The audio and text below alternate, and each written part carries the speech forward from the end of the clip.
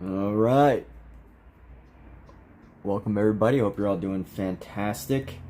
I'm gonna do a couple things first. Let's see. I'll start doing this drawing. A couple drawings here in a moment. We're gonna start with probably which one are we gonna start with? Are we gonna start with that one? Yeah, we got that one at the bottom here. So we're gonna start with this one, the smaller version of it at the bottom here, and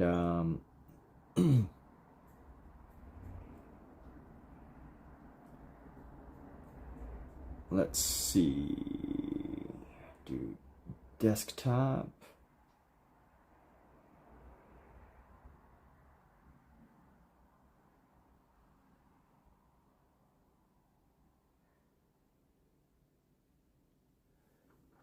Just checking on making sure. That's one thing about live streaming and doing art at the same time is you do have to have some technical things going on to make sure that you know how to live stream to multiple platforms. That could be a challenge sometimes.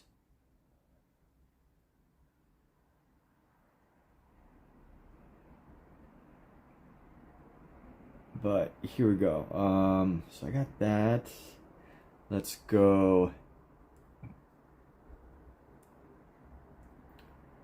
What else do we need to do? Gotta pin a message here. Time to pin a message.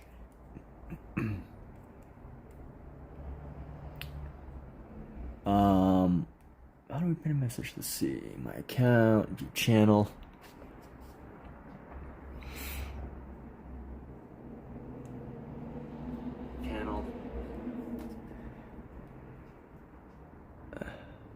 And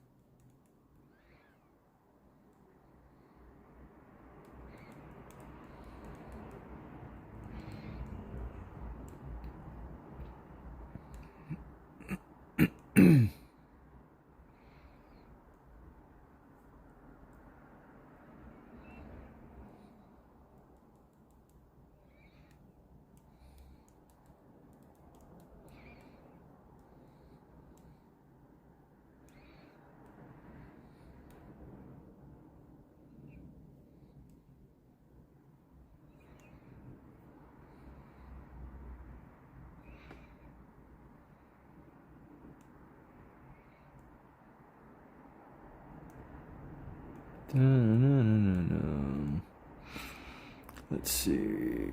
Put this on right here. Here's a little bit of a slice of life moment for all of you.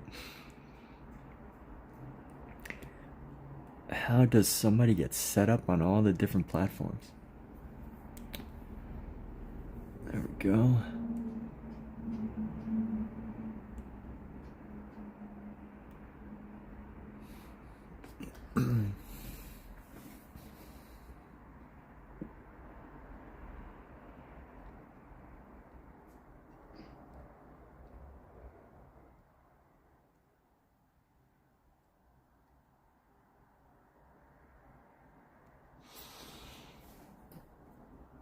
And now, let's get moving along.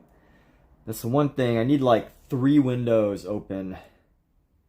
on my channel to really be able to see what's going on. Let's see, I got my content. Content has been streaming. Okay, very cool. Edit my live stream. Live art log.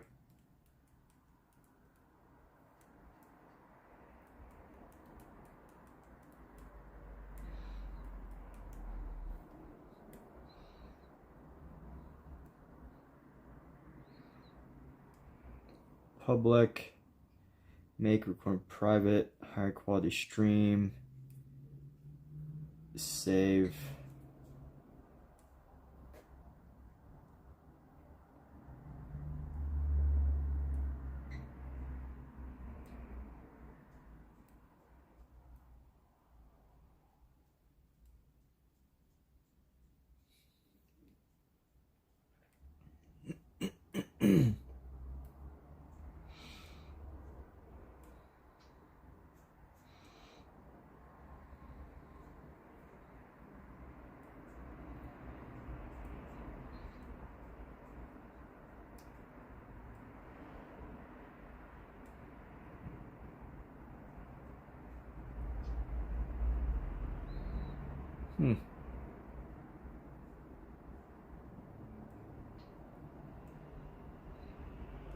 That's cool. All right, so we're finally streaming on multi platforms here. I just got invited to this new platform called I'm gonna do a different thing in a few moments, but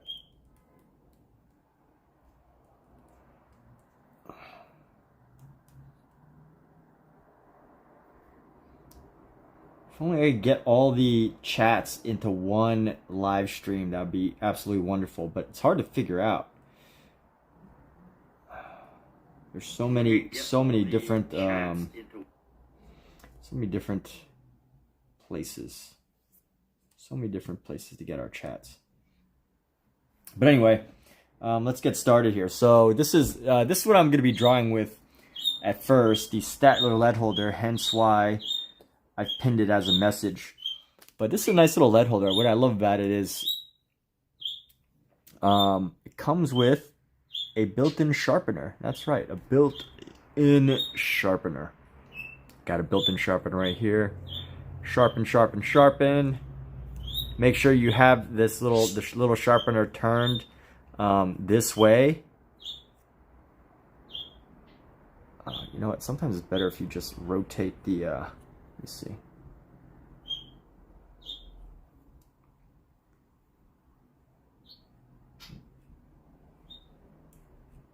There we go. Got a nice little sharp point there. And let's dump this out. I don't have a garbage can near here, so I usually like to dump it out into my pencil sharpener. Just my regular old pencil sharpener here. Because it will come out. It will come out if you're not careful. And it'll come out all over your belongings and stuff.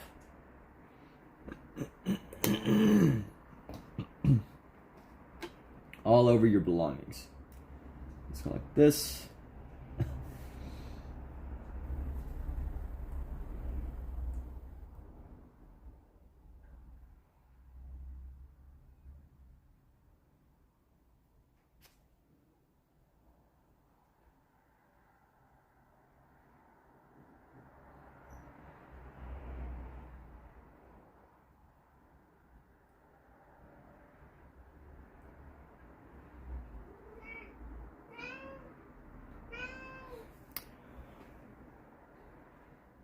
Okay, and the stream is working there. Perfect.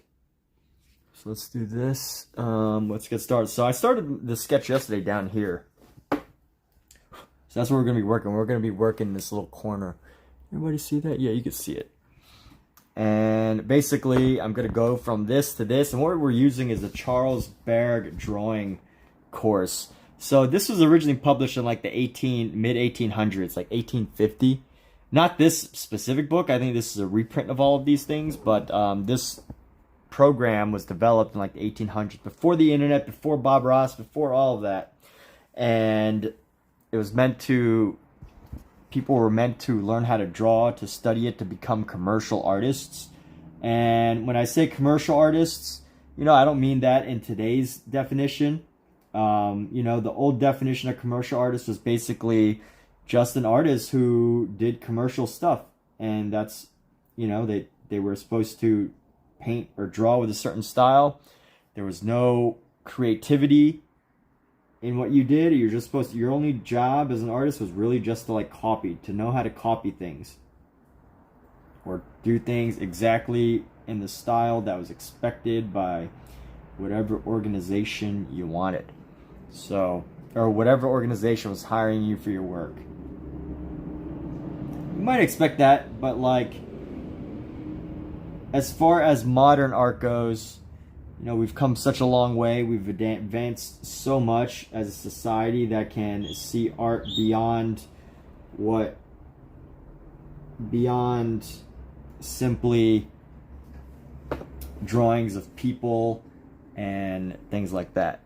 So beyond drawings of people, beyond drawings of, you know, figurative work that's realism.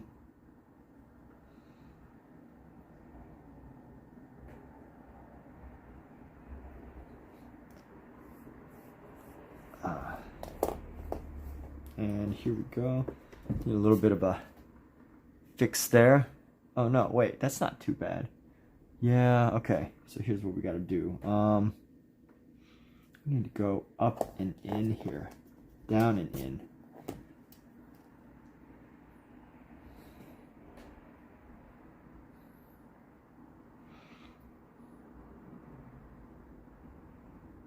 Let's go like this.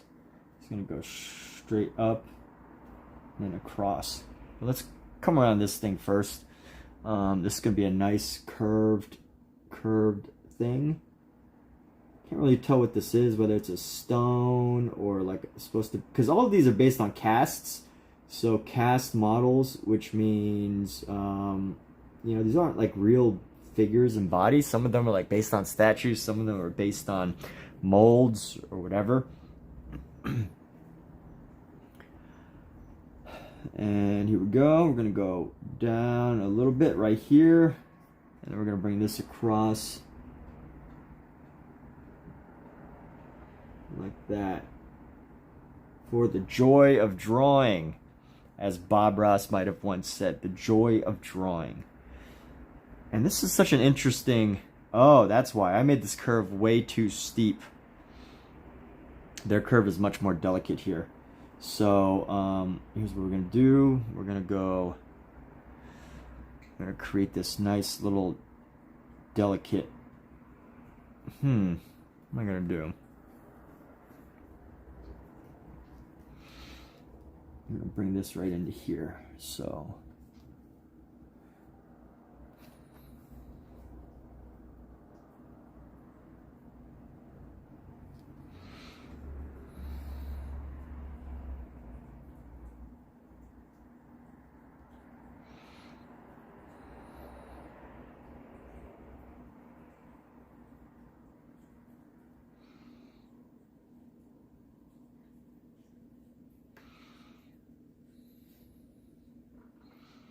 I'm gonna go a little bit past the nail here. And eventually, we're gonna start just seeing some progress, some quick progress, as this all starts to get built up nice and quick. And by nice and quick, I mean over the course of maybe 2 hours, we're gonna start to find this come together, or maybe just 1 hour. Probably just like 1 hour. How long it will take for this to finally just start to become obvious what it is.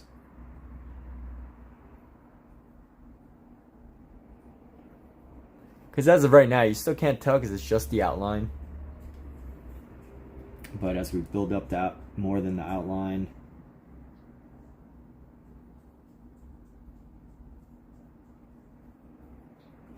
it will start to come together.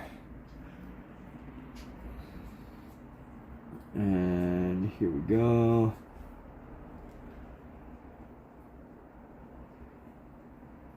we go.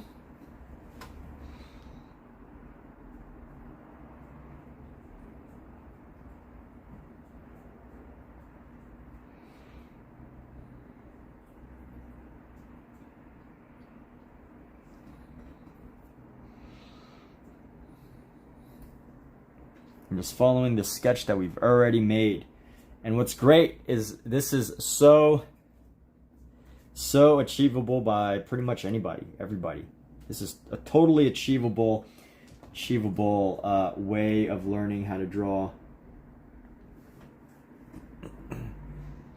Simply just copying. And you know what? There's so many here that eventually you just get the hang of it, you know? Eventually it just clicks.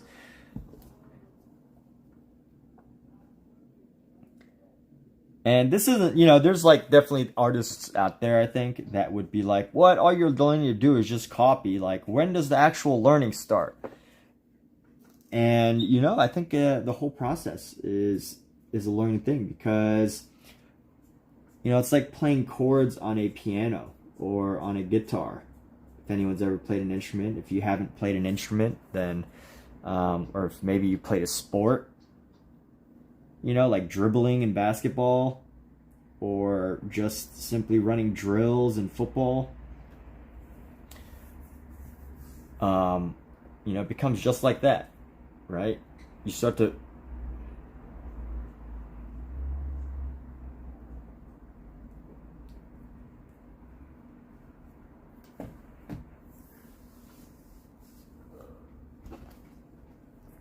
just like that.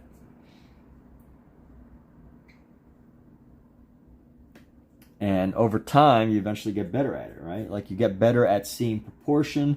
You get better at seeing, you know, dimension and all these important things.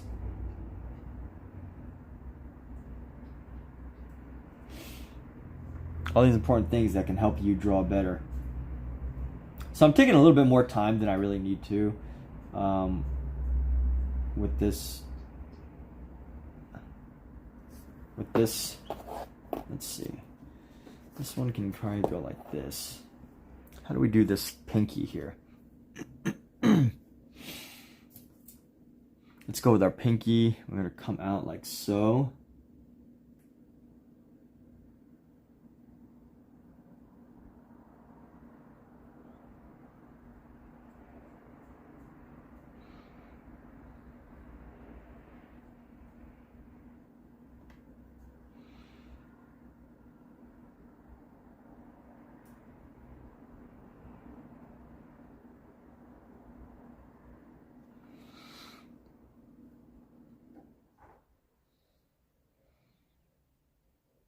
Let me try to find where this should be. This should be just before the other two creases. Maybe almost even right under them. Let me see. So I need to bring this back a little bit further. Seeing where I need to do these. Bring these lines till.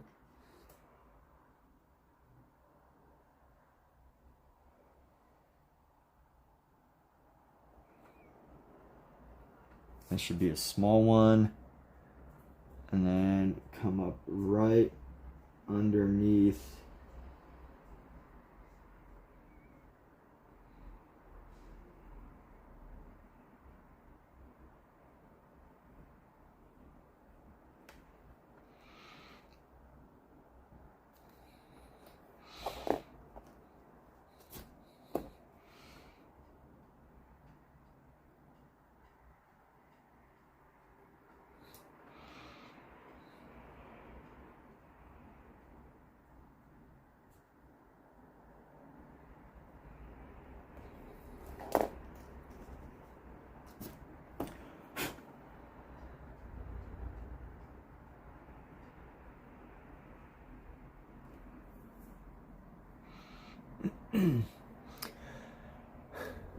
And here we go. So let's see.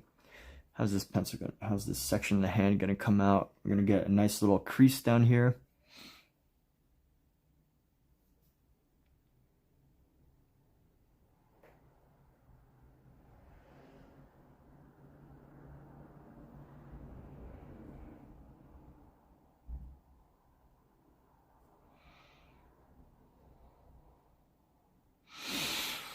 And then we're gonna go, bam. Okay, right here.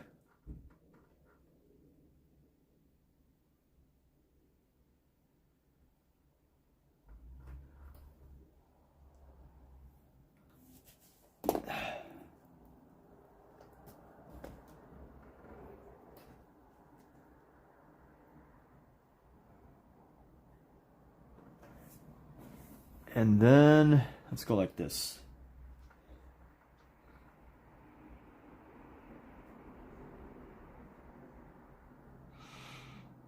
Bring a nice finger right across.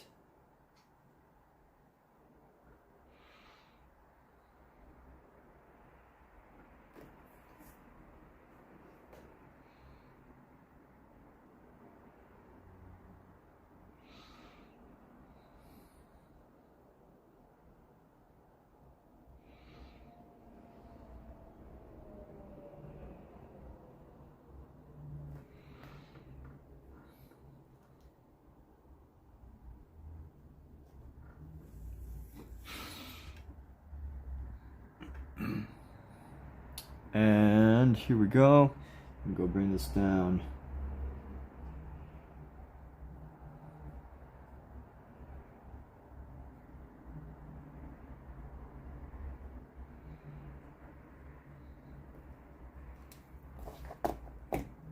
Let's go bring this out a bit too. This side of the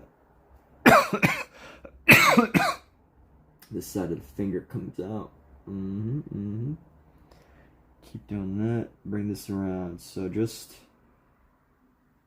keeping things really simple. Like, this is the interesting thing about drawing is, you know, it's so easy to watch like a short, like a clip, and then think that, you know, any drawing just comes up and like just appears out of nowhere, right? Like in seconds, that a drawing just happens with all the short clips and everything.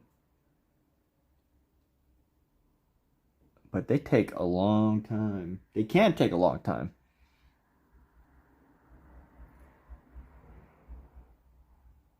It's the process that we love, right? It's the process of just getting to that point.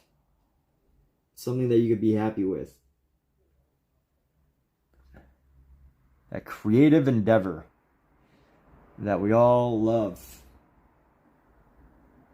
Just enjoying that process there, you know?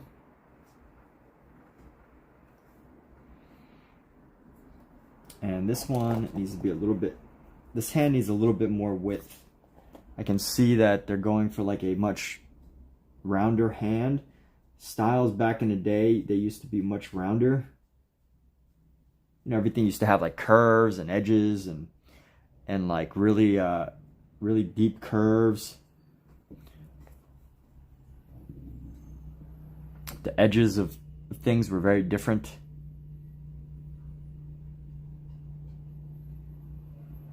Well, I guess everything has curves and edges, but not the way, like as far as the human body goes, back, you know, I think if we see classical art and stuff, you know, you definitely notice all the figures, right? The muscles were the muscles on male figures were always like very very soft. Even on a statue, like a hardened statue, when they were chiseled, you know, it was never like a really sharp edges. They were always chiseled with like, you know, soft musculature, soft looking musculature.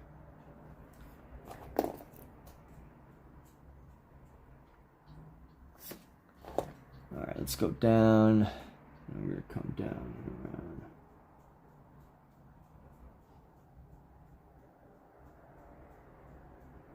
How does this work? Right here. Let's go with this section. I think this hand needs to come out a bit further. A little bit further.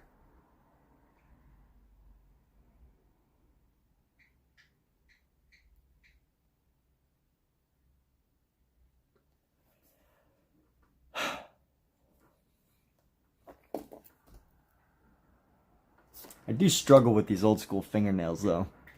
If there's anything that I struggle with the most, it's these fingernails. Getting these fingernails just right. Let's go like this.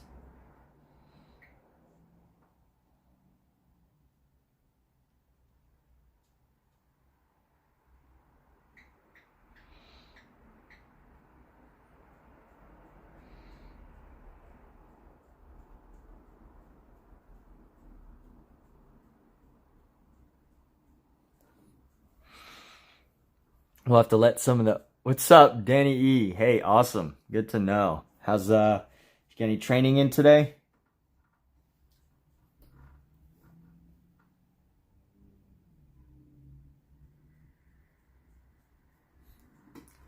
Anything I struggle with, it's these dang fingernails. That's why we practice, right? That's why we work on the things that give us headaches. Just kidding. I don't actually get headaches from them, but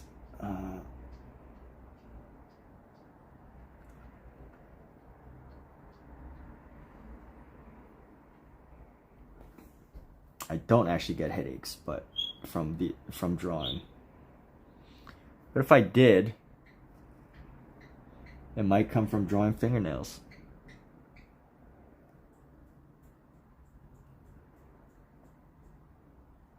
And here we go. Got to get the subtle little corners and there's transformations. And now we go down. You know, I also have to remember that I'm going to be doing this twice. So the way this book is actually designed is every single one of these parts is done like twice. Well, 3 times technically, because you get one in the front, one small version, one big version, and then you have all the graph versions over here. It's my first drawing of the day, so sometimes that ends up being the most difficult. Since I haven't warmed up yet. Yes, even I need to warm up at times.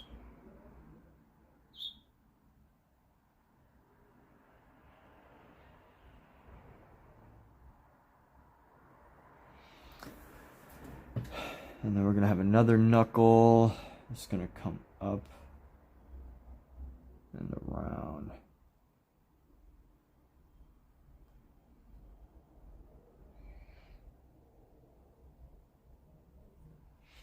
All right. So it still looks a little funky, but I think once we get into the sketching of everything, the shadows and whatnot, we'll be doing pretty good. So you did Monday, maybe Sunday, snowy and rainy. Oof. Yeah, it's a little rainy here in Los Angeles too. A little rainy in Los Angeles as well. So yes, I'm giving my back one more day. The other day, I had injured my back doing squats. And I want to give myself another day to recover from that. But good to know. What are you drawing, Danny? Are you going to do a live stream? Are you streaming? Are you going to do a live stream as well?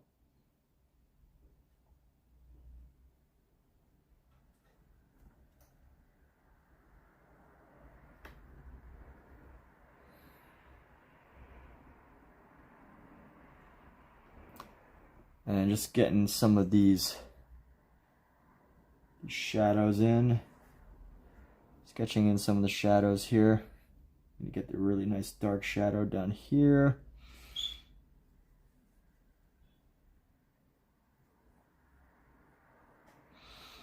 And then dark shadows in there, dark shadows over here. Definitely going to have some shadow around the hand here.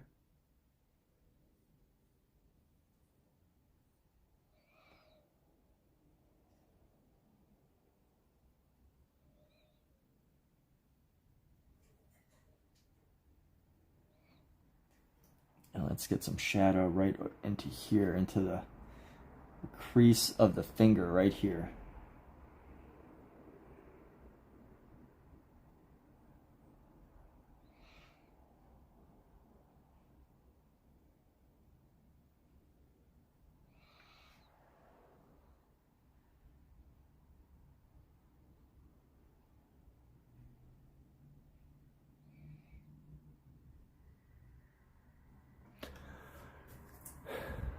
You're doing a cathedral.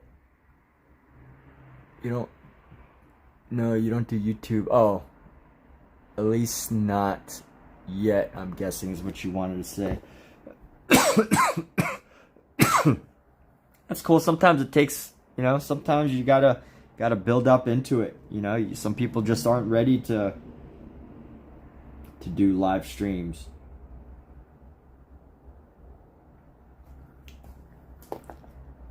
I mean, there's actually people that like go through training, right? They actually go through like, you know, like entertainment training, performance training before they ever get on camera. The way I started getting myself onto camera was, well, I was an actor. I was an actor too, so, you know, I was already comfortable doing the live streams, but I think more importantly, the thing that actually got me to a point of the what's necessary for live streaming was doing like these exercises. So I would like do shorts, YouTube shorts. This was when YouTube shorts was just becoming popular. And I would just talk into camera. I would force myself to talk into camera for 1 minute. And I would under a minute, because shorts used to have to be under a minute long at one point. So that's basically what I would do, is I would talk for just under a minute, and I would take one idea that's very helpful to somebody, and I would just expand on that idea for 1 minute. And sometimes it would take me like 10 takes to do the 10, 20, 30 takes. I remember one time I was at Disney, at the Disney Studios lot. I was working on a TV show, and I remember I couldn't get the words to do right, and there were people watching, and it took me like 30 takes, and then at some point this lady was like sick of me just doing it. She's like, yo, you got it, it's good. But I swear, there was people watching me just do it like 30, 40 times. It's a bit ridiculous. And I don't know what it was. Like, now I can just like turn on a video and talk for however long I want on various ideas. But it wasn't always that way. I really just had to train myself to do it. You know what? I think if I had to like break it down on what I think it is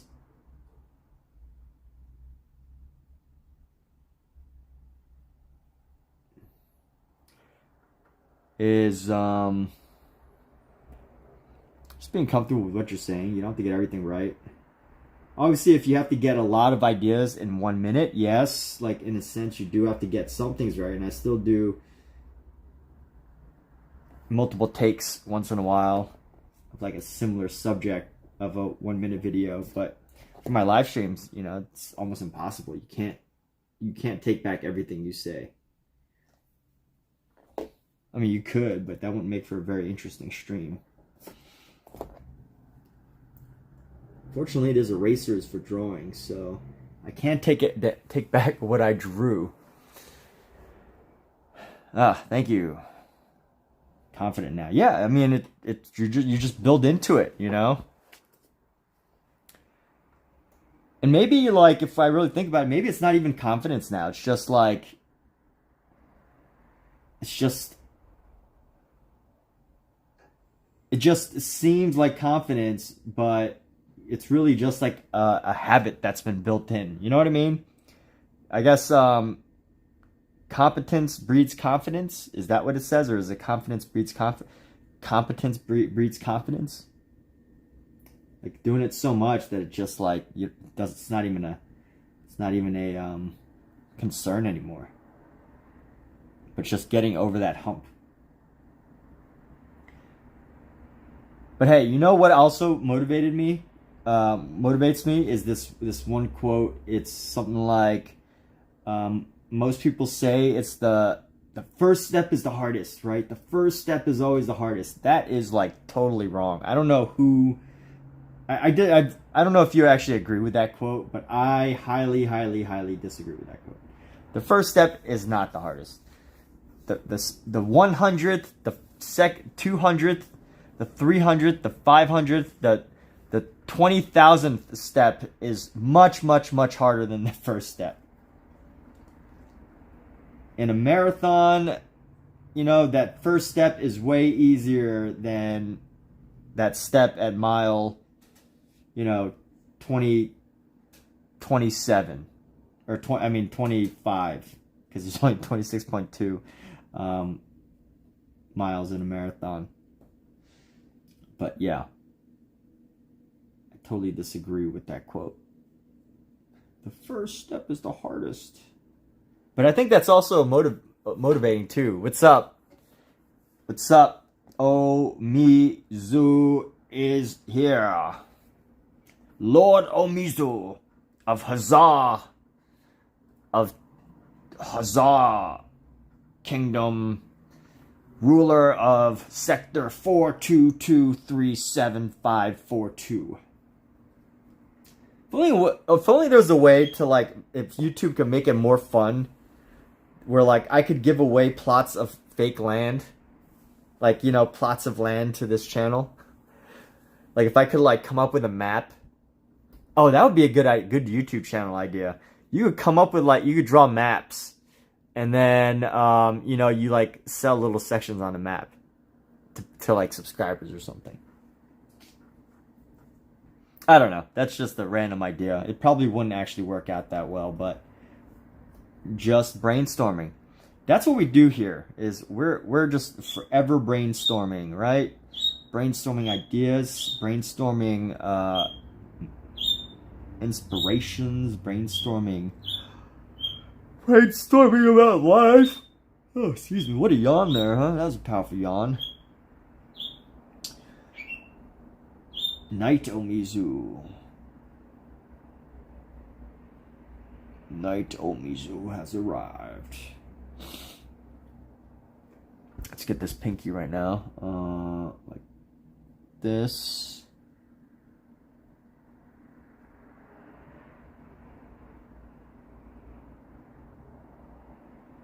And then it's gonna come around.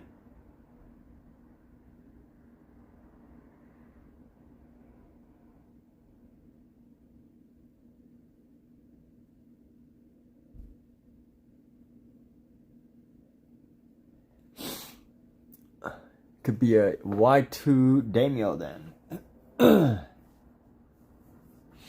Well, we could just build a company out of our live streams, right? Just build a company. I guess at that point, it might as well just be a company. I mean, that's pretty much what Mr. Beast did, is he turned his YouTube into a company, and everyone that was involved, basically, you know, all his friends became the part of the Mr. Beast brand.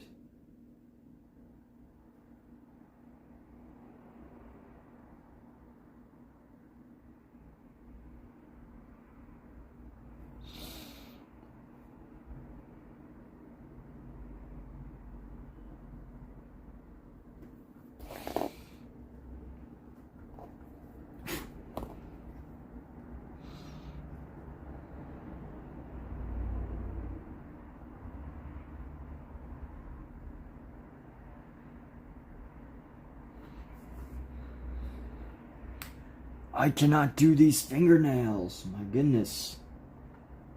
These fingernails are just like... I just have a difficult time with them. What is this wonky fingernail? Mr. Beast? What do you mean, who? You don't know Mr. Beast? You're not familiar with old Mr. Beast? Mr. Beast.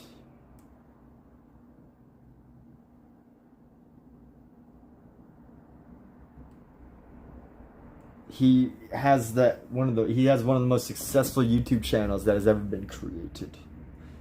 All right, I need to do this pinky one more time. I gotta give this one more shot, and then I'm going to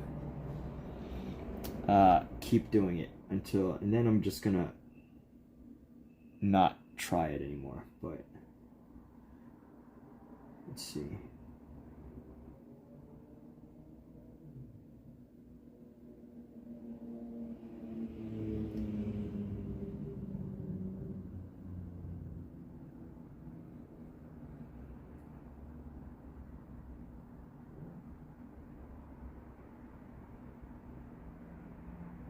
Alright, this fingernail is actually a little bit better.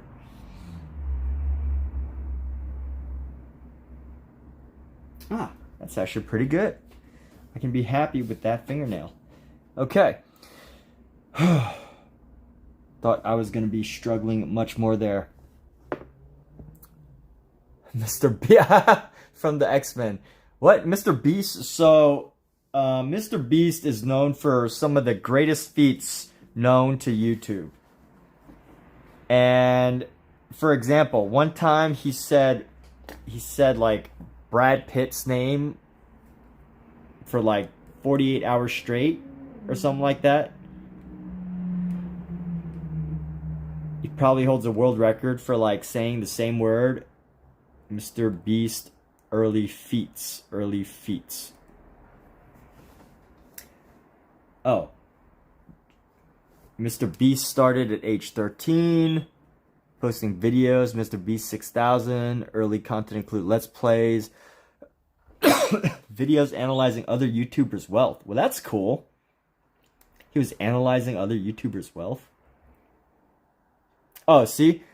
His early viral videos included challenging feats like reading every word in the dictionary or counting from 0 to 100,000 for 40 hours straight.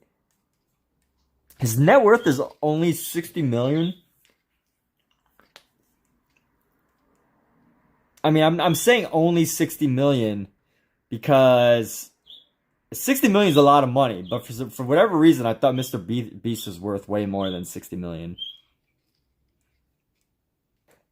Although, you know, he does tend to give away a lot of his wealth rather than like just compounding it. So it's not bad. 60 million is amazing. Like, who wouldn't want to be worth 60 million? But you know, you gotta think about it. Like, his YouTube channel, it's got 130 million subscribers. He's got to be worth at least $1 for every subscriber, on average, right? Like, if we were to break down how much each of those subscribers were worth, I mean, it'd be at least $1. Not because every one of them will spend $1, but because like maybe every 10 will spend $100. So I don't know. I feel like this net worth value is wrong. That would be, you know what? That'd be actually a good YouTube. Some good YouTube ideas is like analyzing other YouTube stuff.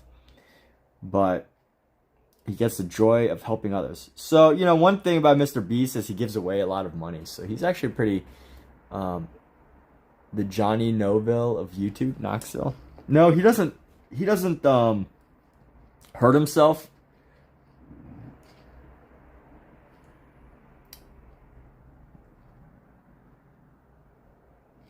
He's from Kansas. He's 26. My goodness. What a good age to be a multimillionaire. Let's see. He has 1, 2, 3, 4, 5 channels, each with over 20 million followers. That is so wild. See, Beast Reacts. See, so this is like a good example of like how everybody who like does different things, they should have different channels for all the things they do. But I wonder if he could still like build. I wonder how Mr. Beast would do today, if he was just starting, which he probably wouldn't do as well. But one good thing about him is he's constantly going bigger and bigger and bigger and bigger. So the content rate video estimating the wealth of other YouTubers. He went viral in 2017, counting to 100,000. All he did was count to 100,000 and it got tens of thousands of views. How wild is that? Grand and extravagant. Once his channel took off, hired friends to run the brand. Donaldson, founder of Beast Burger, Arbor Day Foundation, Team C's, Conservancy, YouTube content. Let's look. So early content, usually considered Let's Plays, best and worst videos. So Let's Plays, I mean, definitely video gaming. You know, if you're under the age of 18 and you're starting a YouTube channel, games are probably the way to go if you're funny. So you got best and worst videos, YouTube commentary. That's awesome. Donaldson's President's Day videos are categorized into 3: stunts, challenges, and junk lord. What the heck is a junk lord? Quantity of particular product unusually spends an extravagant amount on it. That's funny. Giveaway videos are considered a distinctive feature. Donaldson's videos leverage recommendation algorithm. Click through, viewer retention, effective topic titles, thumbnails, maximize click-through. He stated that for him to make a viral video, it needed to be original, creative, something people really need to see, ideally never been done before.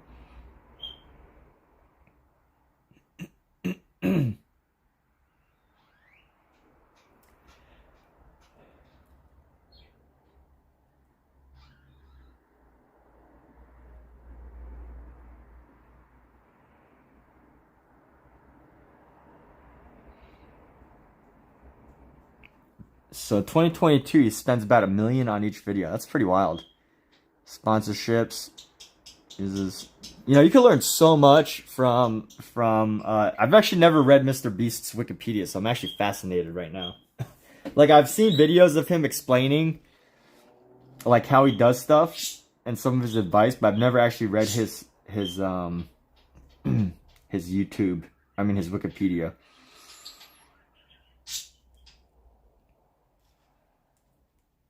YouTube career. Yeah, so these are like the same people that is on his team now. I don't know their names. Carl Jacobs. This is early content. Minecraft, of course. Let's see. Black Ops. Estimating the wealth of other YouTubers. I would like to see. I've never seen those as a Mr. Beast video. I've seen his feats, but I've never seen. So it makes me wonder, like, why has you? Maybe he took him down, but why has YouTube never showed me any of Mr. Beast's wealth estimating videos?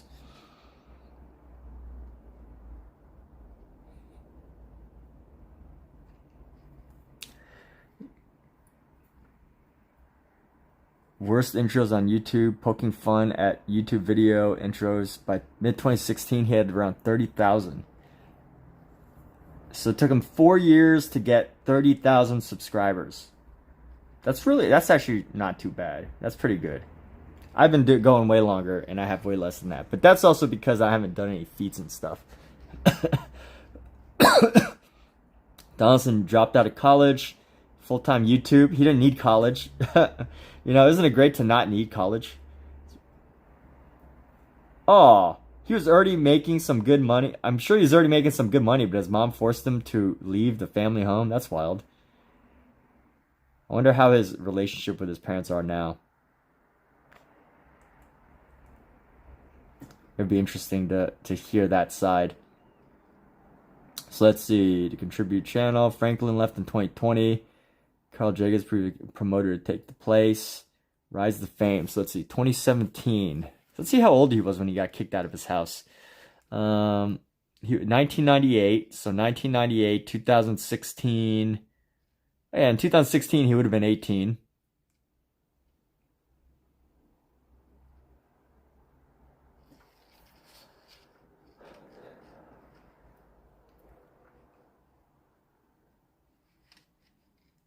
Look at that. He did that game show and he got a class action lawsuit. The Beast Games. I thought it was a really good show. Oh, yeah. So, okay. So, Forbes has ranked them. So, earlier I said he had a net worth of 60 million, but Forbes has said that he's got a net worth of 500 million. That seems more like it. That seems more realistic. 60 million just seems too it's an underestimate. So, let's see. 1998, he would have been, in 2016, he would have been 18. So, his parents forced him out at 18, and he was making money on YouTube. That doesn't seem so bad. In January 2017, a day-long video of him counting to 100,000, which became his breakthrough viral video. It took him 40 hours with some parts sped up to keep it under 24 hours. Break glass using 100 megaphones, watching paint dry for an hour. I basically watch paint dry for hours at a time. We all do that. We got to make goofy names. I watch lead dry. I watch graphite dry. Learning to draw for 100 hours. Staying underwater for 24 hours. Yeah, I have seen some of his early feats, and he did some crazy stuff. Let's see. T-Series in 2018, a competition became the most subscribed channel on YouTube.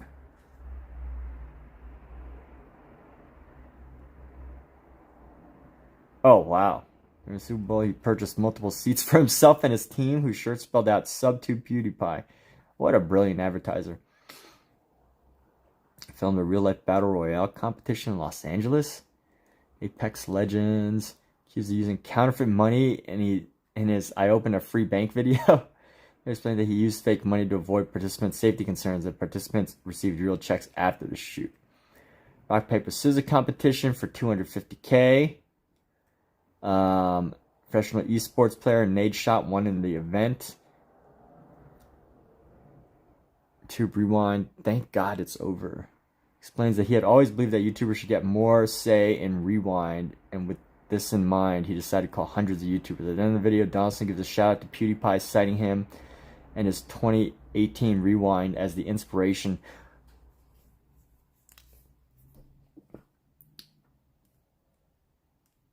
During a clubhouse room in February 2021, Donaldson booted entrepreneur Farrokh Samad after he allegedly said he could not pronounce his name. Moved that. Oh, wow. Farrokh Samad. His claims were questioned and denied by other clubhouse users who were present. Removed him and others to make room for women to be more inclusive. Wow, alright. November 2021, Donaldson uploaded $456,000 Squid Game in real life. Video, 456 people competed for 456,000.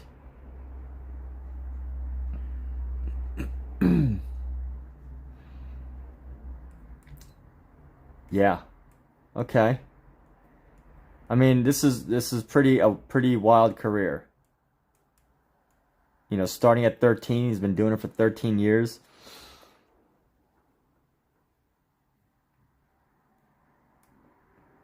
Working conditions. Oh. Oh, he was mean. So supposedly he was mean, according to his controversies. Oh, he shut down his burger restaurant. Oh, that's funny. Look at that. He's already involved in so much stuff. It's really interesting. Like what happens, you know, when you with all this success comes all these challenges as well, you know. Dealing with lawsuits. And then he's got allegations, sexual misconduct against one of his team members, cast members. Uh-oh. Yeah, that's a big one. But I wonder if they were... so he was hiring an investigator. He supposedly didn't know, I guess.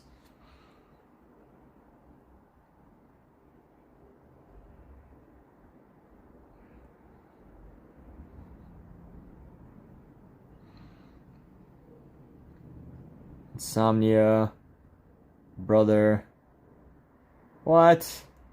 Well, he needs... See, that's one thing if you're a young person and you're learning how to hire people, especially for like YouTube channels. I think that what you can learn from Donaldson is to keep a tight, you know, do some background checks. Don't hire people that have assaulted other people. It sounds horrible. Some of these people that he's hired. But I mean, I don't know. I mean, on one hand, you know, you think that someone who's hired over 250 people, that like, you know, one or two people probably get through the filters, but still, you know, those few people can really cause a lot of drama, especially if you're a known figure. 2024, half of 5 former contestants filed Amazon and associated production companies. Lawsuit alleges that Beast Games contestants experienced widespread mistreatment, sexual harassment, unpaid expenses, and wages. It's alleged that these violations occurred to gain Nevada tax credits. That's so wild. So he made a game where 1,000 people could, you know, become a millionaire, and then he got a class action lawsuit by 5 people. So I wonder if it's actually against him. Oh, so it's against him, Amazon, and other companies. Pretty wild. All right. Well, those are all the controversies, by the way. I mean, you know,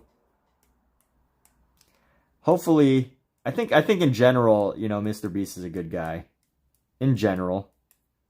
You know, he's a positive person on YouTube to follow. But I definitely, you know, can imagine that he's probably made some hiring mistakes because, you know, how do you hire people if you're 18 years old, multi-millionaire who like is the first of his kind, right? Like he's the first, he's probably the biggest YouTuber, bigger than PewDiePie, you know, more of a business person. And it's like, you know, you're getting this company at 16, 17, 18. You bring people into your life to help you run a business. And it's like, you know, most, even like CEOs of Fortune 500 companies that pay millions of dollars for consultants hire wrong. So, anyway.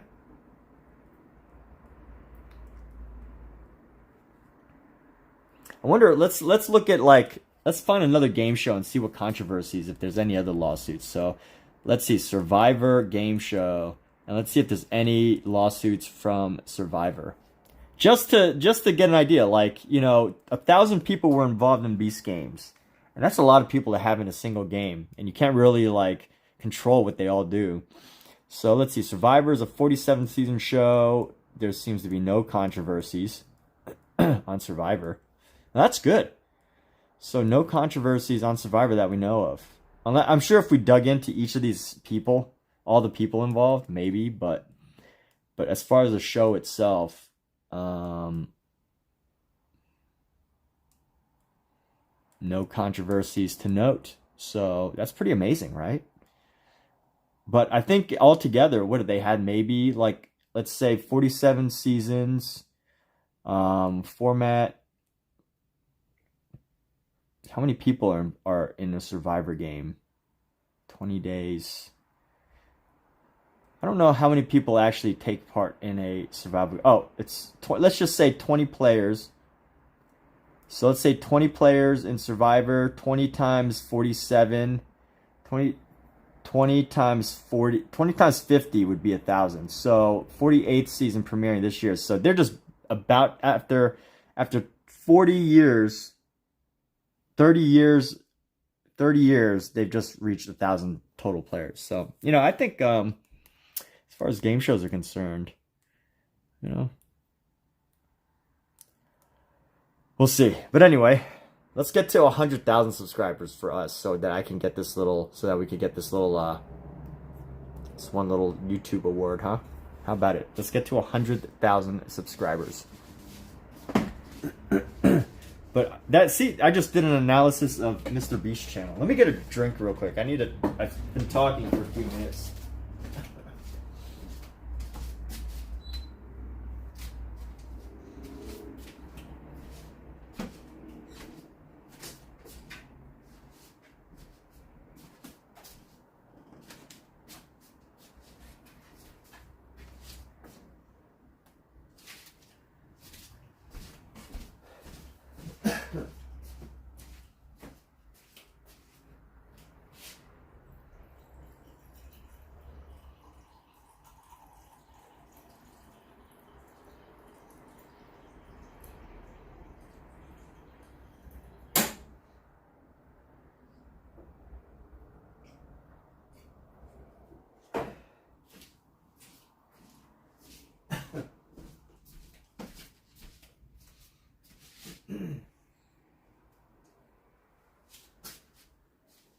All right.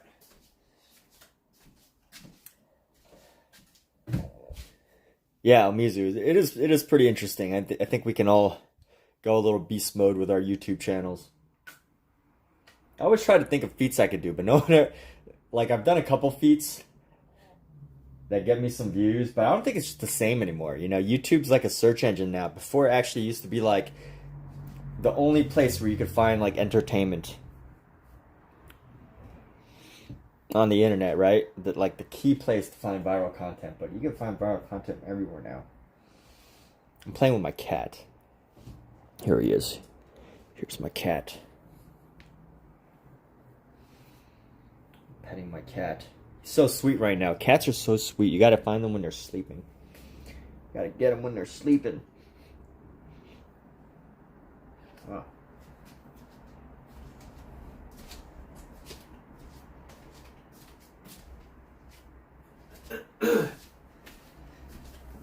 if you can get a cat in the middle of a nap,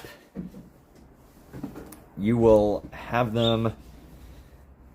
You will have them. Okay, so we haven't drawn in a few minutes.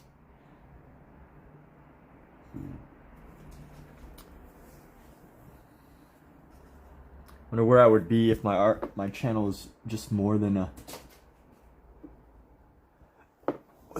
just a. Oh, here he comes. He's like, dude, you woke me from my nap. Now you gotta play. Now you gotta play.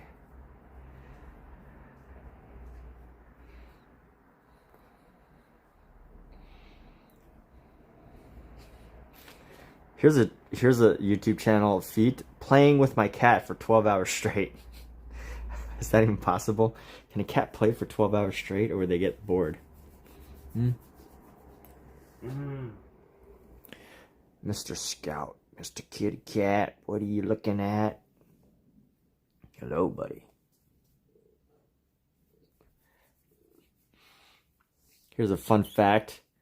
Remote workers who have cats do more petting of their cats than work. Spend more time petting their cats than working.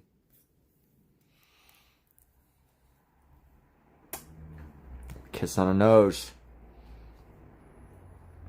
Does anyone else's cat have these like little white spots on the side of their head? All right, come on.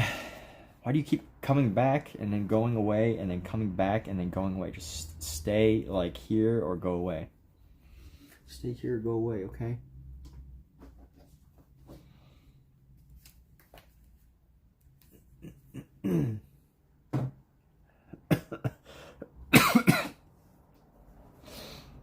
What am I drawing for?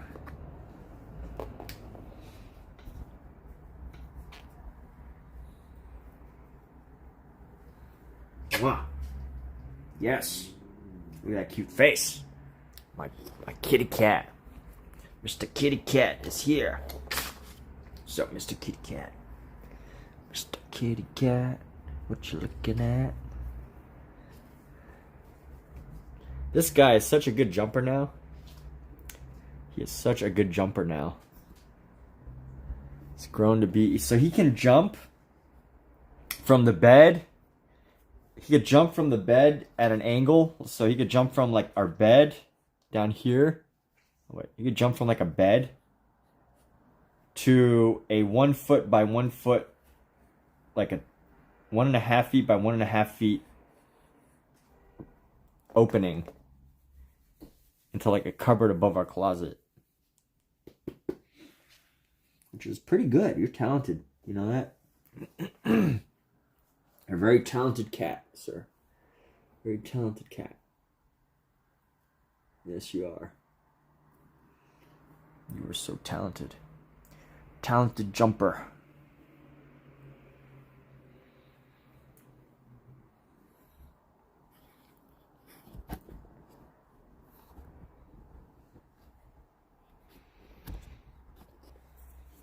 Why do you keep moving?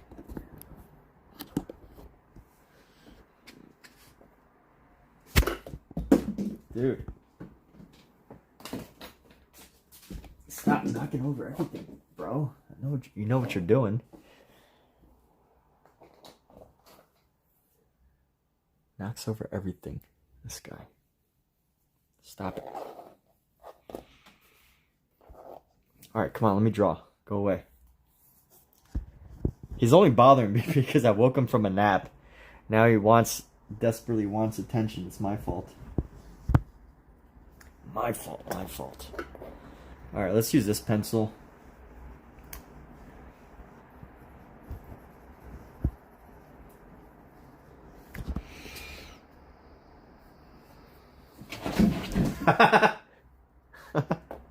He just fell off the table. Alright, let's get serious now. Art is serious, people. Art is serious.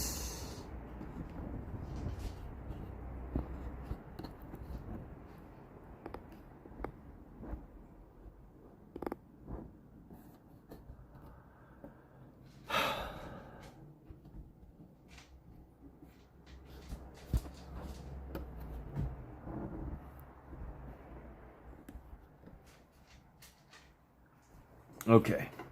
I think I've reached a point where I like don't feel like drawing anymore and actually want to paint again. Like that's one good thing about the arts is like if you have multiple mediums, you know, you get bored of one thing, you just move to another. But no matter what, like, you know, you constantly feel like you're creating something. Constantly feel like you're being creative. You constantly feel like you're active doing something.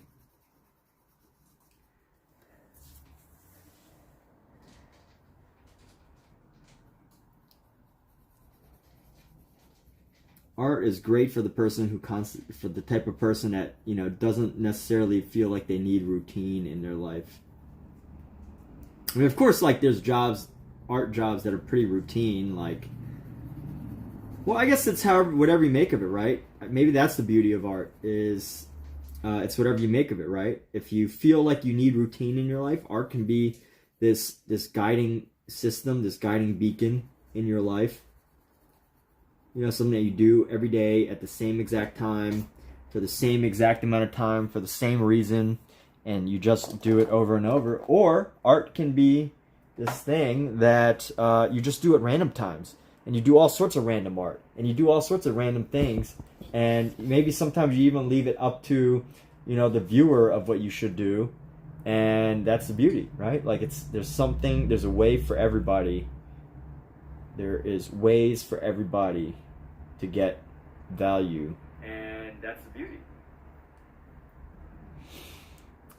To get value out of a live stream. Maybe that's the beauty, right?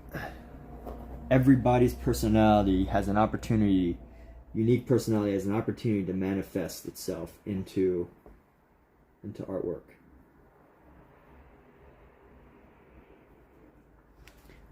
So right in here, I think this edge needs to be a little bit darker than the rest. So I'm going to go a little bit deeper with this pencil shading right here.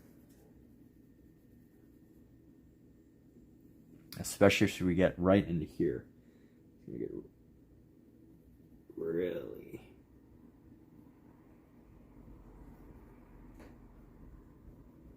deep shadows. I think one trick that I'm learning about making really deep shadows is using a really sharp pencil. I'm just going over the same spot over and over and over until you get that deep shadow that you want. Okay, so we're gonna go and grab our 6B pencil here. 6B or not 6B. Let's use a nice sharp pencil. We're finally getting to the shading. Bam. I have Faber-Castell pencil sharpener. At some point I would like to see what type of pencil sharpener STAEDTLER has to offer. I'm sure they're pretty good quality. Boom.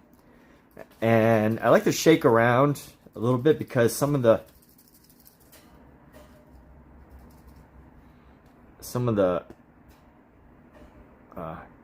lead and stuff gets stuck.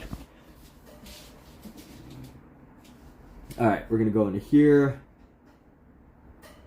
Just use our nice dark Faber-Castell graphite pencil to get into this space right here.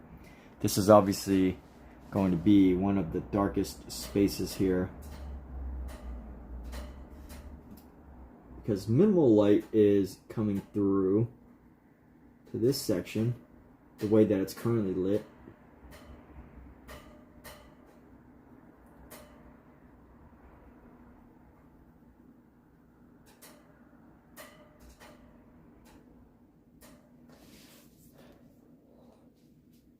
And sometimes I wonder if some artists are over perfectionists because they're afraid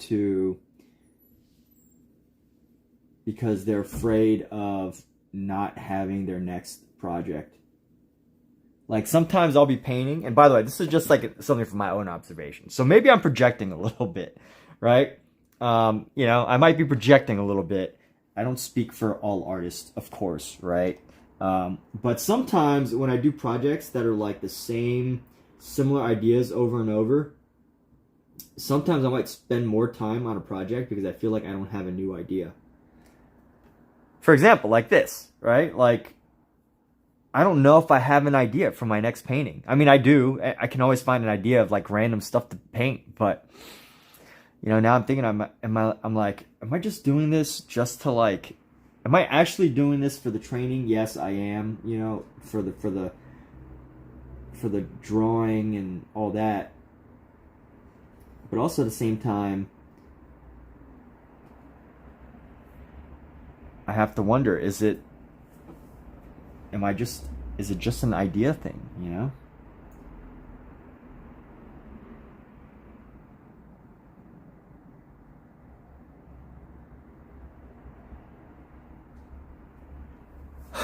So anyway, that's a nice dark section right there.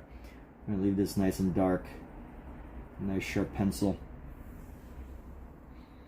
There's some food for thought. Does some artists just do things that require lots and lots of time, mainly because, or spend more time than is necessary? And by the way, I guess every artist has their own definition of necessary, so who am I to like, you know, even say what's necessary and what's not? But you know, I imagine there's also a lot of artists who deal with this perfectionism. And it makes me wonder if, you know, maybe some artists would not be perfectionists if they always had a new idea. But I don't know. That's just some thoughts that we're sharing right now, right? Is it okay to share thoughts?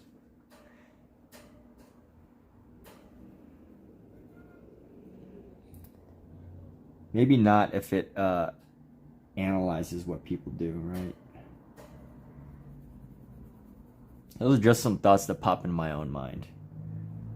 Why do I do some of the things that I do? Why do I sometimes spend more time on a piece of artwork than others? And I came to the conclusion at one point that, you know, sometimes it's like, it's not that I really feel like I need to spend more time, but maybe like I just don't have my next idea yet.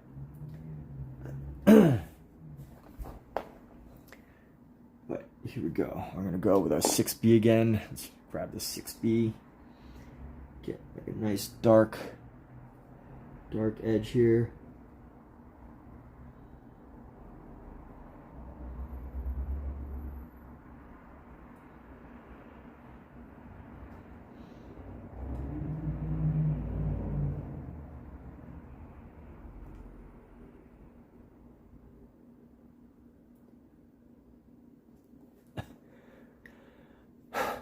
And let's see some progress. So we've been at this for an hour and 15 minutes, and I've just barely got the sketch done with a couple of shadows.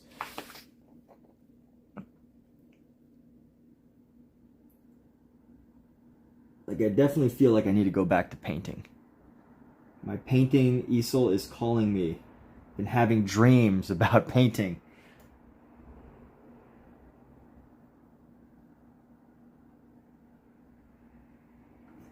I've been having painting withdrawals. But maybe it's a good thing, you know? Sometimes it's good to, like, stop doing something for a while, but not totally stop, right? Like, you know, doing something that also adds to that activity, right? Like, not totally stopping, like, quitting, like,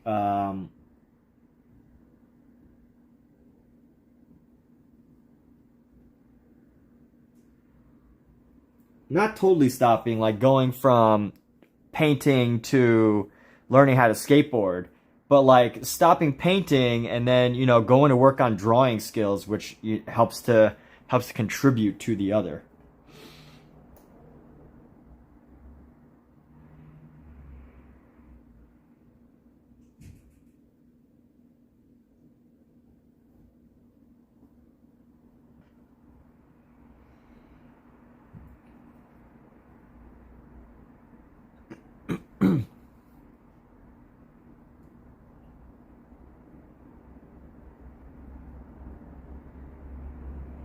but it makes you crave that activity.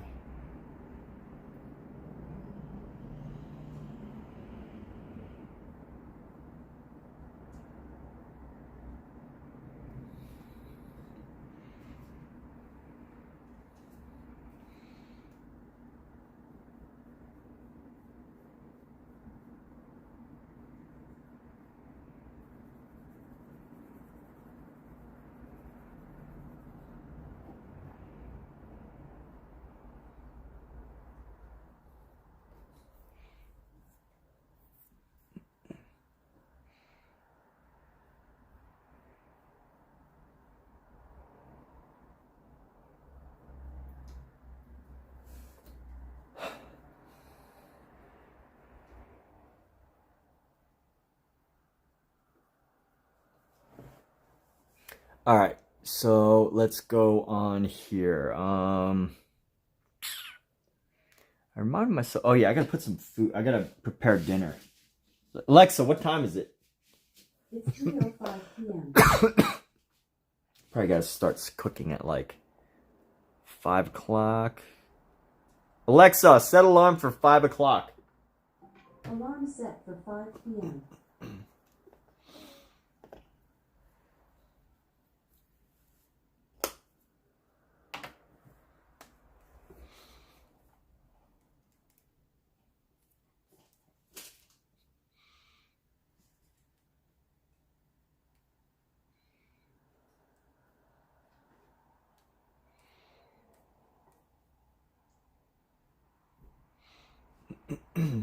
All right.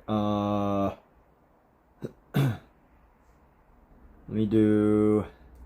I'm gonna put on audio tape. I need to get out of my mind and absorb some good ideas.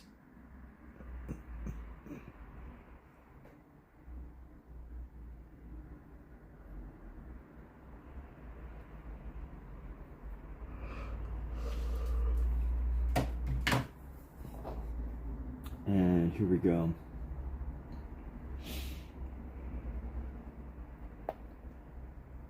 This is a 2B. So let's go with our 2B here.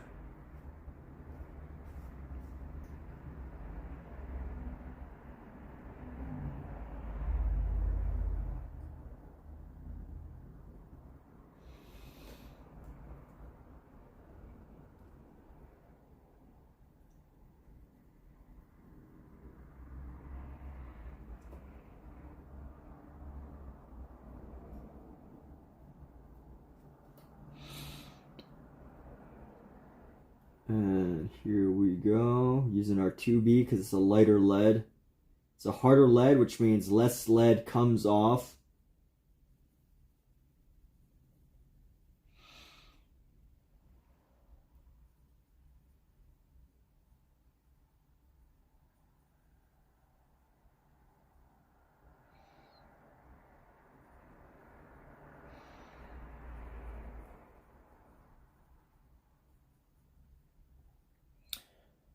And here we go.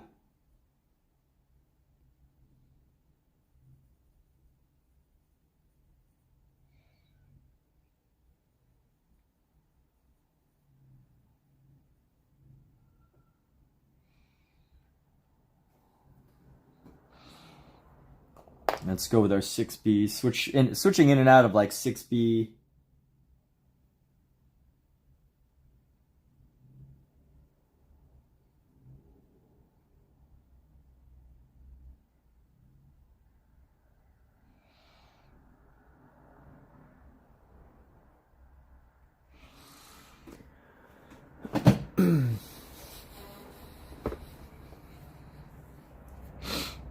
Let's see, we're gonna go along the top of this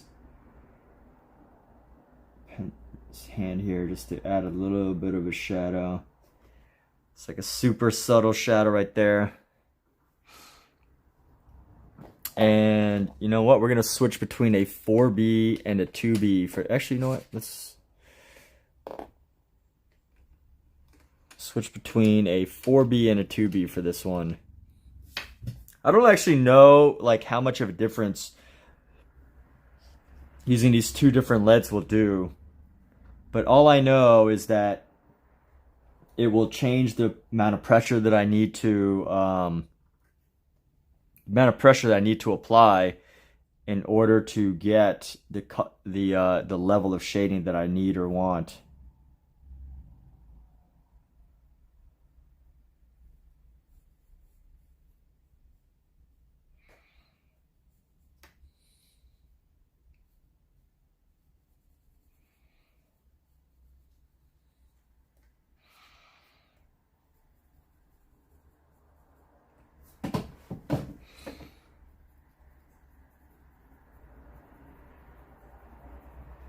We're going to try following the curve of the arm here.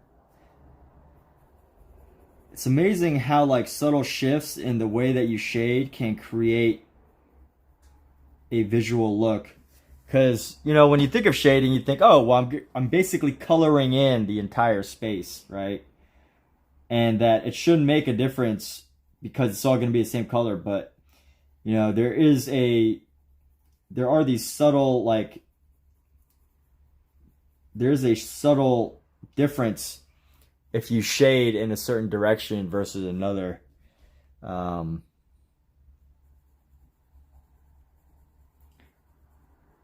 Versus if I was to just do this all like horizontally, you could totally see like when well, I'll show in a second.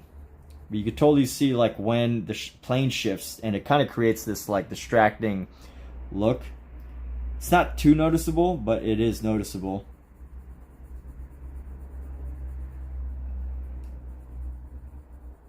It's not like totally horrible, but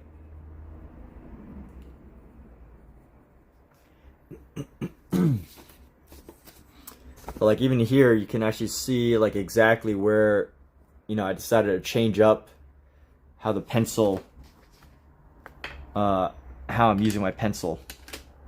And then let's go like this. We're going to use a lighter pencil, and actually, you know what? This one, we're going to go with an HB here. This one's going to be an HB.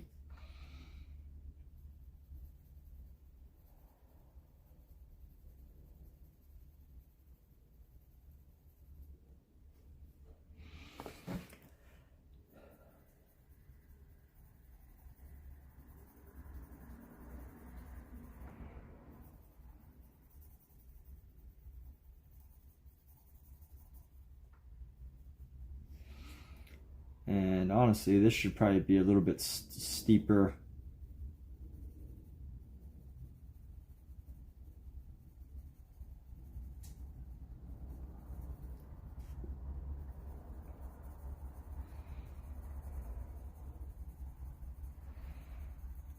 And here we go.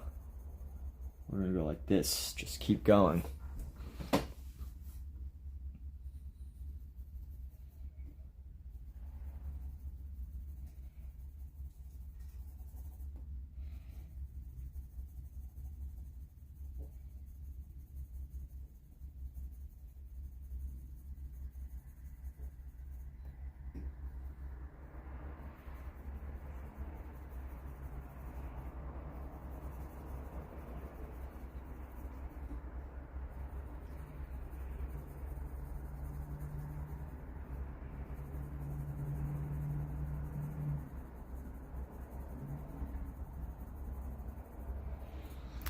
And here we go. So this like transition is way too obvious. So what I'm gonna do is I'm gonna use a eraser to like dab away some of the spaces here, like, you know, right here. There's a little bit of a transition, and then like right here, there's a little bit of a light. And then let's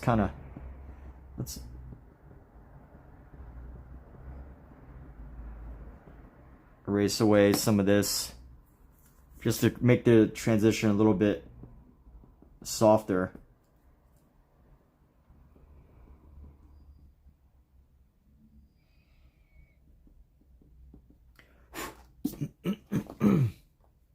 Instead of leaving it like that, just gonna go in with a little bit of our HB and add some of the shading.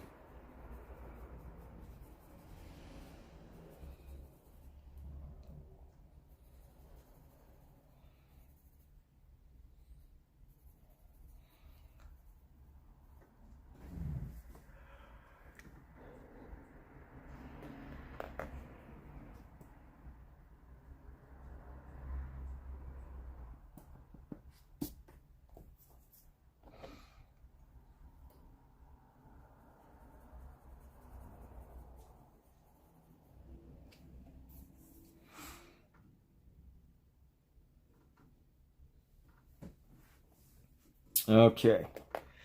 And let's go like this.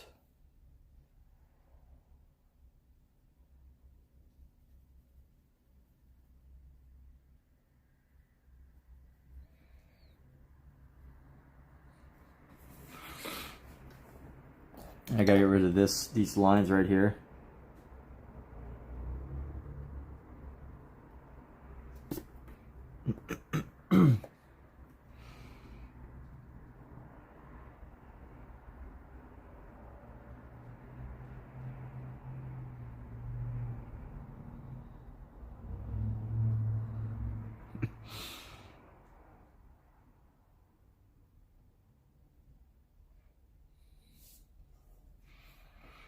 Okay. There we go. We got some progress here.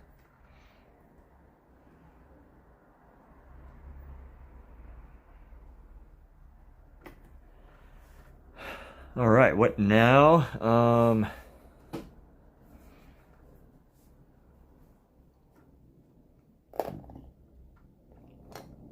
think we need our HB, 6B, 4B. Let's get our 2B. We'll get our 2B here.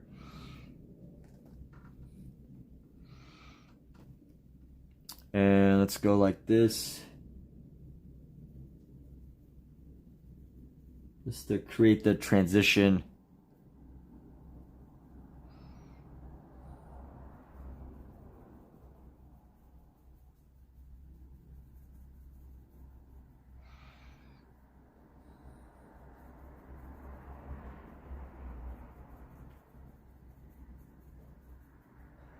And then just doing the shading here. Let's go.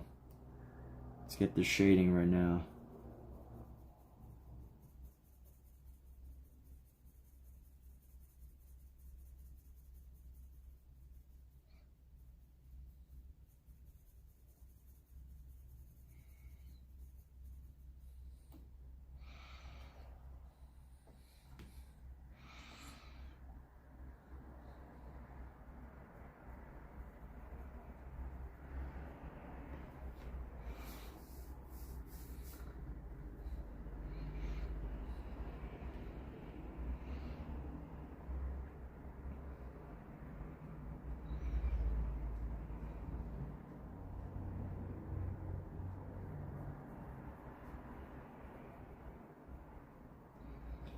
And honestly, I think I could go a little bit lighter. A little lighter as I move into this other area. But I want to add a little bit of a darker shadow just into here a little bit.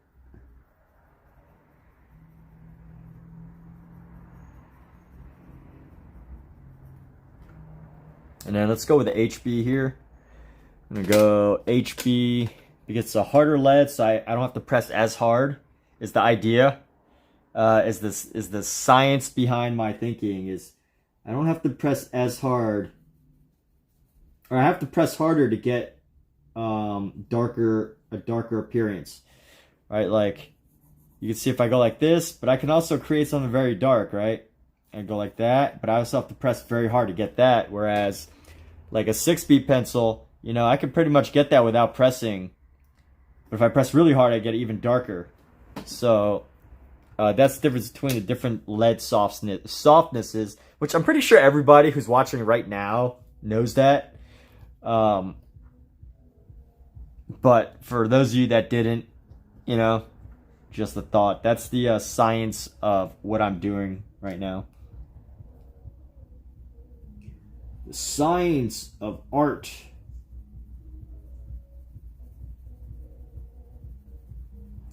You know, most people talk about AI when it comes to art.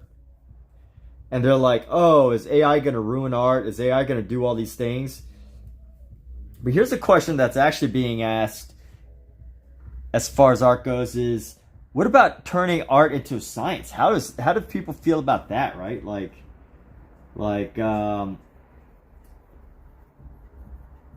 you know, the science of breaking down a Picasso painting and, you know, trying to figure out what about it makes the eye like it so much. or the science of like colors. I mean, you know, no one's gonna debate the science of color, but I've seen some people who like break down art into a math or like a scientific or like scientific understanding of why some art is so appealing. And there's like critics like, oh, I can't believe that you're trying to turn art into a science. And I've seen comments like that. But it's like, you know, art has been quite scientific for a long time now, right? As far as like, you know, color theory. That's art as a science. Color theory. What's the other one? Perspective is art as a science. All these things are arts as a science. Alright, we're gonna go up here.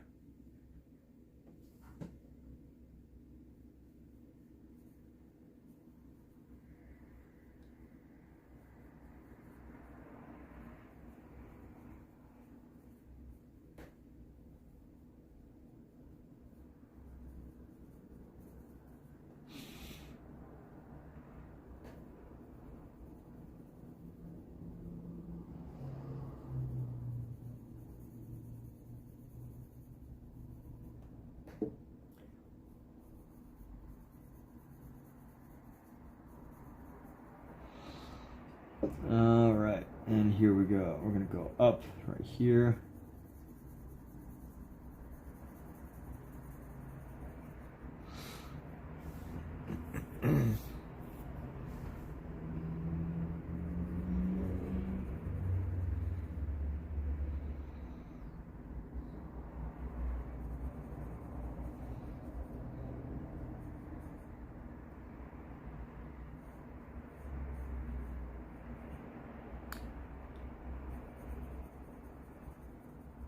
And here we go. Let's go with a darker lead here. Drop back down to our 6B to go into this section down here.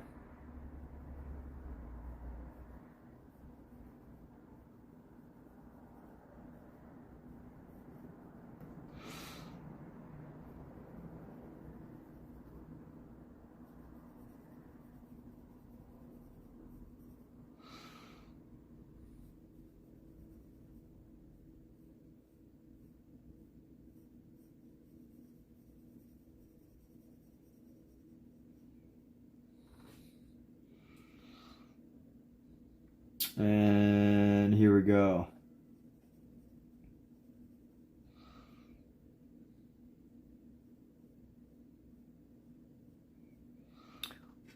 We're gonna go bring this down right here. And there we go.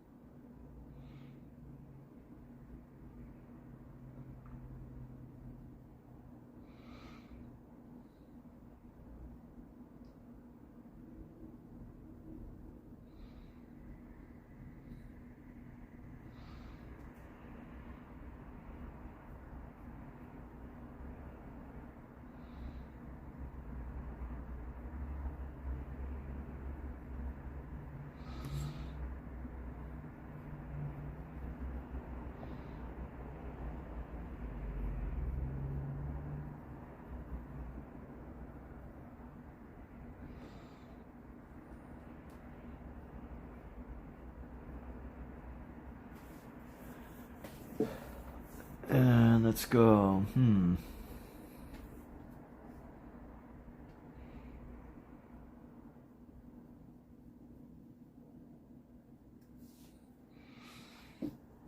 Let's go 2B on this next one. Actually 4B. Let's sharpen our 4B before we do this.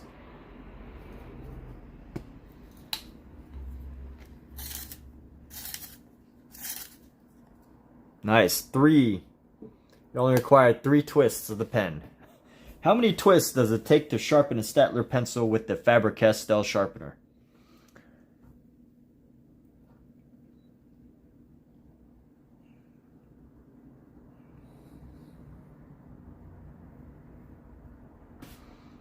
And then we're going to go...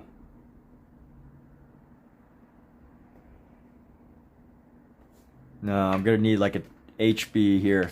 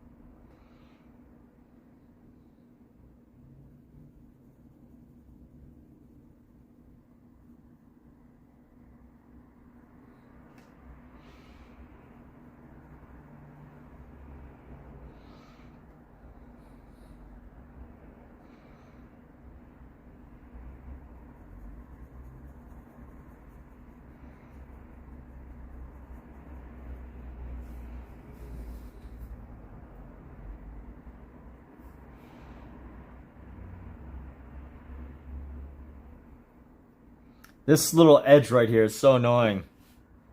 This little edge. Because I can't draw right into this corner right here.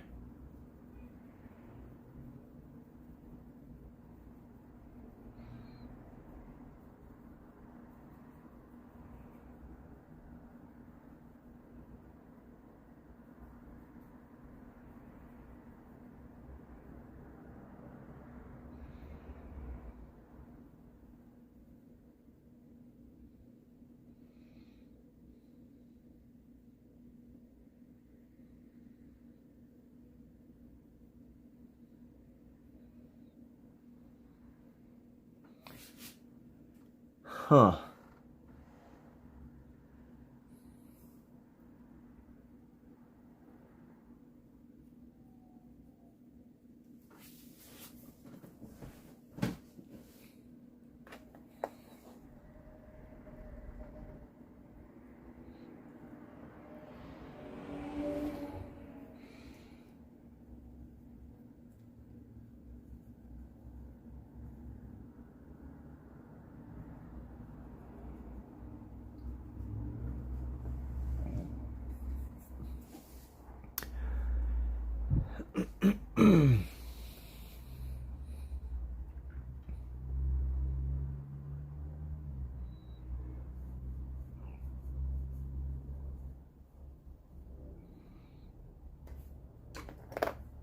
Let's go right here.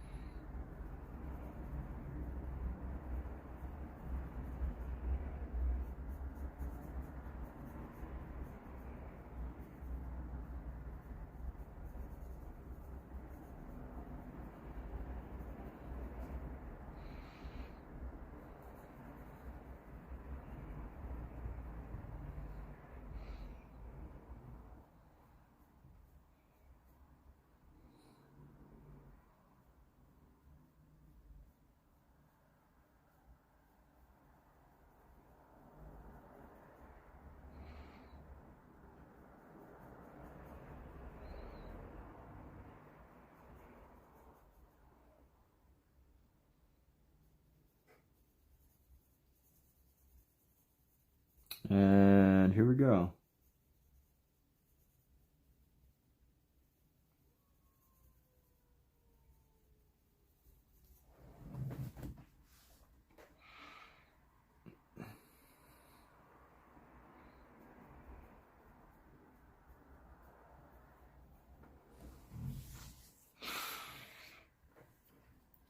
And let's go with a nice dark one. I'm gonna go with our 4B. Is that?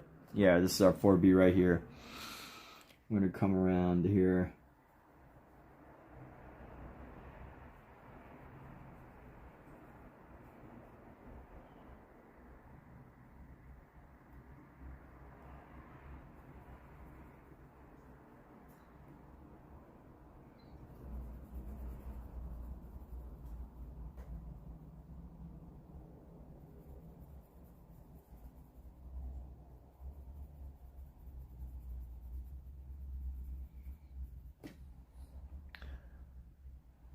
let's go like this. Gonna go.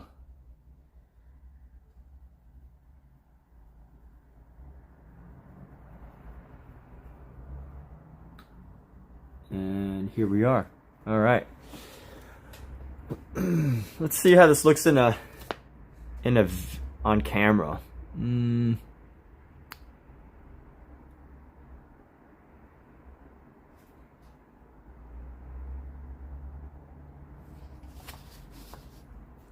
Let's keep going.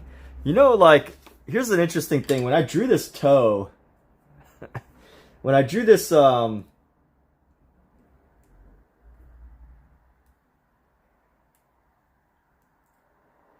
here's something that when I think it is a good example of like trusting the process, because when I drew this foot, when I was sketching this foot and I was doing the shading around the toe, I was like, this shading looks so bad. It's horrible. Like, what kind of toe has this kind of shading? Like, it's only that one toe that has a shading. But when I actually like look at it from like far away, it actually looks pretty good. And, you know, that's like the part of me that, you know, when I'm working,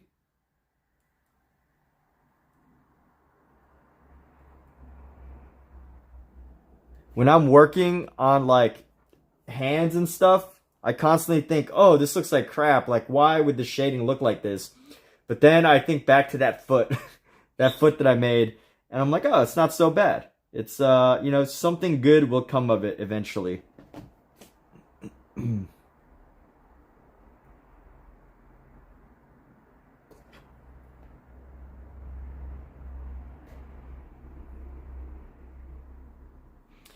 So here we go. This is a nice dark lead that we're reusing. It's a 4B. And it's actually not like dark in the sense that like it's just softer. It's a softer lead. Therefore, I have to press harder to achieve a darker value. So that's what I mean by darker, but I think the lead is pretty much, you know, just a harder lead.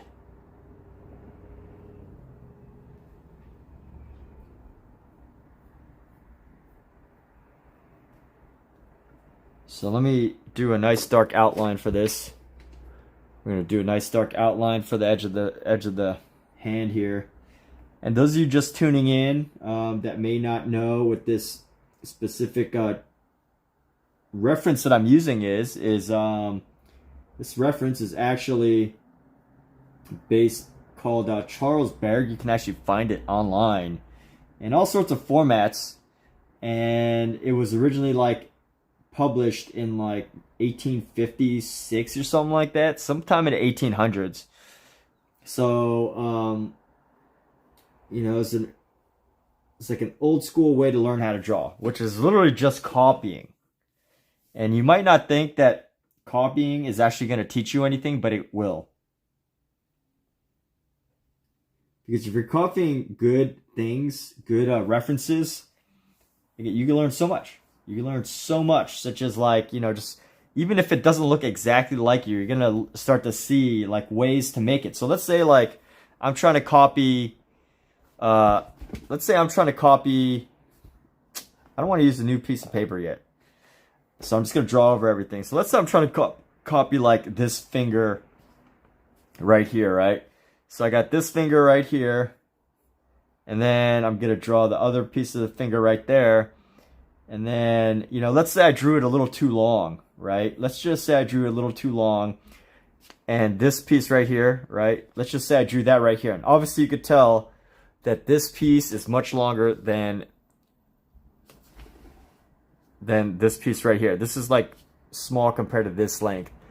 But if I could see what this length is, that this length is about 1, 2 of these. So let's see, 1, 2, maybe 3 of these, a little more than 3 of these, then I can take a guess that this is, if I was to do 1, 2, and then 3, so this one would have to be a little bit longer, but like that, right? And then if I could fit that 1, so 1, 2, and then a little under 3, then this is the length, right? So you're constantly seeing proportions rather than trying to, you know, it teaches you to see proportions. That's the most important thing of drawing and getting accuracy. If you need to translate, is proportion. I mean, obviously, of course, with modern technology, you can copy a photo on a grid like this, and then you can project it 20, 50, 100 times, and then, you know, just copy the grid. That's, especially if you're working on huge mural pieces or like,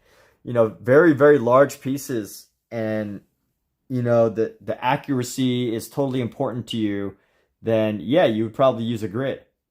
Because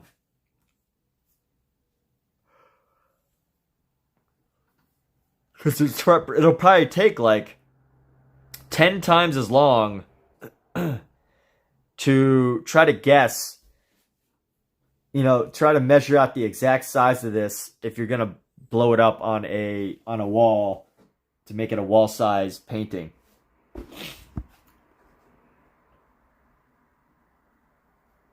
So using our 6B here, and we're just gonna go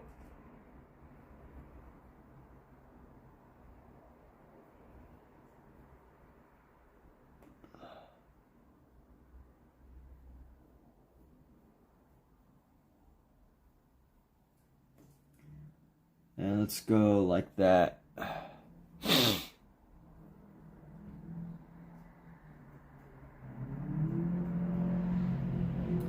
And then we're gonna go with a, let's see, we got this 6, oh, this is a 6B. That's the 4B. This is 6B. And then we're gonna go with our 2B here. 2B, and we're just gonna go into here and do our shading.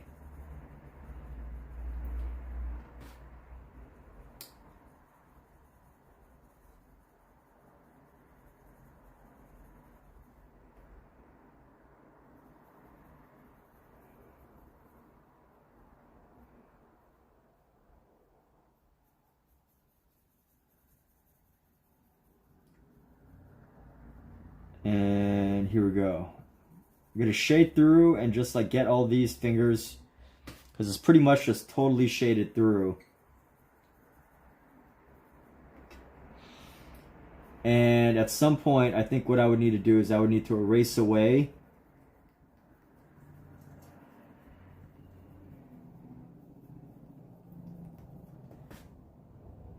but for the most part, it's looking all right. So let's put this 6B back, and we're gonna go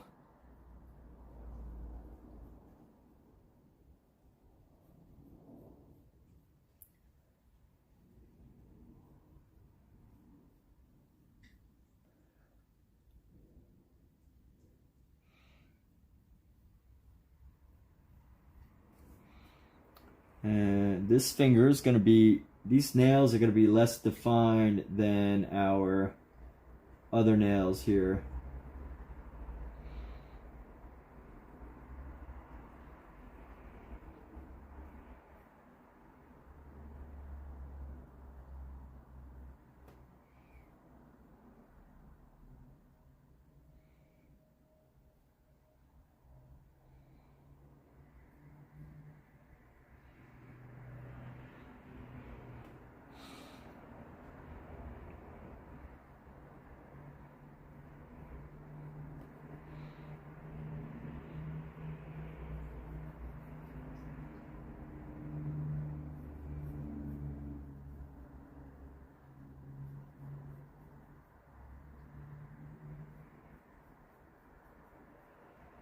And then here we go. Going to use our 6B to continue on with our the shadows. I don't know why I can't say that word. The shadows here along the inside of this finger right here. But I don't want to press too hard and make it too dark, because I want to have like multiple levels of shadow here.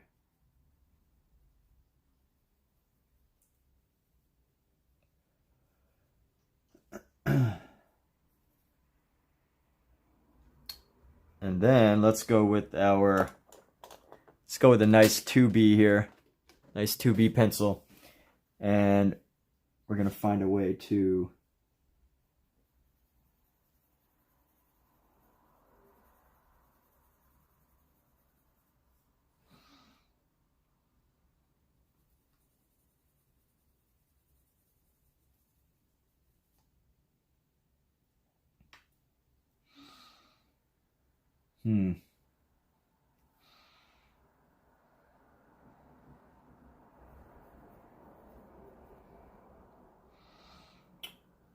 All right.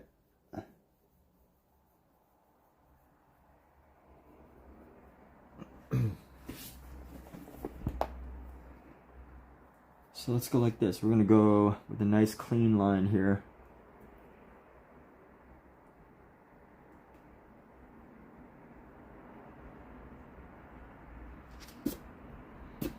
Clean that up, give it a nice round look. And let's see how we can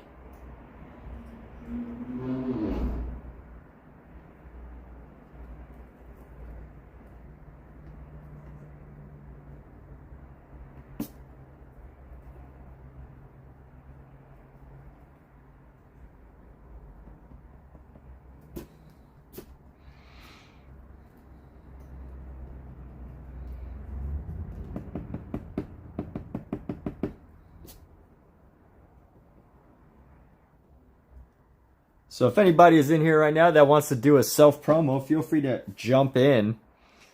If you want to do a self-promo, which means you can promote your own channel, your own art, your own business, anything that you like, you can promote it here. You're allowed to self-promote in this channel. Products, advertisements, whatever. I love hearing about what other people are doing, what other people's businesses are. I don't care about other people's business, but if you have a business and you like to put it out there, this is a commercial-friendly live stream.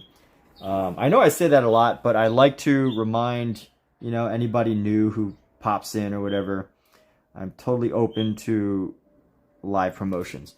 And, I find it interesting is, a lot of streamers don't like that. A lot of, people, they don't like it when, people, I guess, if you're a huge streamer and you actually get, you have, certain brand sponsors that don't want other people to get free promo while they're paying you, I understand.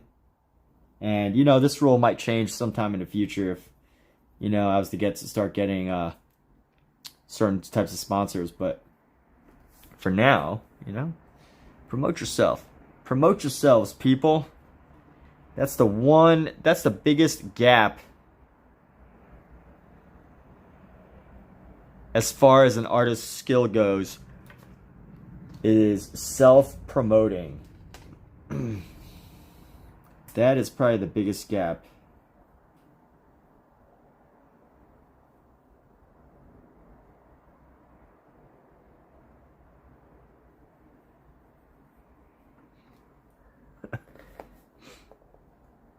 Let's go with the Bowinator. All right. What's up, Bowinator? Finish drawing your piece. So, Danny, what do you want to share your piece or no? If you want to share your piece, feel free to let me know. If it's on your Instagram, I could go on there. If it is on, if you want to email it to me, you can do that. I actually don't know if this offer is only for people who are 18 and over. So if you happen to be a young artist, you have to get permission from your parents first. Just throwing that out there.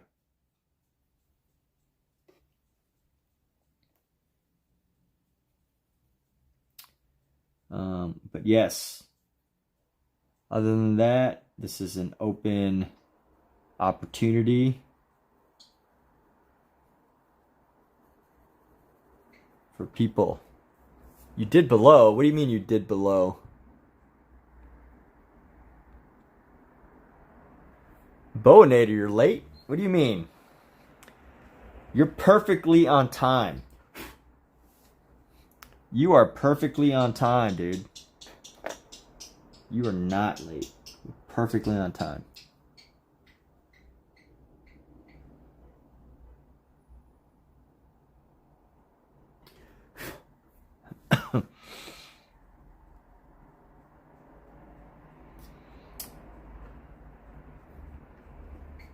And here we go. You're perfectly perfect on time. Let's go like this.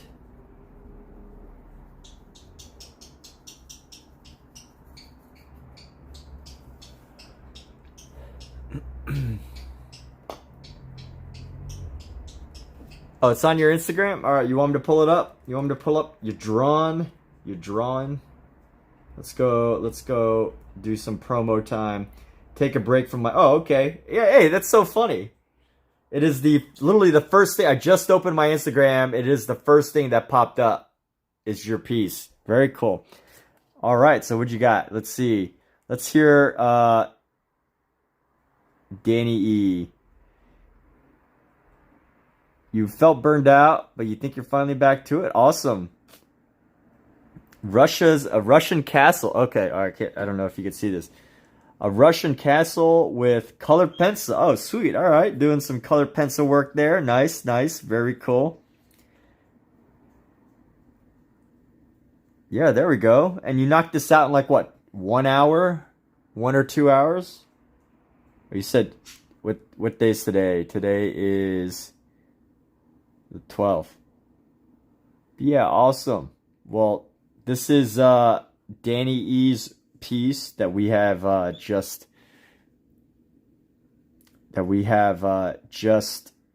looked at, that we're looking at now. Bowinator. I don't know if Bowinator wants to share stuff as well, but it makes me feel like Christmas. I'd be curious to know how, what the choices were behind some of the colors and things like that.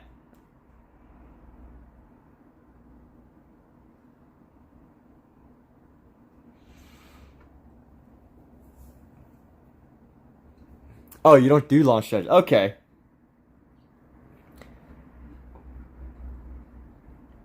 So I would want to know if the cathedral is actually red. But I love all the little design elements.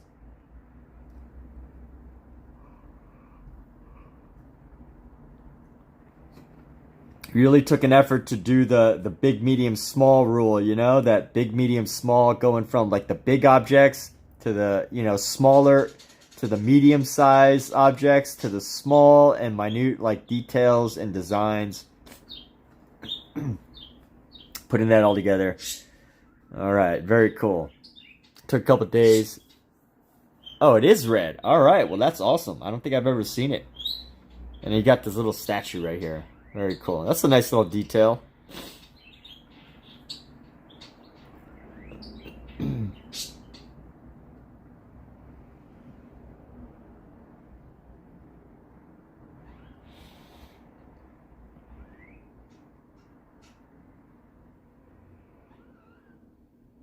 Very nice. So what would you say is the part of this that you would want people to notice like the most?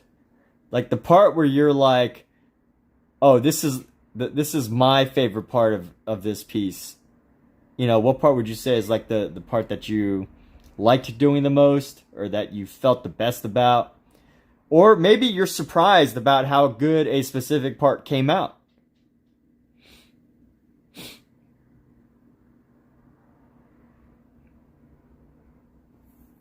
That's a good signature, by the way. That's a really good art signature, in my opinion. It's like simple, but like if you're, I think that's a really good art signature. It's simple, but very artsy. It almost makes me think of like a bouquet with a string attached, like a flower bouquet with a string attached.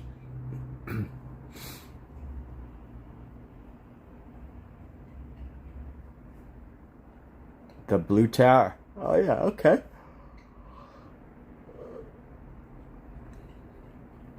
Very nice. And you know what? You did it after you were burned out. So, you know what? Coming back after you're burned out and you're just doing something for the fun, doing something to pull yourself out of a slump, that's great. Very cool. You are a painter or drawer of cathedrals. That's great. So, very nice, very nice.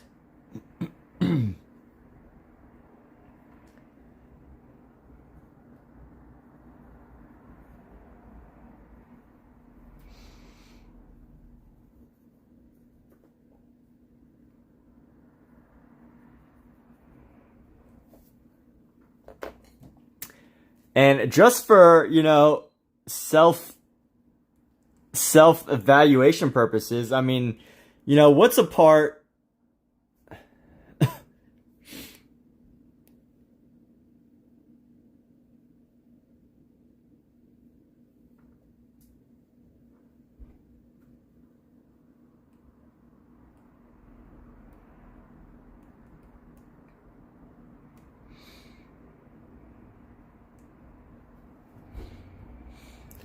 what's a part of this that you feel like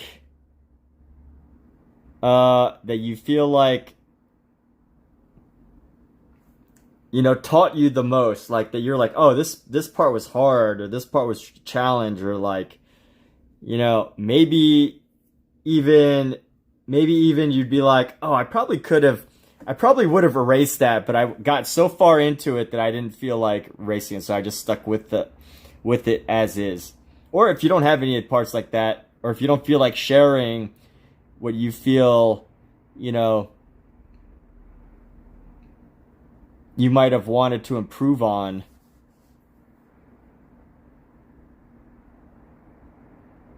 But I love all the different designs on these things. This is like just very makes me think of like Christmas and like just candles and bulbs and you know, I could already see like an inspiration of like flowers and things just popping up in the air. These with this castle or this chapel reminds me of. Or cathedral. It's called a cathedral, right? It's a cathedral.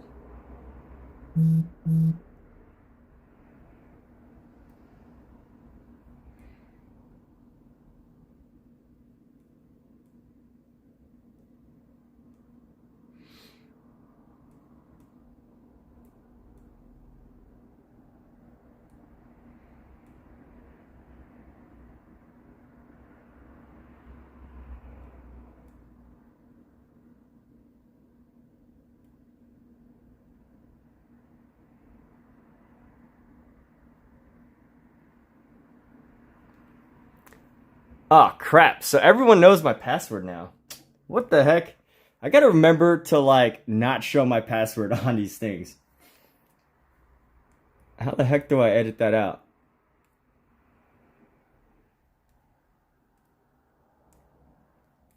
Now I gotta change my phone password before it's too late.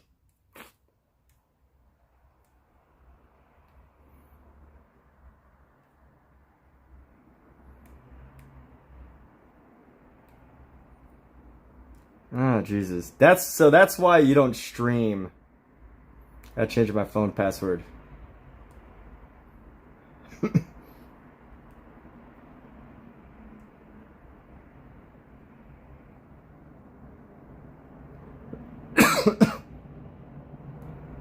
All right.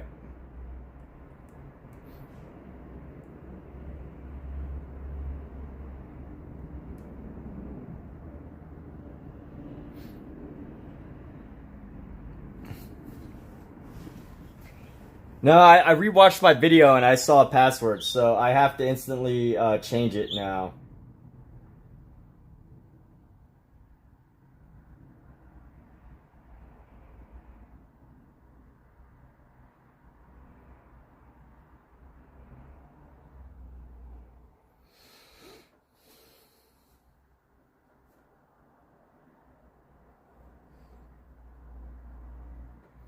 Um.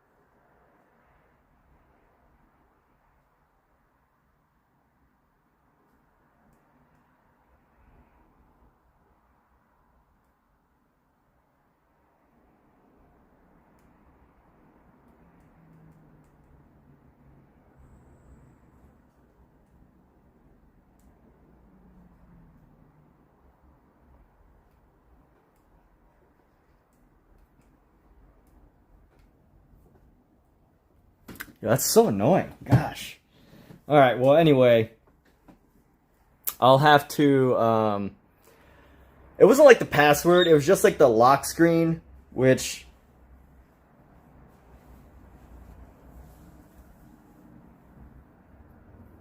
You know, that's not a big deal because that you first have to get a hold of my phone. But I've already changed the password on my phone, or the it's not a password. It's just like the lock screen code.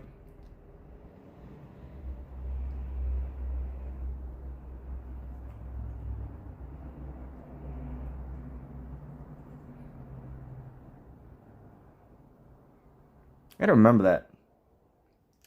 That's one thing you have to be cautious of when live streaming is what information you give out on accident.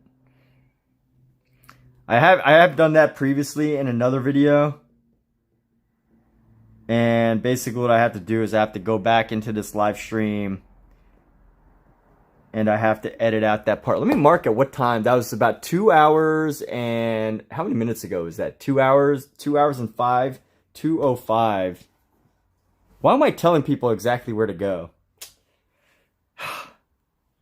Mistake after mistake, Emmett.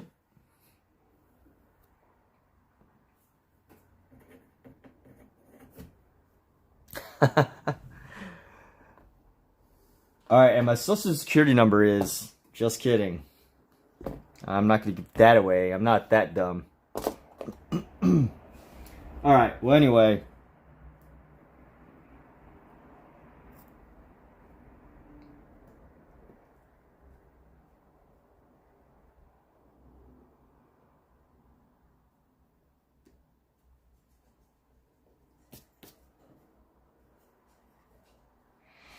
And here, this needs to be a little bit, needs to be like a,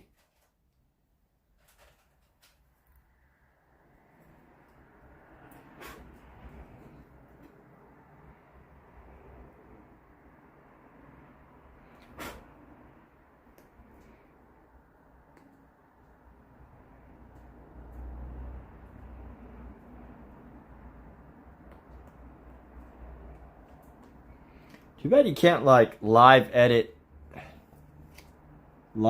some of your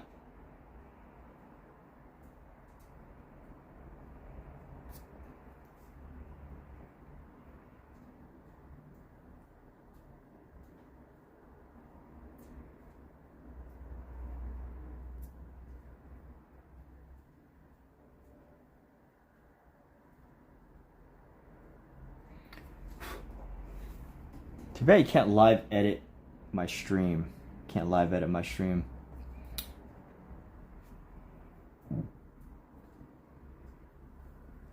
Alright, let's go like this.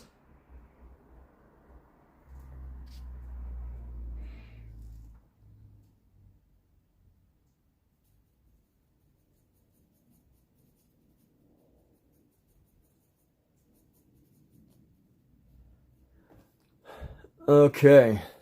So let's see how this hand looks. How do we like it? It's got a really, it's kind of like dirty. Looks kind of dirty, doesn't it? I mean, it is a dirty hand. It's just like got pencil all up in it.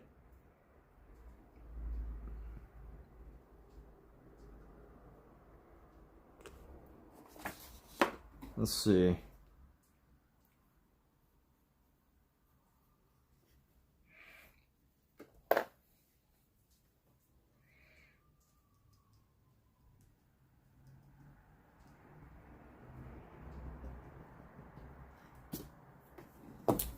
This is why you shouldn't stream right in front of you, because your habit is to just do everything right in front of you.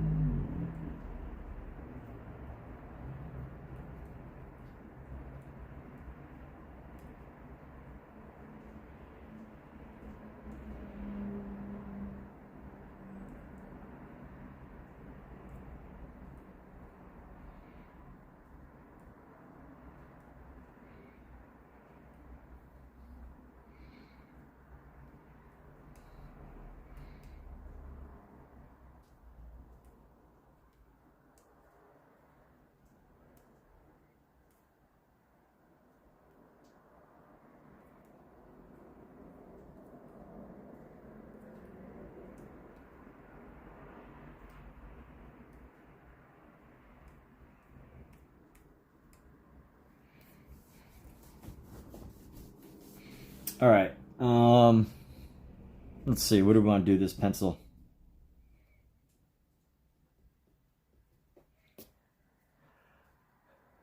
Here we go. I think this is okay.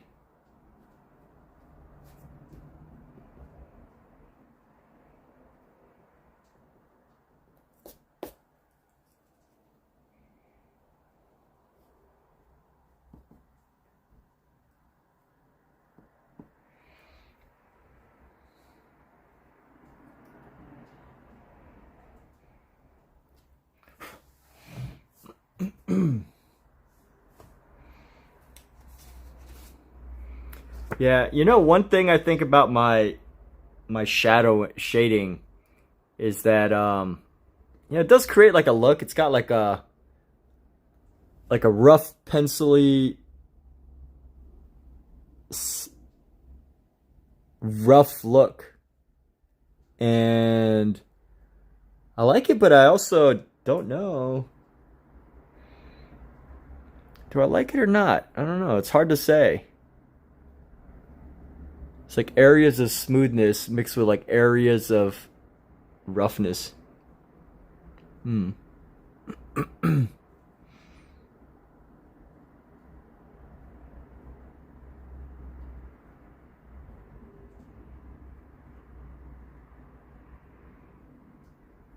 Just self-evaluation, you know? Spending some time because like I've said before, you know, the ultimate judge, I guess back in the day, you know, when Bargue was originally designed, you know, the only judge of pass or fail was how close it looked like to the original. And it's hard for me to tell how close, you know. How do we do? Obviously, mine's a little bit bigger. Actually, it's quite a lot bigger. I definitely enlarged it quite a bit. I think my shadows could be a little darker. My shadows aren't too bad. They could definitely be darker though. And that's the case almost for all of these that I do. Like, I don't know, I think the shadows are okay. It's just in some areas they should be a little bit darker. But there's only so dark I can get with these shadows, I guess. But yeah, like seeing the texture, like the erased texture, I like it. It's got like a smoothness, but it's also, you know, kind of rough too. Makes the hands look dirty, like something's on them. But anyway, thanks, Danny. Thanks for the pep talk. So now let me think. What should we do? Let's put this project away. And I'm gonna get a drink of water real quick.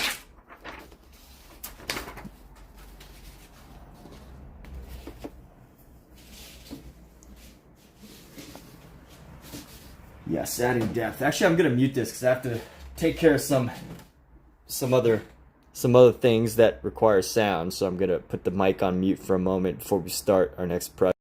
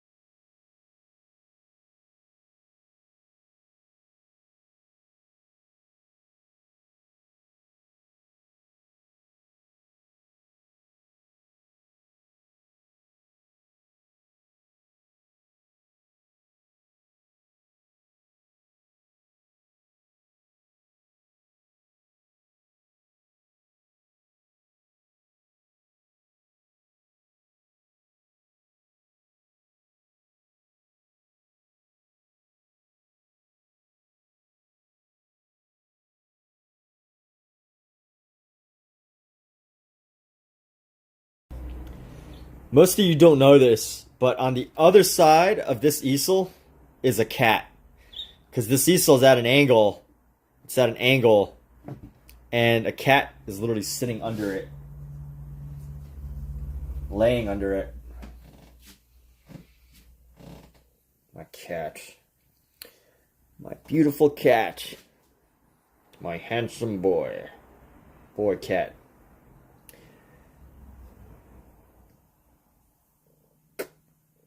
Most handsome cat of all. Who likes cats? I like cats.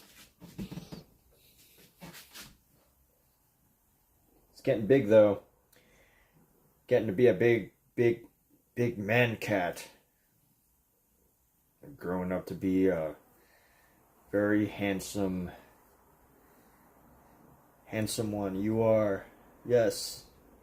Handsome one you are.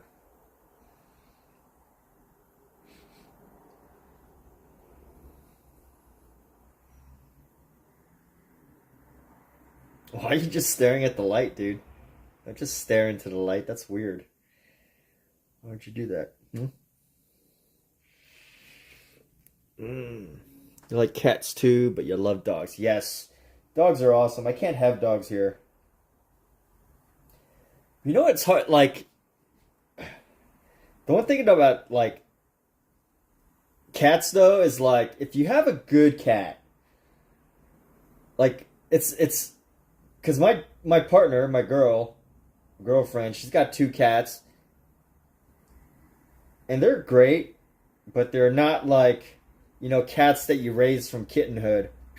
It's not the same. But I think that's the same with dogs, right? Like, you know, most of the dogs that I see that people have, like, they're not, like, trained. You know, they're crazy. And it's cute for them to jump on you, but, like, I don't want to be around that all day. So I ultimately think, like, you know, the relationship with the animal always matters. And if they're in a dog's case, I feel like dogs, their owners really need to put in the effort to train them. Unless the dog just naturally has like a super chill personality, then it's basically like a cat anyway. You know, a cat in a dog's body. All right, that was enough playing with cats. Oh my gosh, they finished their lunch. I gave them such a big lunch this morning. I think it's time that I gotta go feed the cats real quick. They've awoken from their multi-hour cat nap. Let me go feed these cats real quick.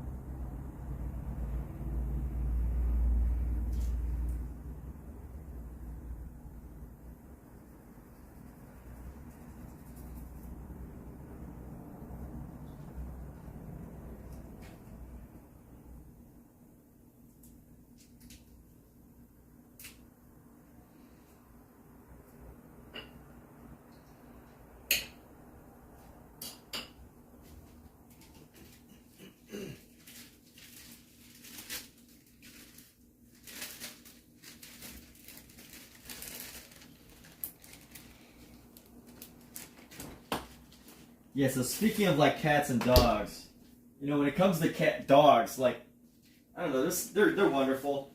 I love dogs. I used to love dogs a lot more, but I haven't been able to have a dog for quite a few years. And my girlfriend takes care of them, and she loves dogs too. And we can't have them in our apartment.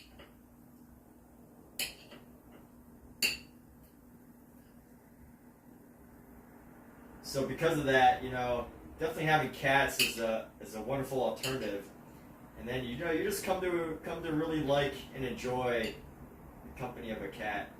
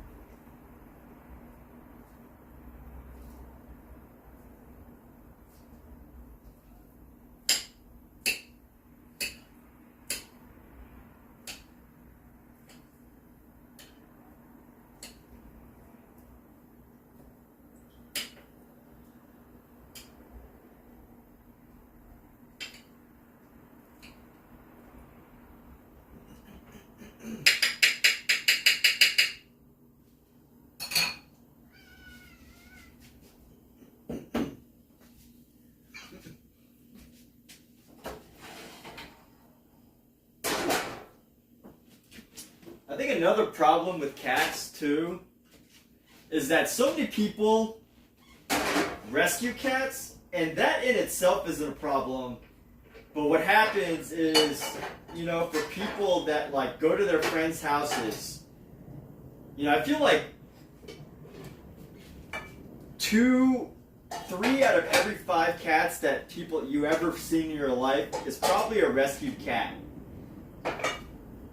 And what happens with those cats is that, you know, because they were rescued, like they were either abused or they were feral, and they just naturally have this like this mentality of going to hide or be scared. And you know, like good for those people to rescue them, and good for, you know, those cats, and they're still wonderful, I'm sure.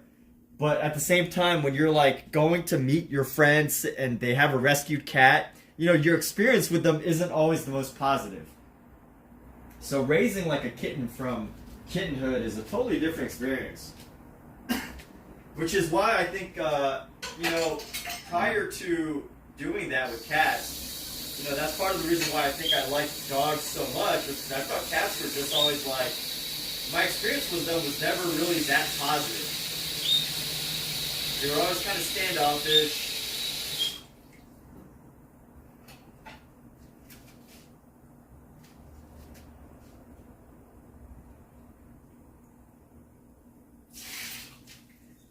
You know, hanging out with them is a little hit or miss.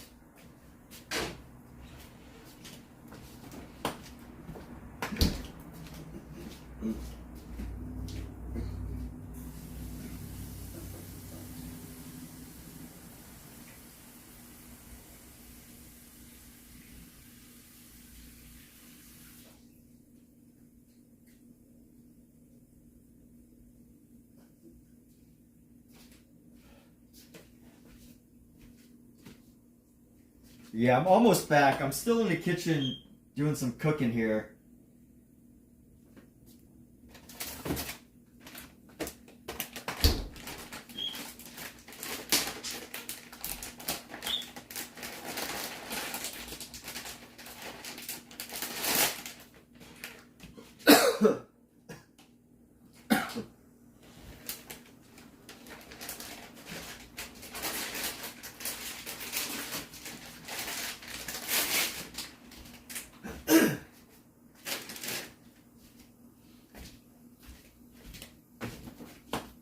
see.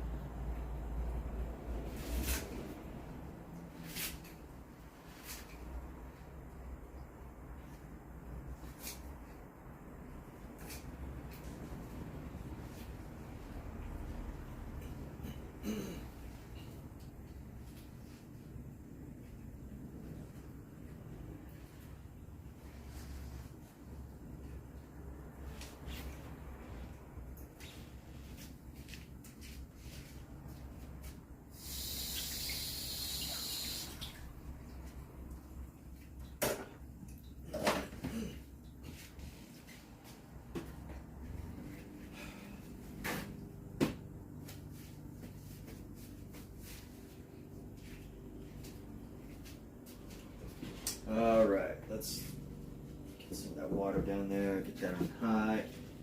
Okay. What's up, kitties?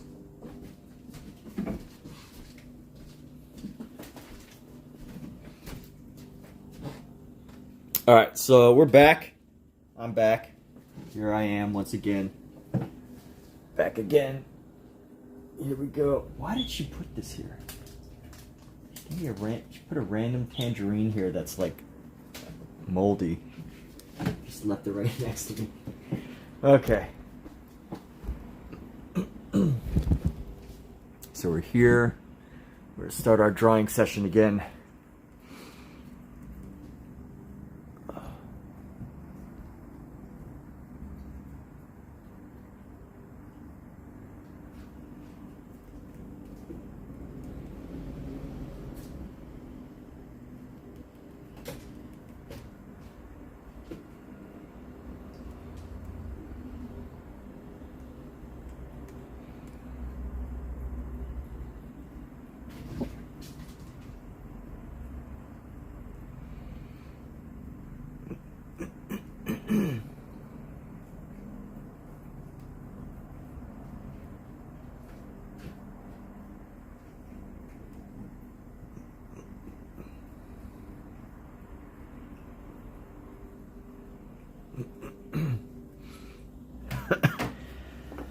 Okay. To an extent, I don't feel like doing this hand again, but we're gonna do it.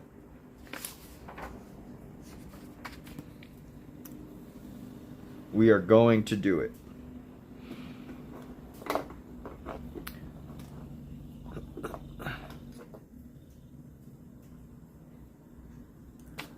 Let's go. We're gonna start. Let's actually use this line, this line guide here.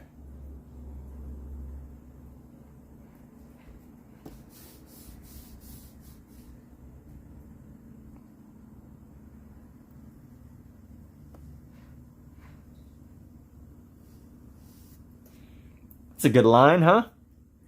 It's a good line. You probably can't see the line because it's so bright. Gotta really squint to see that, huh? That's okay. Only I need to see it. You know what? I need to go down a little bit further with it.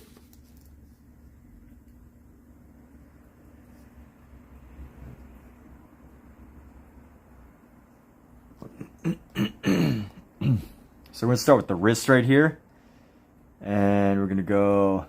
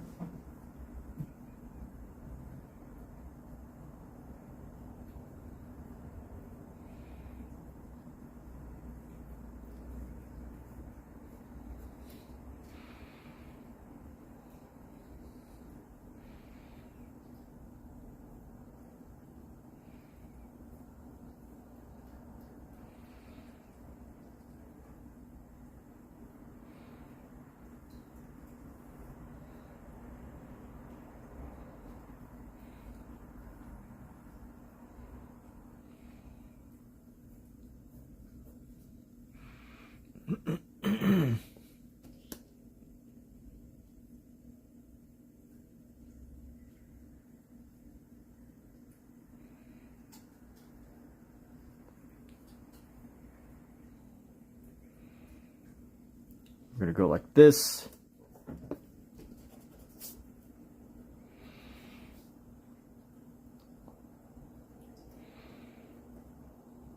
We're gonna go up here.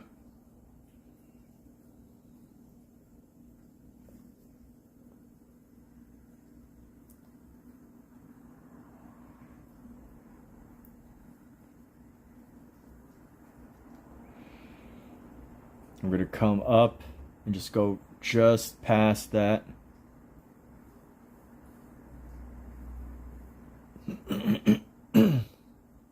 And this is gonna go like right there. Let's see. I'm gonna curve that in right around here.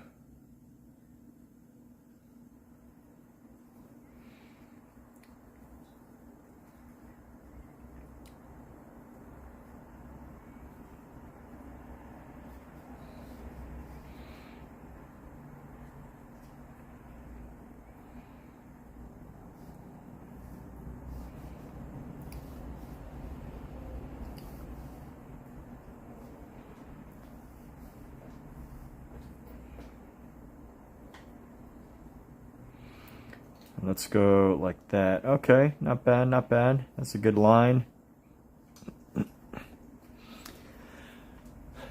And let's see, as we're starting to sketch this out.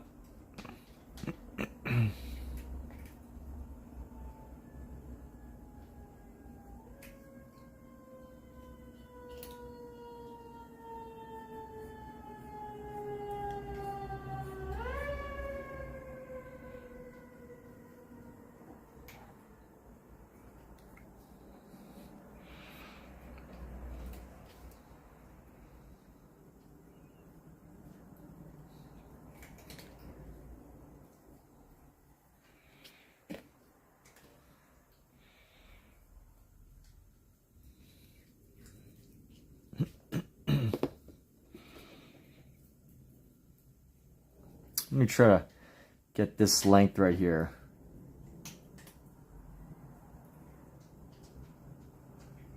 See, that's 1, 1, 2, 1, 2. So 1, 1, 2, and then a little bit. Okay, that's good.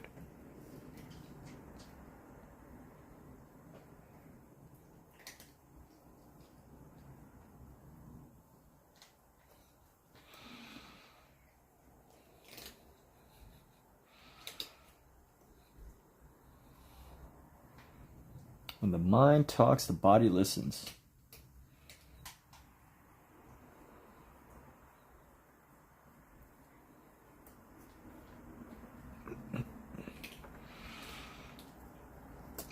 All right, and here we go. So we're gonna go like this. We're gonna go bring this right in front of this.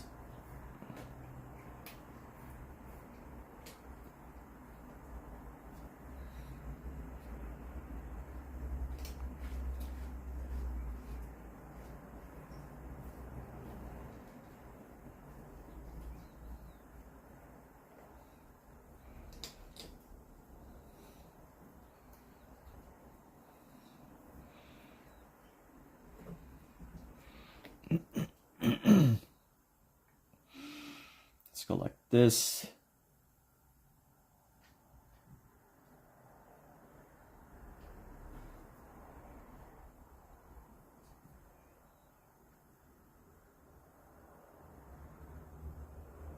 Oh, some issues. There's some issues. This comes down.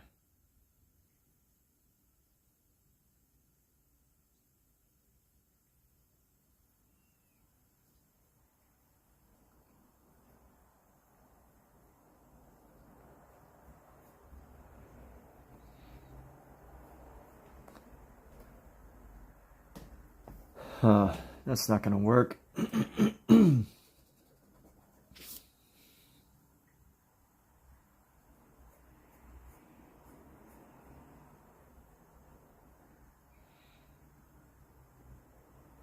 All right, that's good. All right, cool. We've got it. We got it. We got it.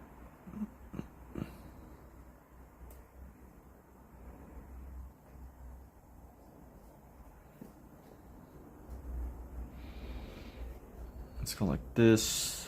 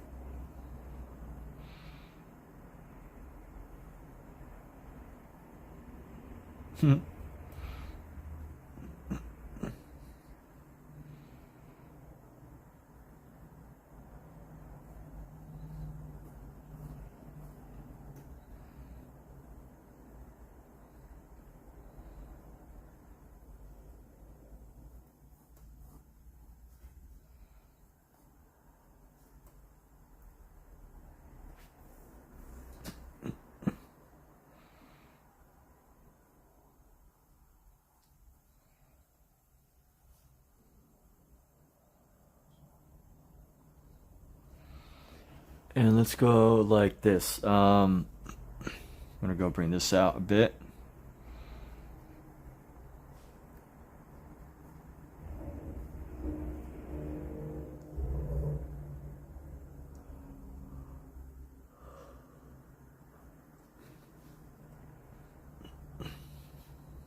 And this is gonna end, if I bring this down, it's gonna end right around there, around this part.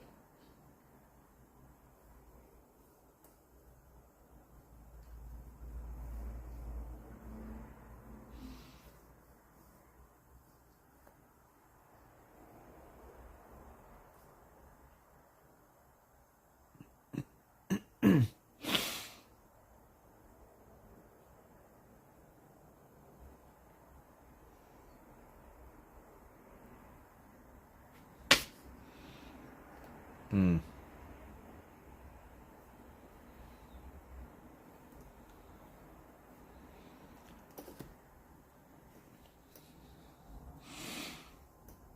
Let's go like this.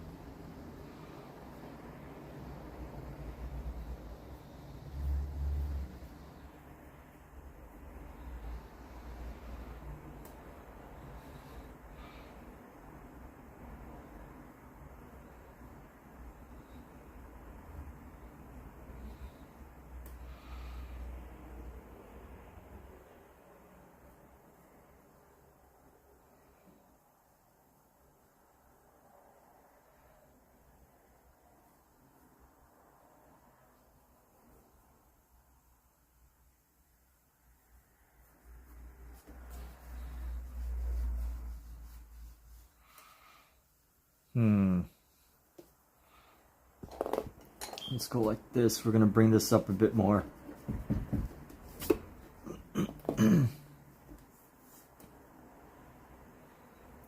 Actually, this needs to be a bit further. I'm gonna go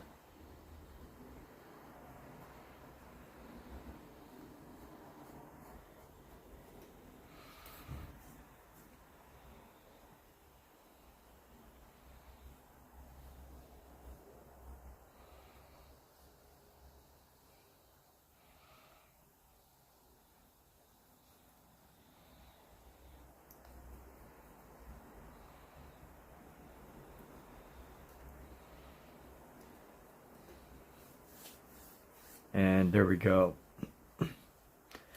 Now let's see, where else do we bring this?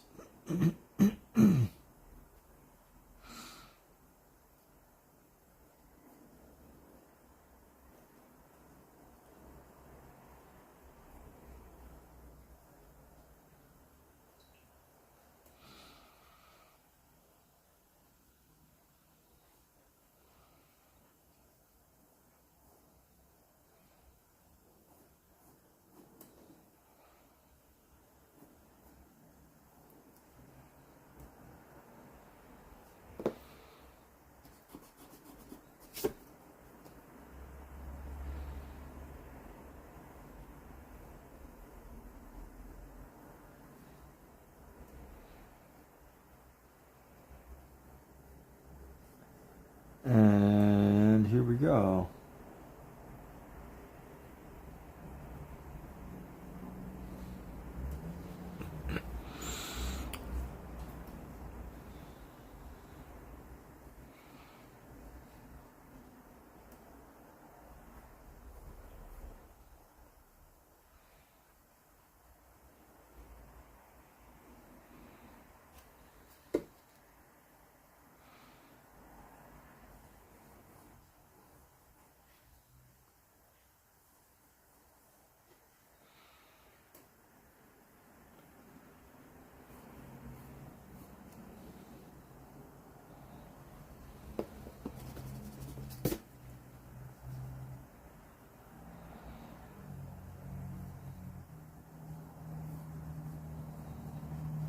And here we go. Let's bring this up right here.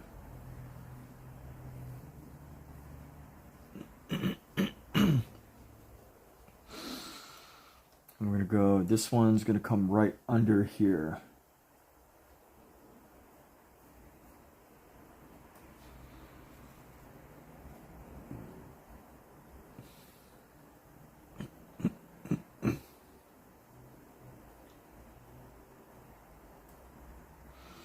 Should get right up under there.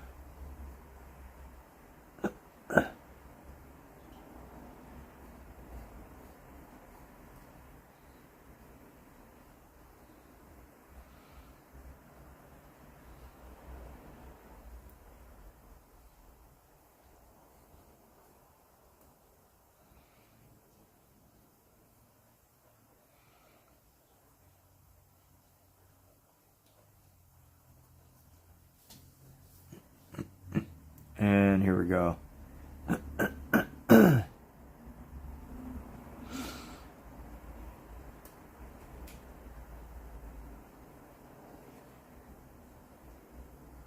Okay, and then right here.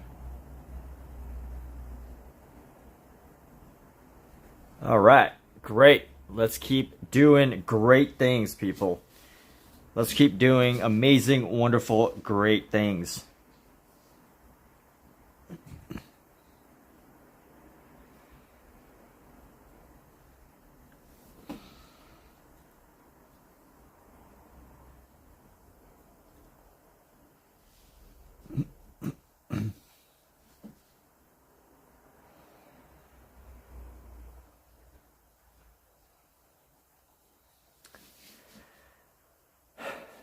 I can already see some of the issues. This hand is significantly bigger than this one, but that's fine. We'll make it work.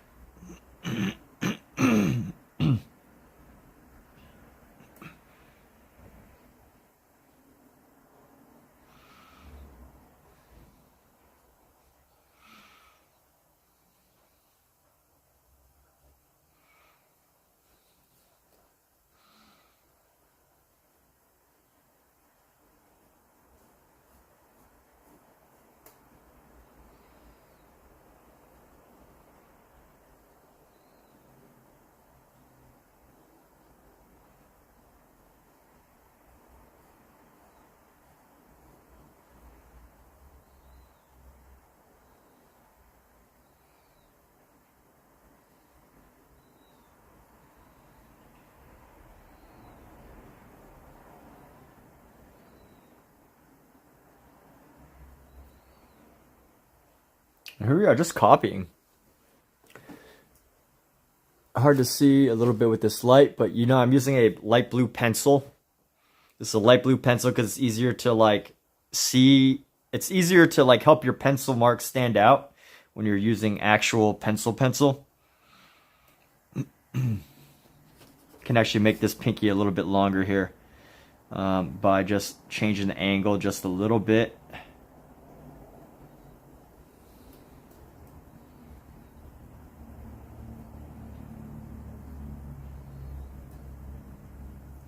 And this is gonna come right around here. And then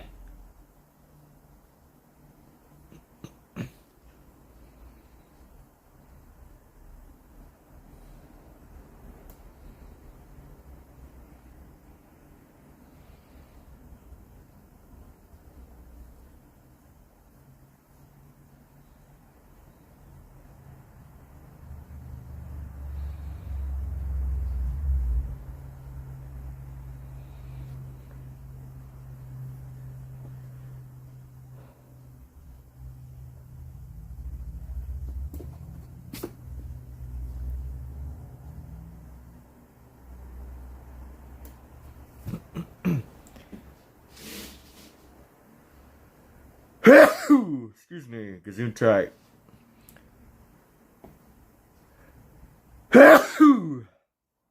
Excuse me. Again.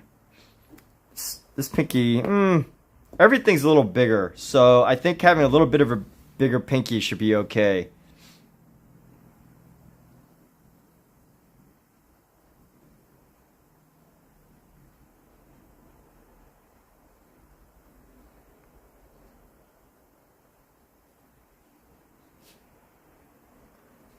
All right.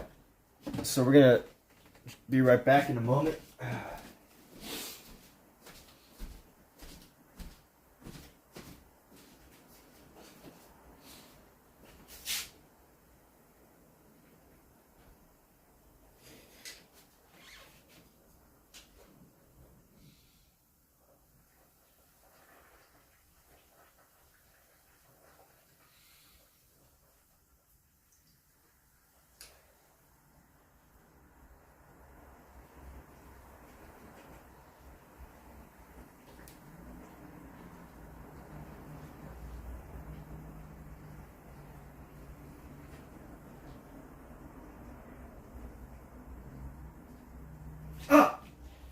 Just burned myself.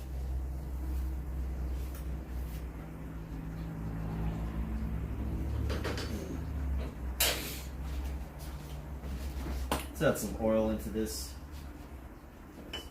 Sesame oil.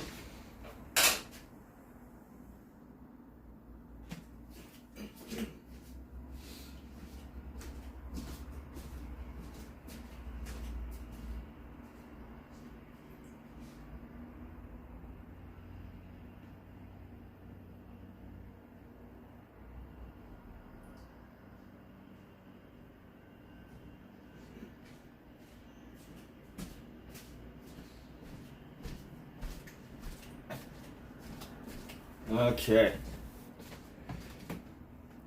And we're back. You can already see this wrist is probably going to be a little too big. What else? The wrist is a little big.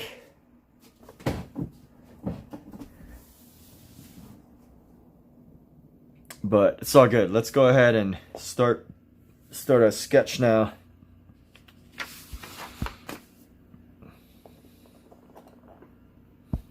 We're going to use our STAEDTLER Mars Technico lead holder. And we're going to go like this.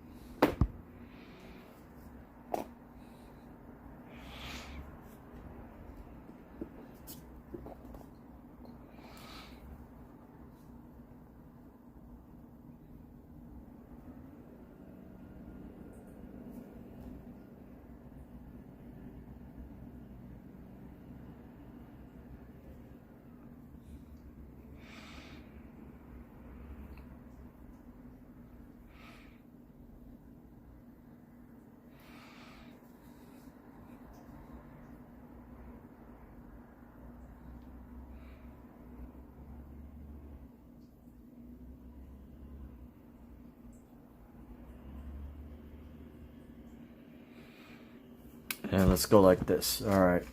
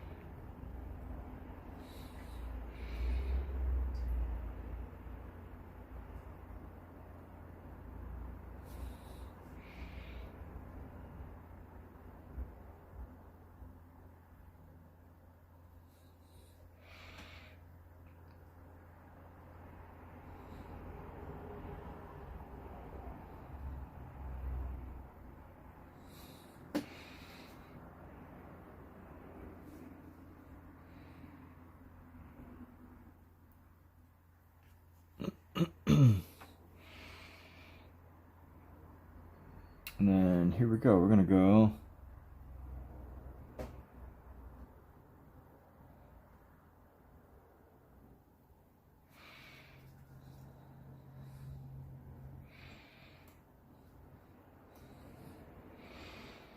need a 10, got a 10. What a quote. Need a 10, got a 10.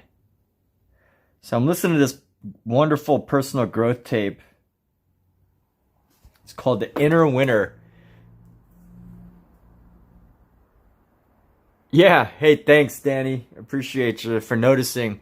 By the way, I'm listening to this really wonderful self-help tape.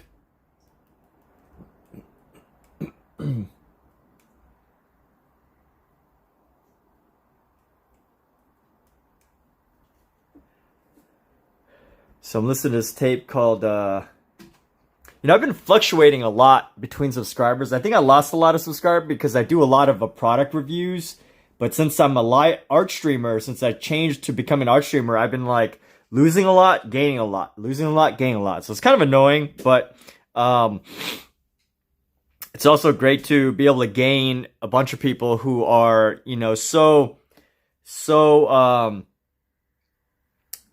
that like art, you know what I mean? So anyway, this is an interesting tape that I've been listening to. It's called The Inner Winner. Let's see if I can show some title details.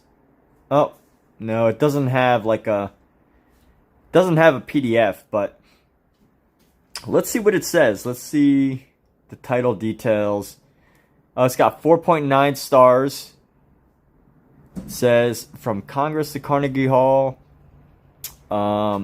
Principles of thought and behavior you can immediately use in your organization. This groundbreaking program, the Inner Winner, amazing technology that combines music with the spoken word to bring you powerful self-talk affirmations that are scientifically proven to be life-changing. That's pretty cool. So passive life-changing. That's awesome. Love this program. Yes, it is personal growth, self-help, whatever you want to call it. I definitely listen to that stuff quite a lot.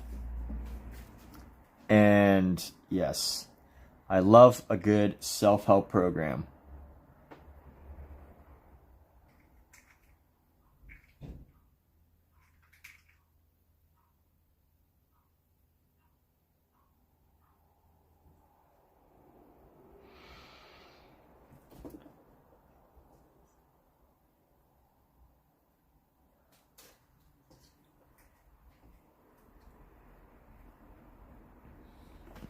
And here we go.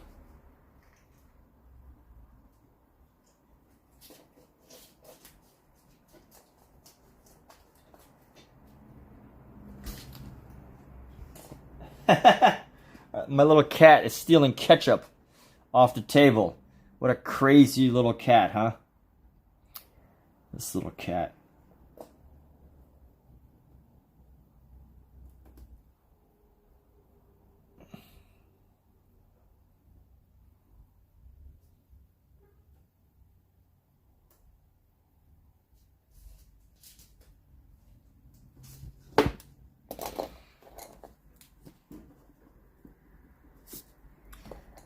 But yeah, it's wonderful to like finally find a niche. I don't know if you know this. You know, you probably haven't looked that far back into my videos. But some of my most popular videos aren't even painting videos. They're actually product review videos. Because that's what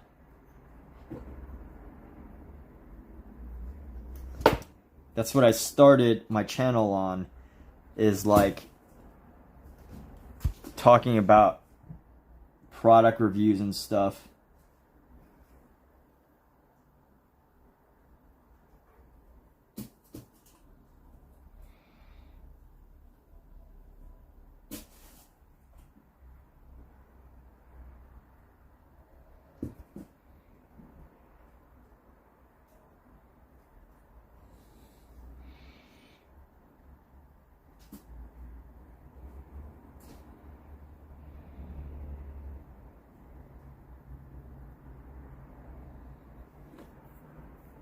And let's see.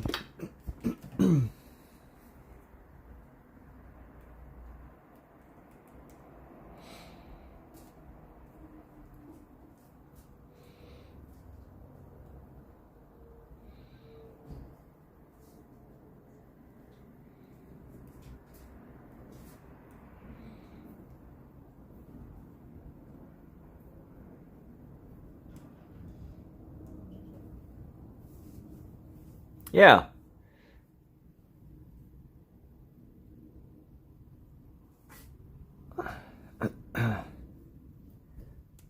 So yeah, I've been doing pretty well. Been doing pretty well just this past month on analytics here. Not too bad. Growth over time. You know, the problem is I lose a lot too. I lose a lot of random subscribers as well. But yeah, not bad.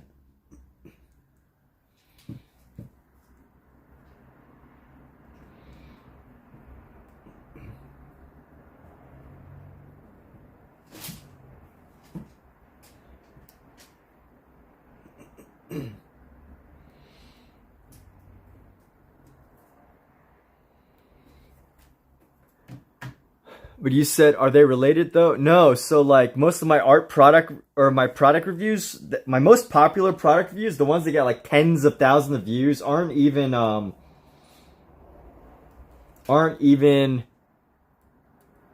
like art videos. So let me even show you some of my most popular videos.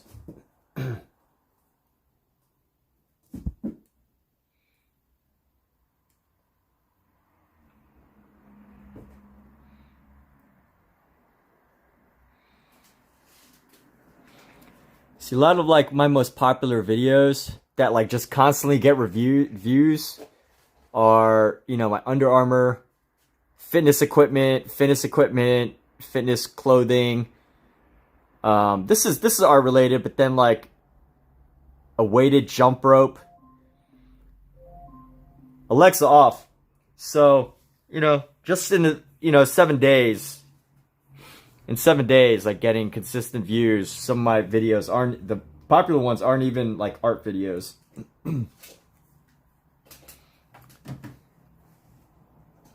So let's keep going like this. And we're gonna go.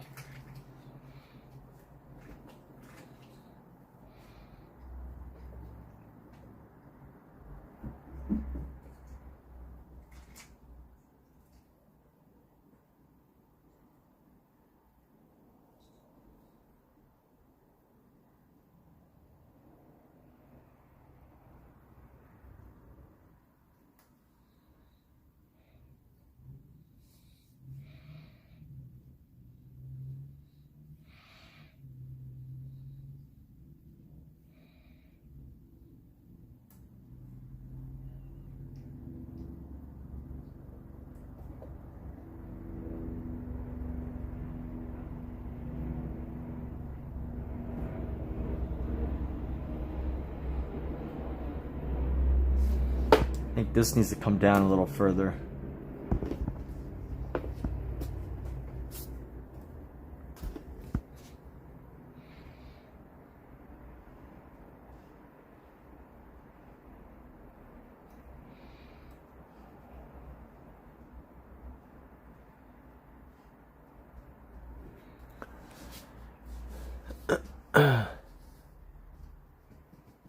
Yeah, so I'm actually doing that. This was my first art product review. I don't know why I've been lazy with reviewing more art products.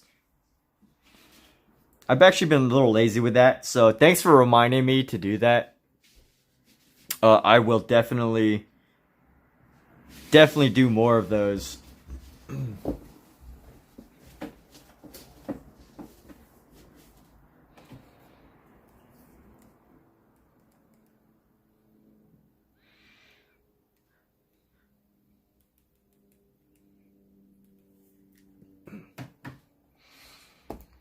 And here we go.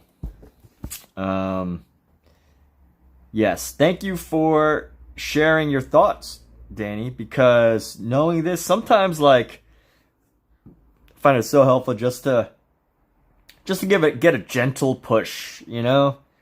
It's nice to have just a little gentle push from somebody to be like, yeah, I actually watched those videos. Like, you know, it's like one thing to actually see the numbers go up and just to think of the numbers as like, you know, oh, they're just numbers. But it's a whole other thing for, you know, people to actually say like, yo, I watched those types of videos. Make more, please. Right? That's the one problem with YouTube is that, you know, there's such a disconnect between the creator and the viewer so many times. Like often creators, you know, the creators know people are watching because otherwise they wouldn't make the videos. They know, you know, they know that there's people watching. They know that there's people following. They see subscribers. They see comments. But, you know, it's still such a gap. There's still such a gap between, you know, knowing that and then actually experiencing like in person, you know, what that really is like.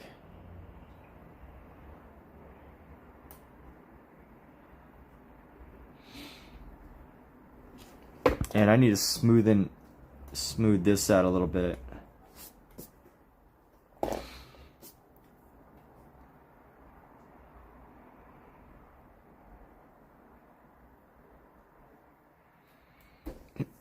I had so I was in a circus once. I was a circus performer in college. And I'll never forget when I went home to my hometown one time, somebody actually came up to me and they're like, "Hey, I saw you, doing your circus show. That was awesome. Great job." At a bar, at like a random bar. And I just thought it was so fascinating because it's like, when I performed at circus, you're like so far away from the audience. And, although I haven't had anybody in my real life come up to me about my artwork, being like, "Oh, hey, man, I saw your artwork on YouTube. Just wanted to say how much I like it." I haven't had that happen yet, but because I've had this other experience of somebody coming up to me because of a show that I did elsewhere, it's an interesting feeling. And basically, like, even what you're saying right now, right? Like this helpful thing of this helpful little push of, yeah, I actually watch those videos. I actually do stuff, take action when I watch those videos. So thank you for that. And I feel like that's almost similar to, like, this extra feedback that helps to make a channel good to great.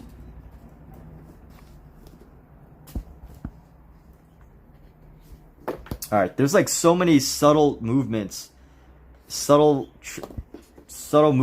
in this pencil, or in this finger, that I'm really not capturing.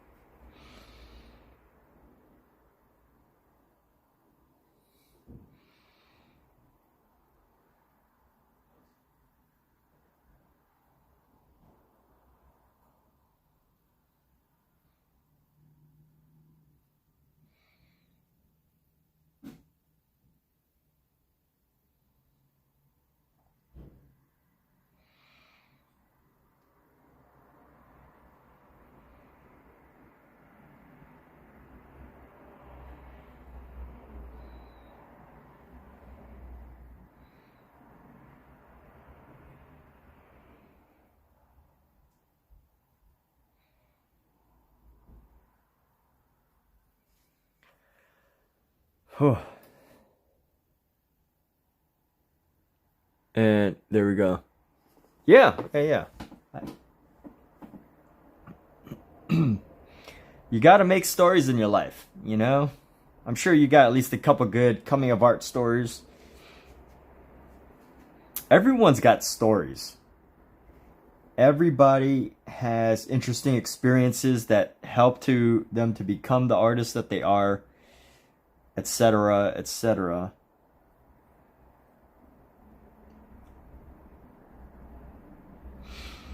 Yeah, we've all got great stories.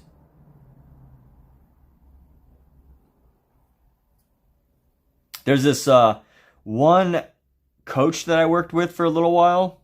His name is Hank Norman. He's like a PR coach. And one of the exercises, and I'm going to share this with you, like, people pay thousands of dollars for, his coaching. I didn't pay thousands of dollars. He had a special, like, boot camp program that I was able to get a huge discount and get, like, time with him. But one exercise that he did is literally just like write down any story that you have in your life. Any story, like, and what you find isn't that, like, it's not like it has to be some brilliant story, like transformational event. It's just like, hey, did you ever, tell about the time that you worked at a grocery store? Tell about the time that you had an argument with somebody. Have you ever been in an argument, right? Have you ever saved somebody's life? Okay, that's kind of big, but have you ever, worked in a grocery store? Have you ever raised a child? Have you ever, had to save a pet? Have you ever had to,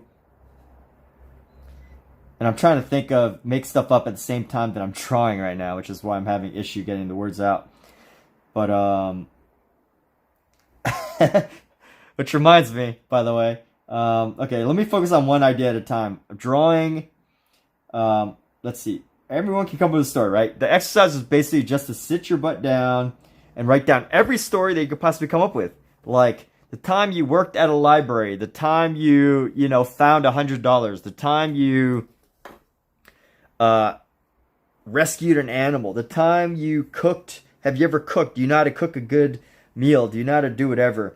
But now, so anyway, what I was also about to say that I almost got me distracted was sometimes I'll be talking in real life, and this is something you can't see on video, but I'll be like so deep in thought, and I'll be trying to say something to somebody, like my partner, and then I'll just like, she'll ask me something, I'll just totally zone out, like stare into space, and it's like, I can only imagine how weird that looks.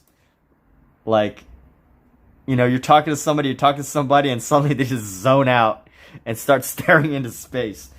And, my mind farts a lot when I'm trying to draw and say something that sounds smart at the same time. When I try to say things that are helpful at the same time.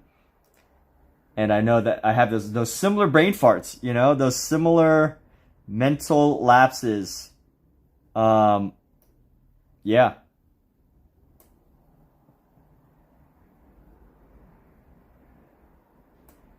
Call it what you want, but I have a lot of those. I can only imagine what it's like to see it in person. Like on audio, I can kind of talk my way through it, right? Like I'm on audio right now, I could kind of talk my way through it. I can say, hey, I'm just drawing. But if you're like seeing it happen in person, it's just hilarious because, have you ever talked to somebody and you just saw them zone the heck out? I don't know. It's a funny thing. It's like 1 second they're there, and then another second it's like, hey, dude, you there? You there? It's funny. But anyway.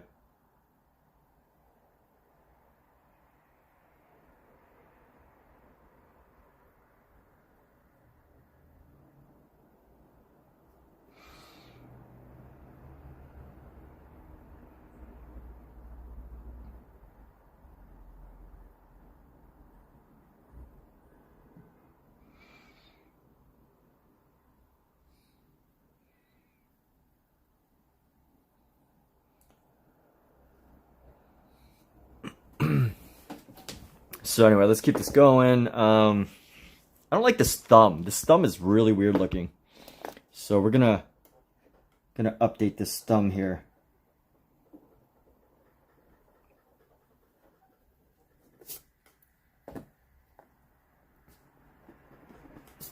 Let's do this. How are we gonna do this thumb here?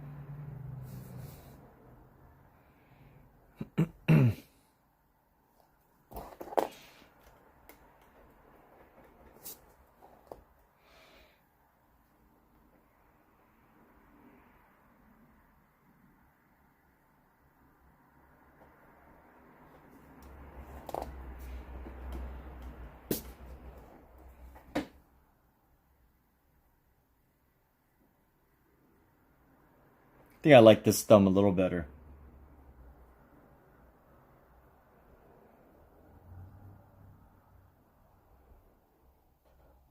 That's a little better. All right, let's check my other accounts here. I can't get chat from everything. I don't get to chat in every window.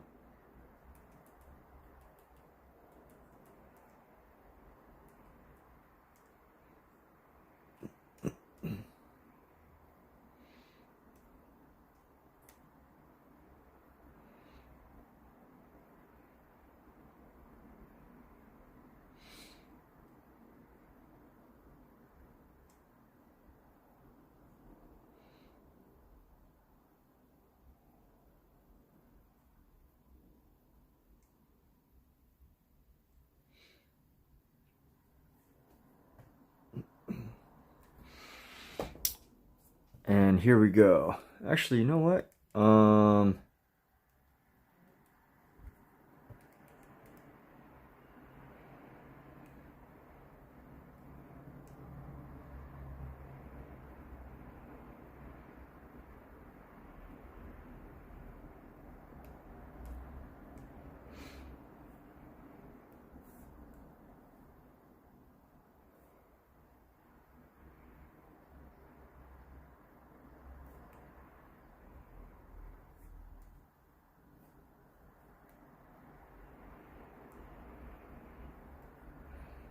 Here, I gotta check something real quick. Let me get paste that into my chat here.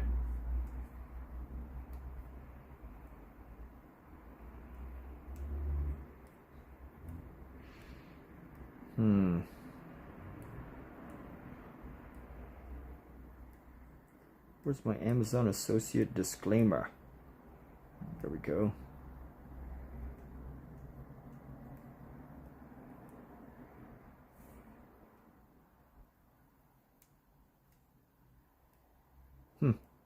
Here we go. Let's see, pin this message. I should be pinning all messages here. All these good messages here. All these important messages.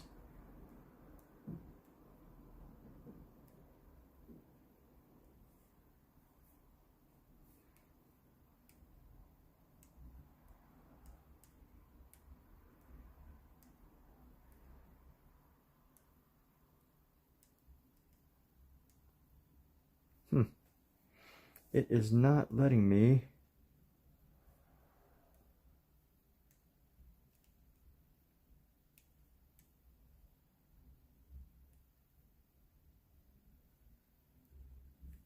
Oh, cool. Awesome. By the way, people, I'm actually going to be right back in about a few minutes. Be right back.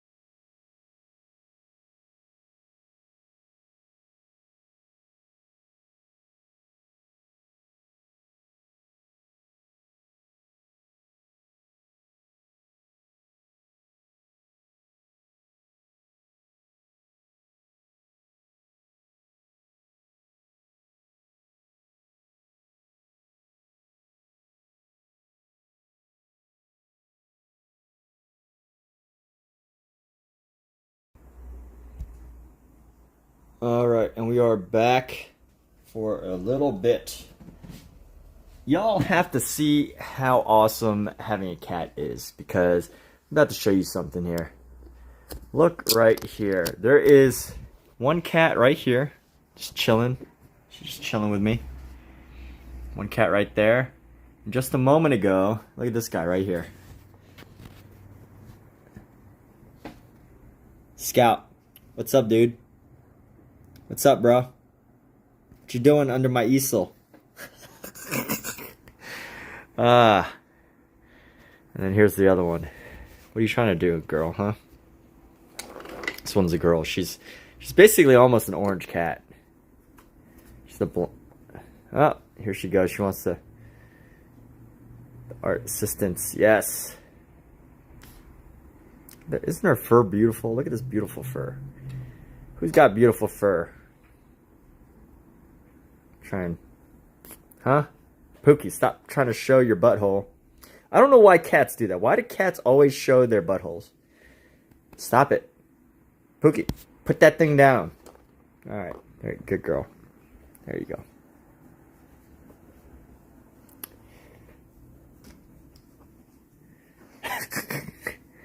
Okay, Pookie. Hey. Look at me. What are you doing?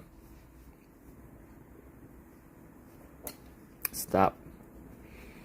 Can you go bother another person? There's no other person in this apartment, but can you pretend there's someone else in this apartment and go bother them? Huh? Like, does she count as an orange cat? She's got orange, right? This is like blonde, blorange, a blonde orange. She's like, she doesn't quite know what she is. She's somewhere between an orange cat and a black cat. She's the most confused type of orange cat. She's the specialist of orange cats. Everybody knows that orange cats are in a league of their own when it comes to their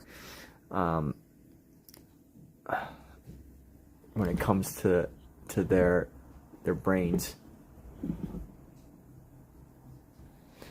Why is this like uneven now? Did she move this? Oh, she broke my lead. She broke off my lead. Look at this. Lead came right off. Oh, Pookie. Whatever shall I do with you? Let's see if I can actually use this lead still, though.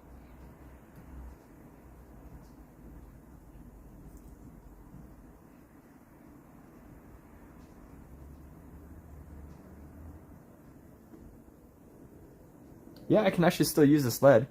That's cool. I can actually still use the lead. Perfect. What a wonderful lead holder. Fantastic lead holder. Highly recommend it. The STAEDTLER lead holder. Pookie, what are you doing?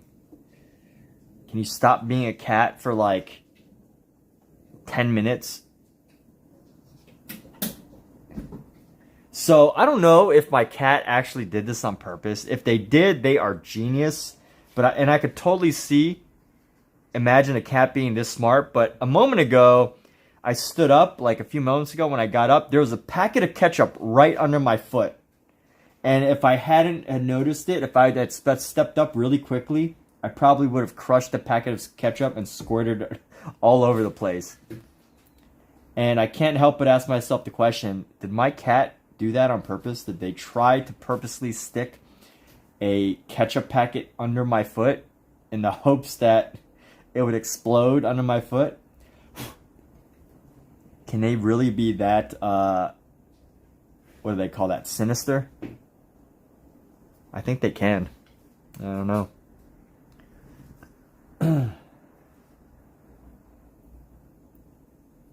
Cats.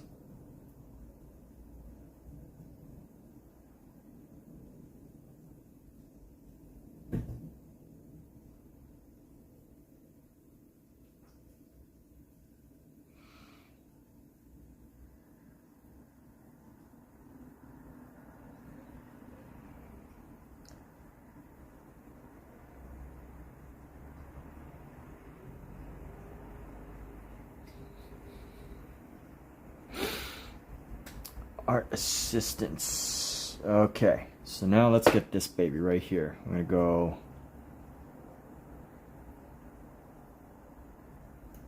create some nice lines.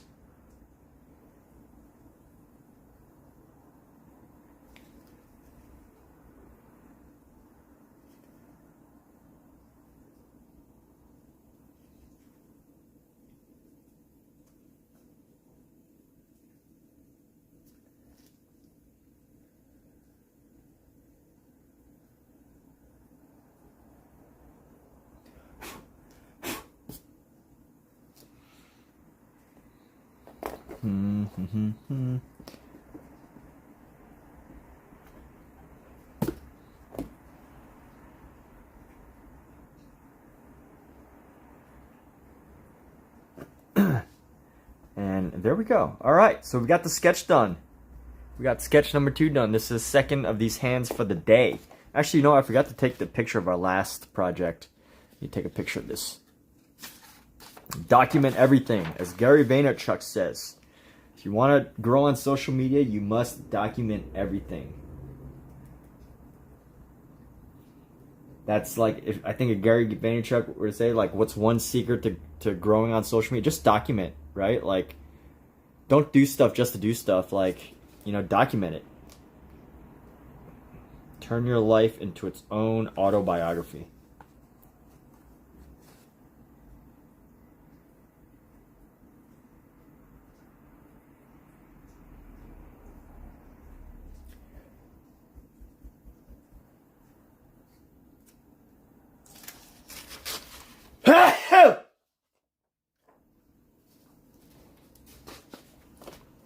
Excuse me. Sorry, that was a sneeze. Did I just apologize for sneezing? Actually, my apology was in case I was really loud in somebody's ear. That's my apology. But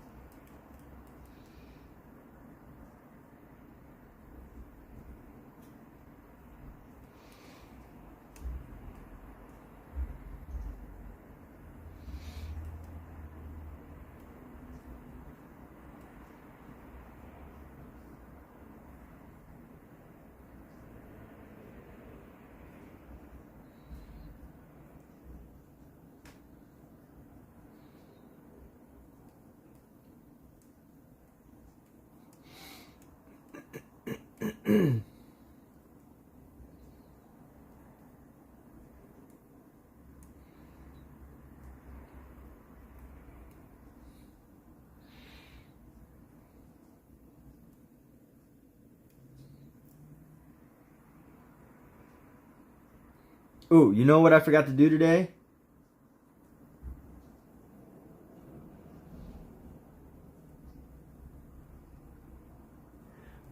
I forgot to advertise my live stream. Huh. It is so important, people, to like share your live stream in various locations. Copy link. Live streaming now. Live stream drawing now.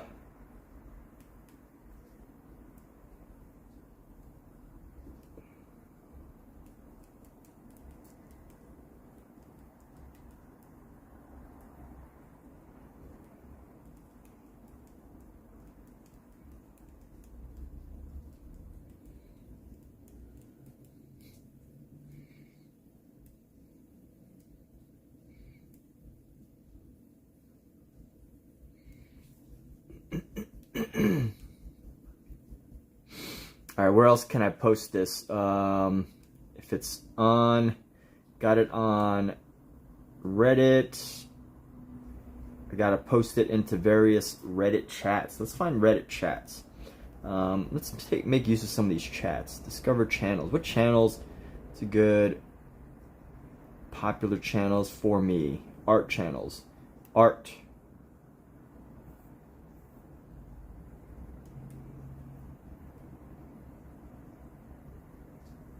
Okay.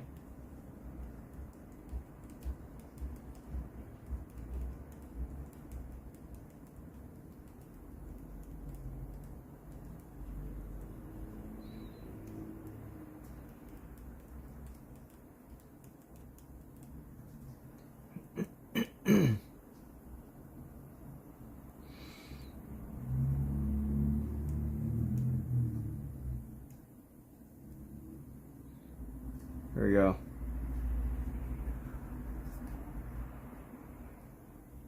Trivia. Selfies. No more overthinking. No, that's not my type of spot.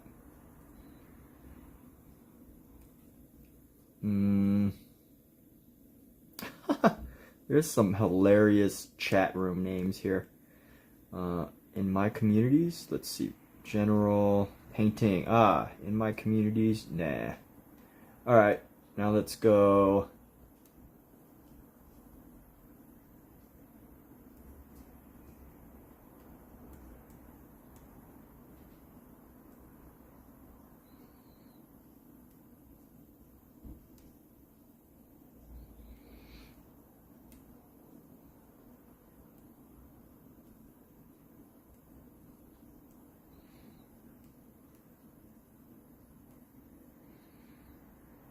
YouTube gaming, no.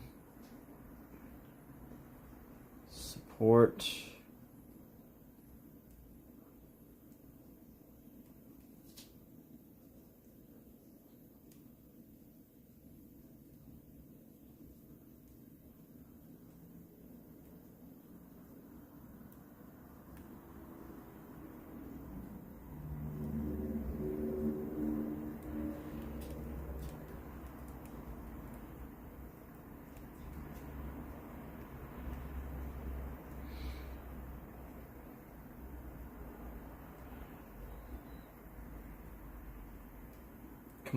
Come on, YouTube. Why aren't you working right? I mean, Facebook Messenger.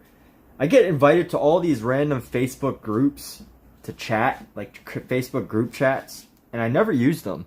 And I'm like, now's a great time to use it. Why not now? Why not talk about it now? I should have done it earlier.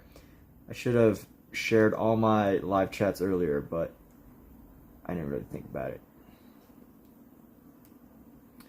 Let's see.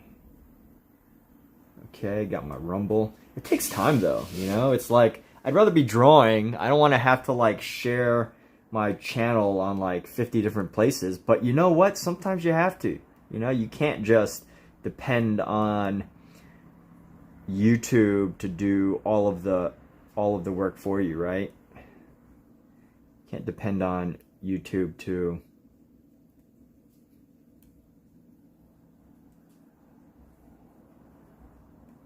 I don't like, but what's the problem with the Facebook groups is that everything has to be submitted for admin approval. That's so annoying. That is so annoying. I can't stand it. And like, you know, these like, oh my God, I can't stand it.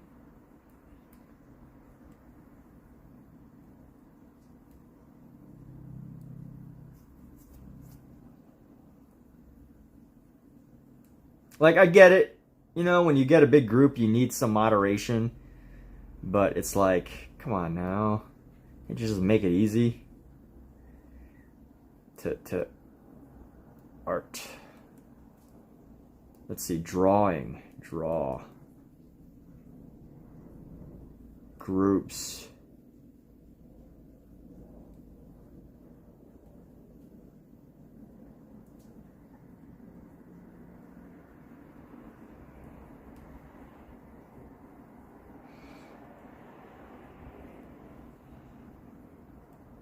Alright, well I just joined a bunch of Facebook groups about drawing, so I guess I need to just let that... Easy drawing. Okay. Drawing lovers. Here we go.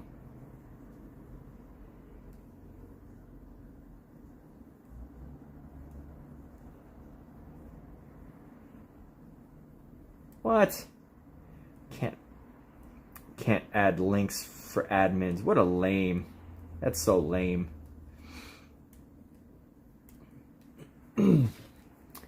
Alright, well, that's enough me complaining about Facebook admins, Facebook group admins, who, you know, the only reason why they don't allow links is because they want to get paid for them, which I get, whatever. Anyway, let's get these shadows going. Shadows. Where, I'm just going to sketch out some of the shadows where I feel like they would be.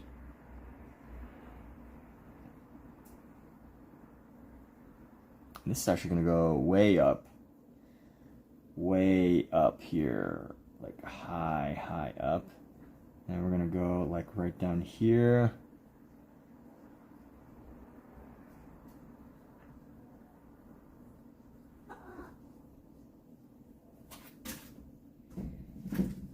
Okay, that's a little bit of a shadow there. I'm going to cut across right around here is going to be a shadow.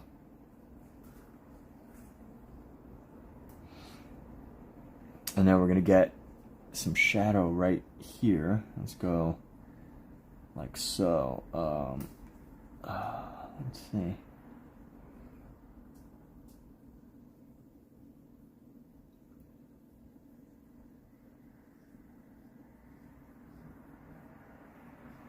Like that.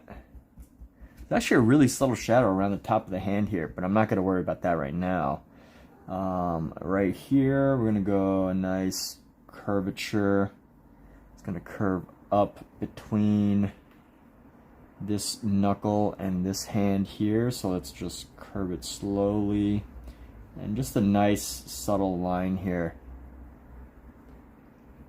Just so we can have this design.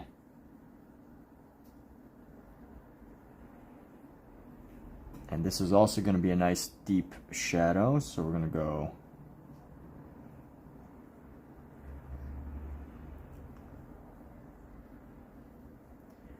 form that right there. That's going to be big. And then you got the shadow right here. Let's go curve up and then down. This one, this shadow right there. What am I saying? Shadows, like anywhere that there's like a slightly darker than the main white area, that's a shadow. And that's basically what I'm going to draw out. So, you know, this isn't necessarily like how one should always draw, right? This is more like, so this isn't a tutorial channel. Is I guess what I'm really trying to say is, you know, if you want a tutorial channel, this is not it. This is not a drawing tutorial. Like the tutorial basically is this book. That's, if anything, I am just a student of this book. The material in this book. And if you want to learn to draw, I highly recommend it. Charles Bargue and Jean-Léon Jerome made a book in the 1800s on drawing. And this is basically that, just me going through that book. That's it. And if you happen to like the way things are drawn, then you just gotta watch. Watch and enjoy and sit back and have some fun and let me speak to your spirits, your soul. Let me soothe your soul with my drawings.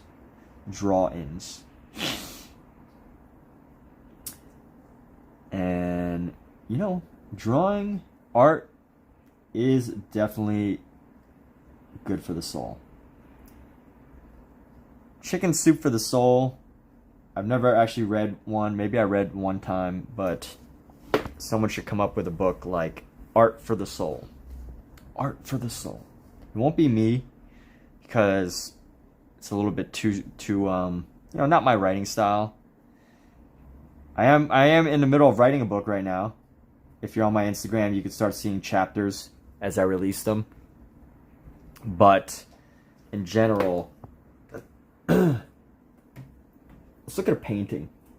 I need to take a break here. Let's see how this painting turned out. So here's a painting that I did a little while ago. Let's see how this turned out. Isn't it cute? It's all these little things that my partner had collected throughout her life. So this is actually a painting that she bought a long time ago, hanging on our wall. This is, you know, I like turning our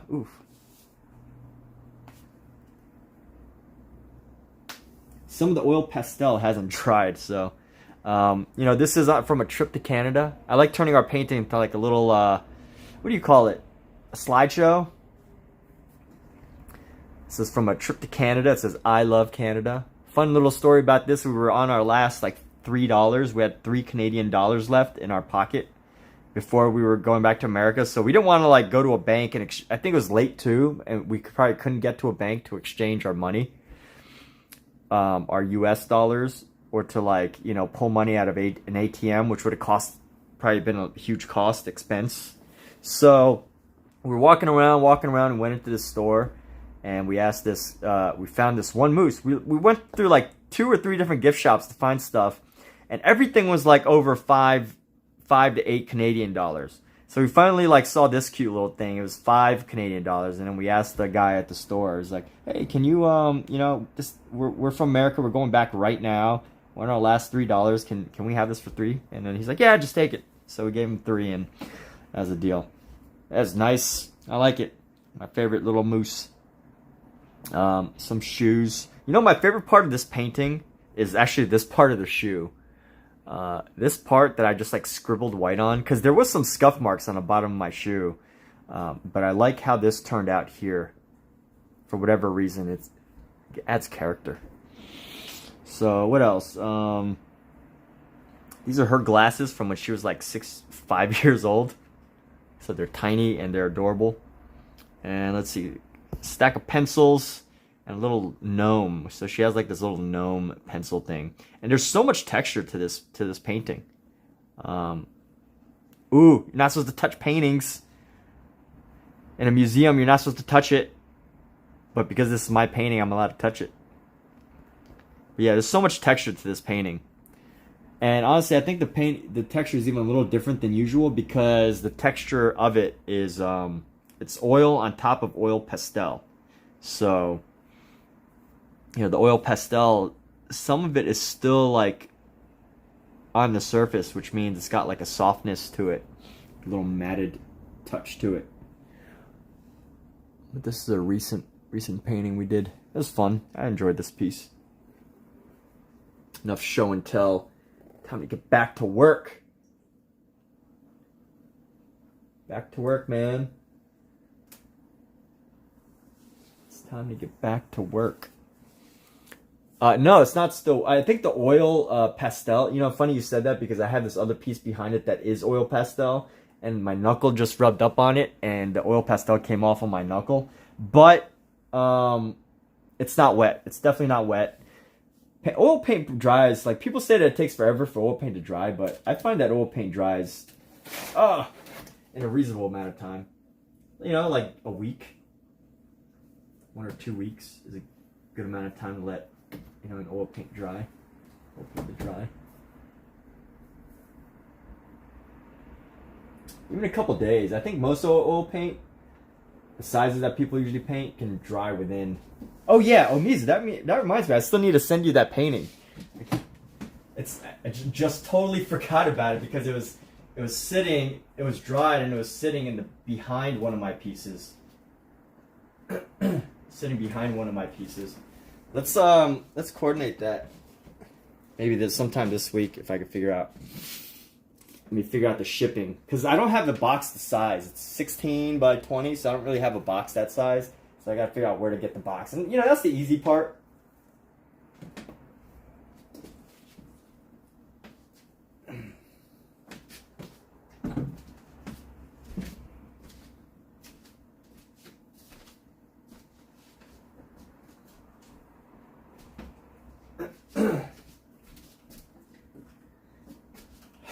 But sometimes, you know, it's just getting that box. My goodness, I'm trying to figure out what box to get. Where do I get it? I gotta drive out there. So difficult. It's easy when you talk about it, right? But it's easy to talk about, difficult to do. But yes, I owe you a painting, Omizu. So Omizu, for those of you wondering, you know, Omizu and I did an art trade, or are doing an art trade. We haven't fulfilled it yet, so technically, you know, it is not. We have not done it yet. But this cat, stop being so cute. How do you build your own box? Can you go into detail about that? Because I don't have any boxes that size. My biggest box is 14 by 20.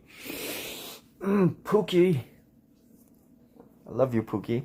I love you, little kitty.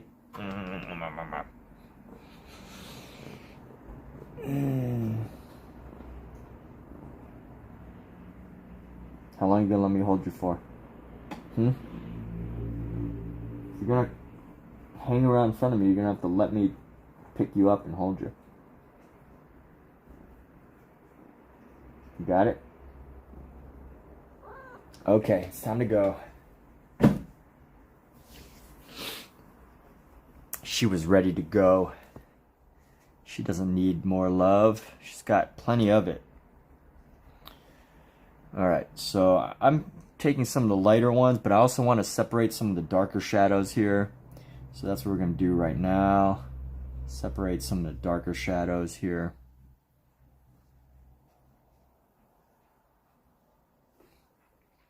I am cooking up a really healthy meal right now. It is leftover rotisserie chicken from the grocery store. You know, the best value chicken you could get. Rotisserie chicken from a grocery store. And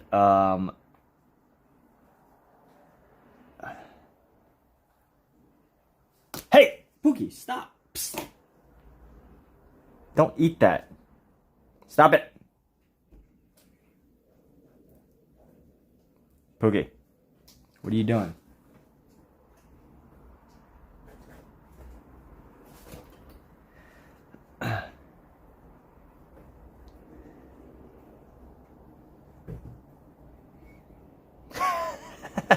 She just grabbed a packet of ketchup and took it away like it was prey. I feel bad for indoor kittens or indoor cats. Like, I know it keeps them safe, and there's this whole campaign in Los Angeles about keeping your cat indoors. But on the other hand, I also like feel bad because they're such like agile, like a husky, right? Like they're animals that although they've been domesticated, but they have just like this natural instinct, you know, this natural instinct to want to go hunt, to want to go climb and explore and get into trouble, and you know, their carnivorous instincts, their hunter instincts kick in, and they want to hunt an animal, right? Like they want to go and kill a lizard or eat a bird or catch a raccoon or squirrel and then bring it back to us, you know? They want to show us that they can contribute to the family. But because we've domesticated them, we can't allow them to enjoy their natural instinct to want to contribute to a family. Right? Isn't that sad? I mean, I guess it's not that sad, but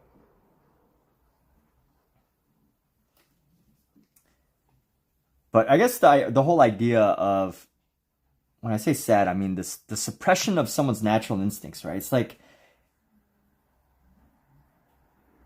giving an artist freedom, but not allowing them to do art or something, right?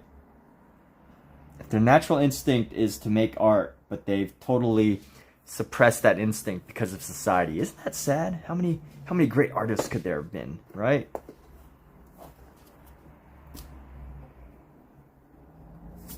Or even like, you know, someone who could have been a professional, like as Marlon Brando once said, I could have been a contender. I could have been somebody. I could have been a contender. I could have been somebody. I could have been a contender. I could have been somebody. As Marlon Brando once said. That was not my imitation of Brando. That was my attempt at creating an interesting voice. But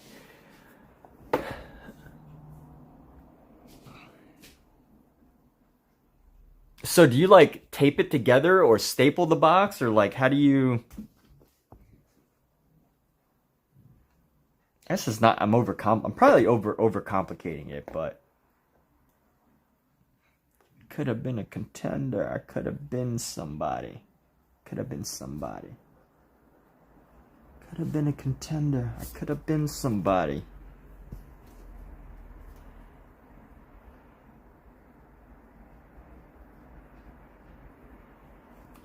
Could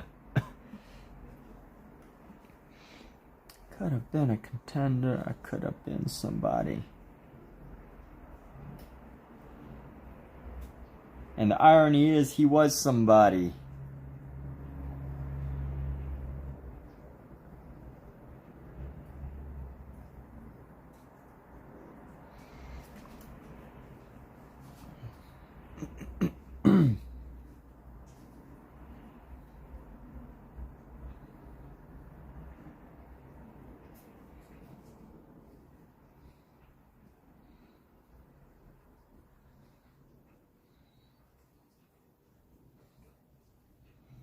Okay, let's get this piece right here. I'm gonna go like this, come around.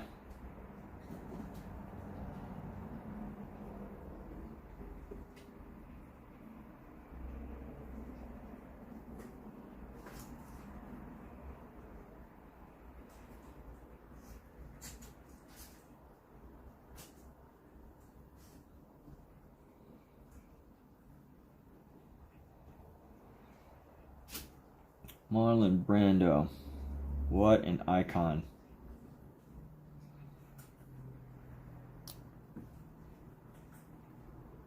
What an iconic icon.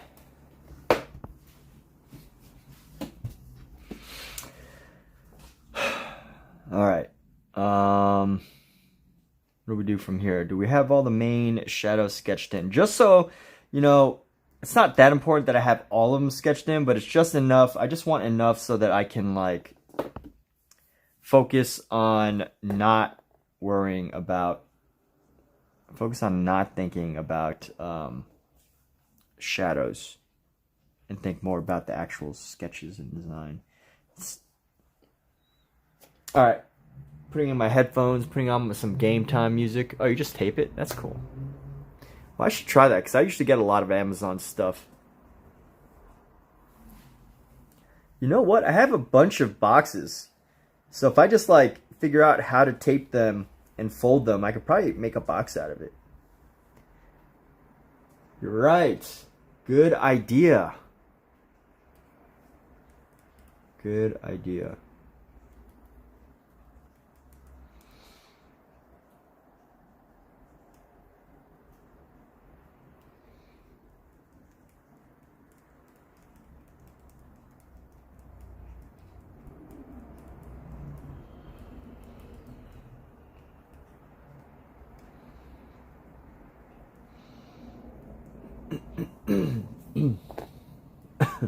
Hey, does anybody want to know how actors get into acting in Los Angeles?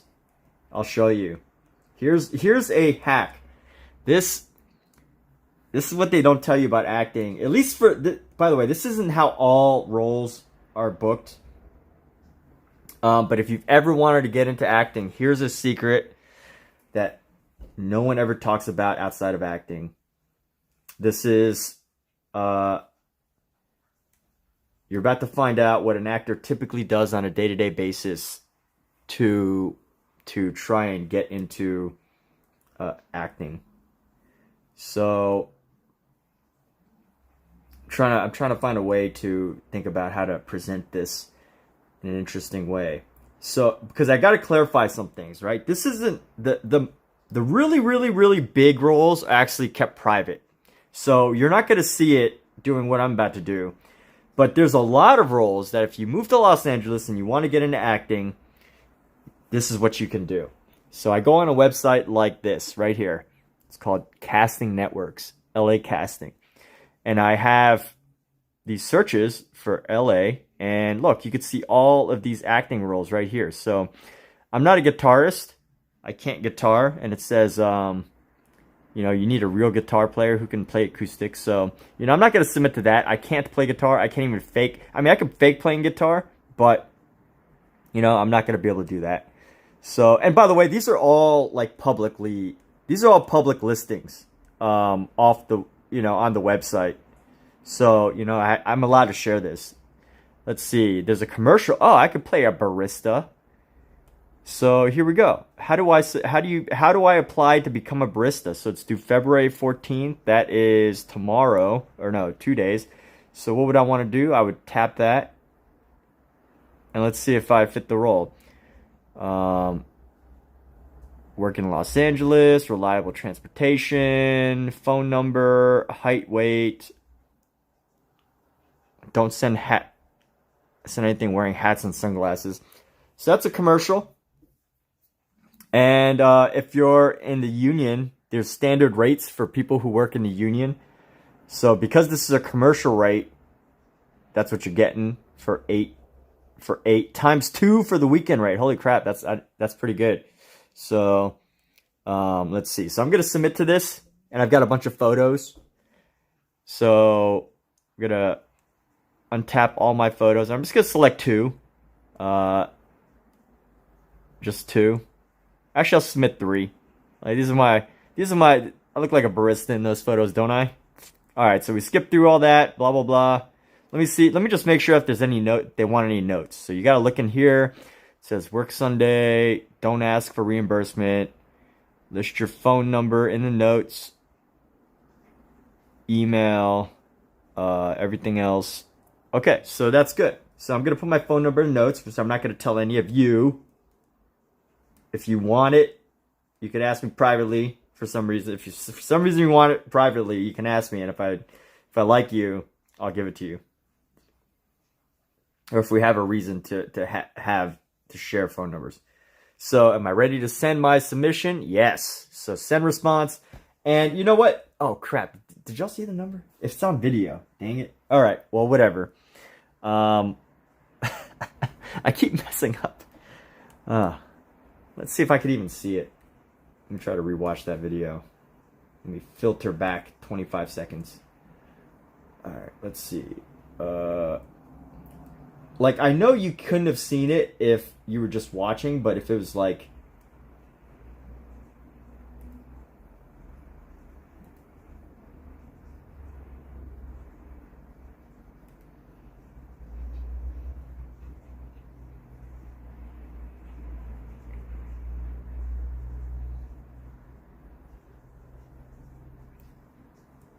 Okay, that did not show up with my number. Perfect.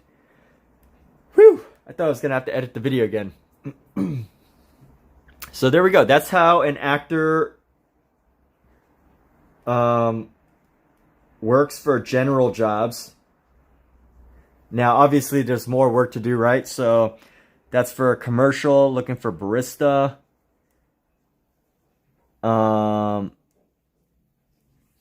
Here's some other roles that you could apply for. These are just extras. Like, you apply to be an extra.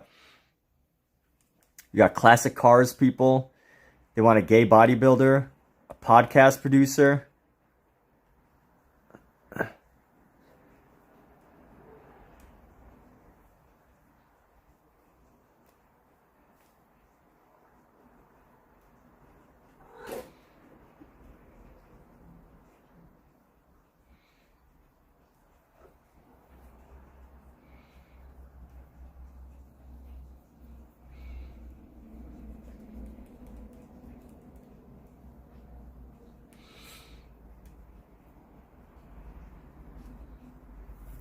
All right, so let's see. What else can I submit for? Deceased sponsee. No, I'm not. I don't want to do dead body.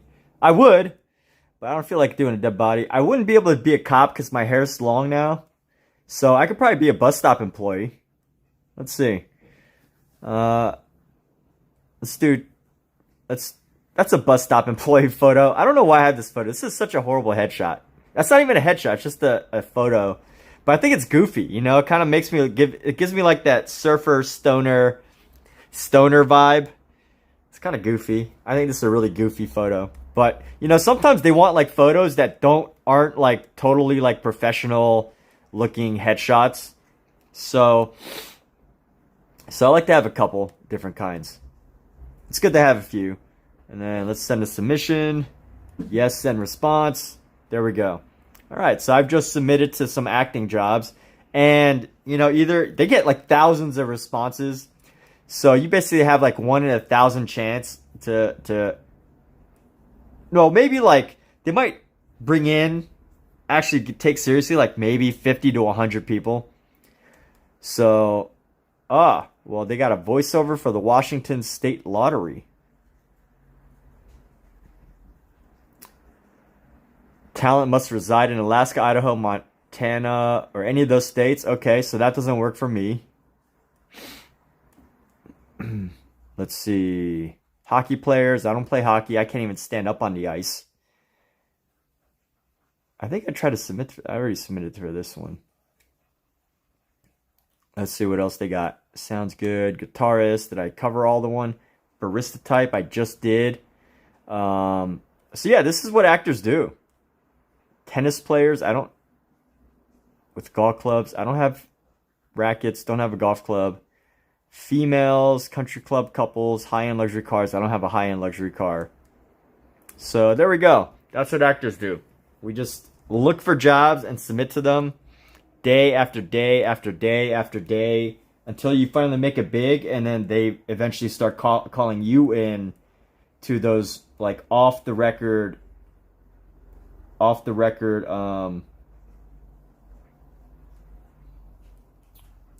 like the NDA projects, the super high-end bookings. So anyway, let's go and use this. Let's use up this pencil right here. And we're going to go start right into here.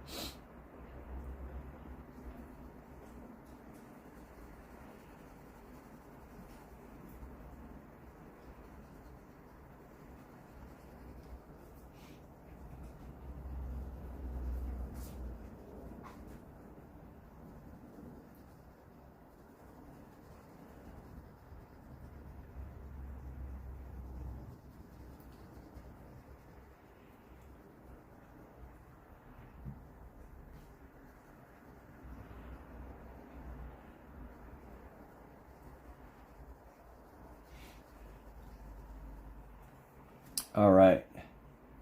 So Robert Redford once said that success is something you should always spar with but never embrace.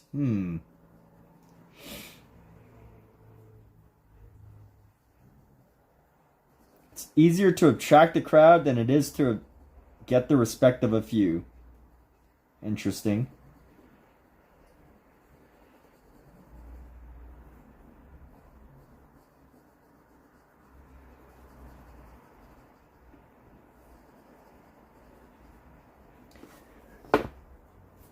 So this is just a quick way to get some shadow into the places that are going to be really deep shadow.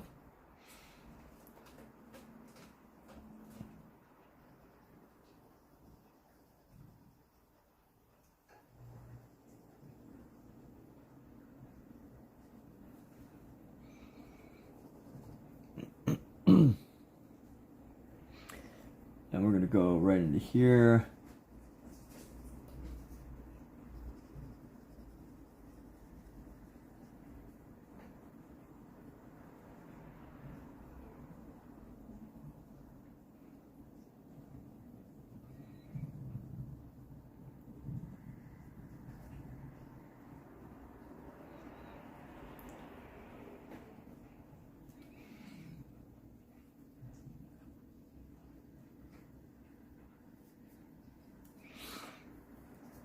And then actually, you know what? I could probably use this to cover over the majority of the area here.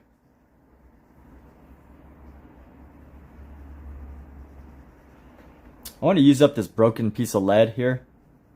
So I'm going to spend some extra time with this pencil. If you didn't know earlier, this lead is actually broken, but because this is a STAEDTLER lead holder, I can hold the lead even though it's broken. How genius is that as far as a lead holder is concerned? It's genius. It's a genius design. You don't waste lead just because it broke. I mean, you can, but like, you know, sometimes it's helpful to like, if you're out and about.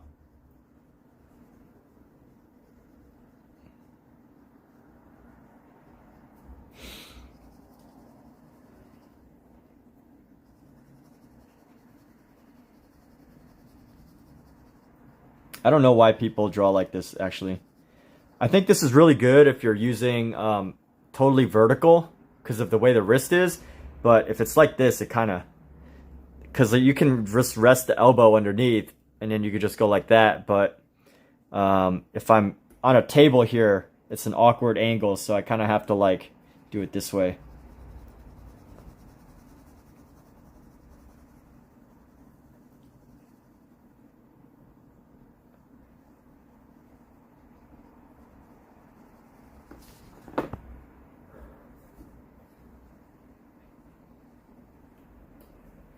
Sometimes I think I even need to hold it further because this annoying little thing here.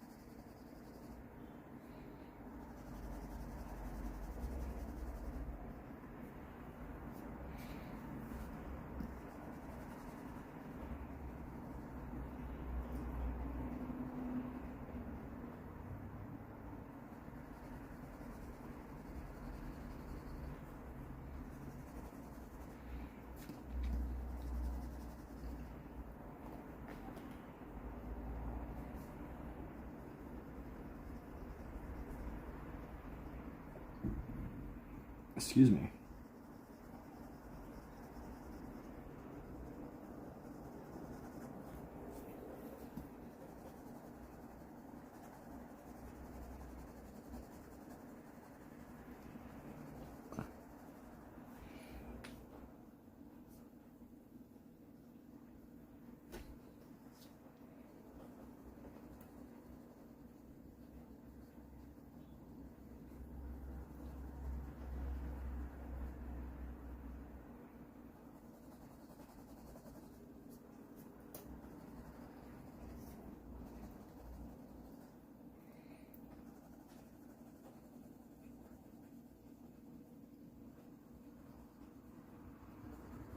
And here we go.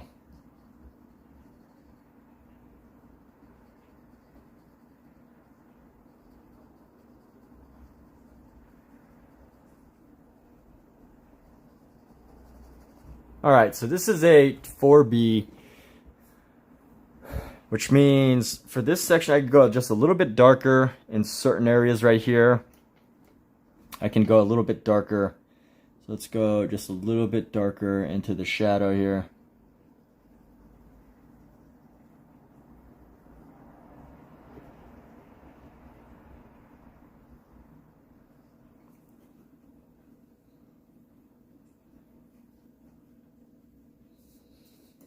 And just in general, this section could be a little bit darker right here.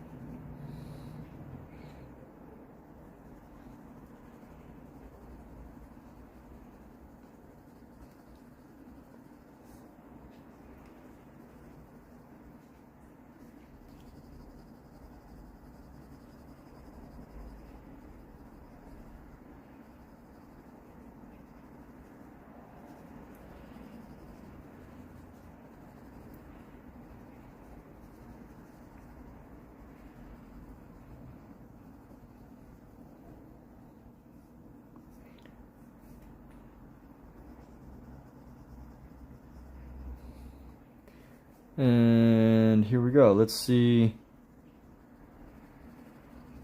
Maybe there's some areas that I can tighten up just to give it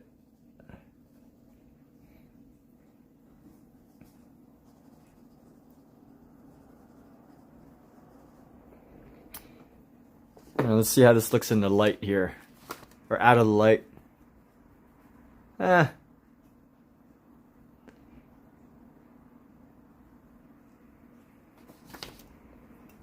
It's aight.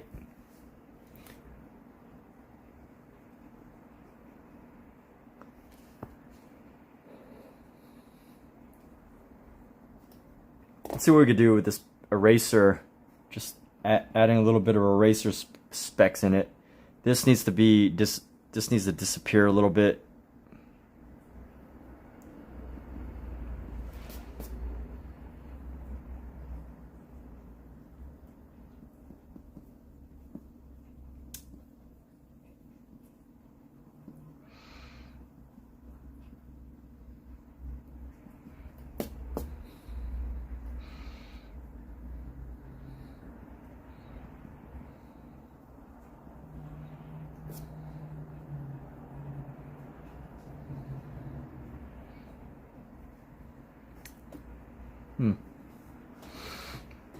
Okay.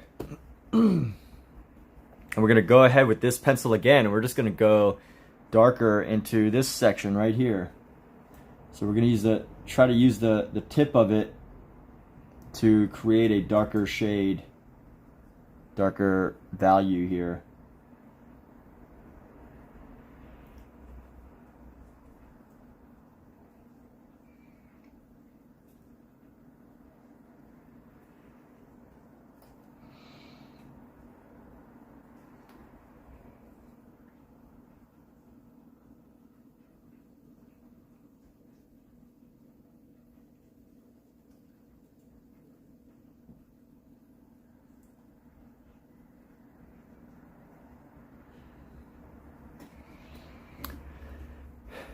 And let's see. So that's a pretty decent shadow. I like that shadow. And then in here, you know what? In here's got to be really dark. So I'm actually going to go... I want to use up this lead, so I should just stick with it. Just stick with it. Let's stick with it. Alright, we're going to go... Actually, I want to darken this a little bit more too.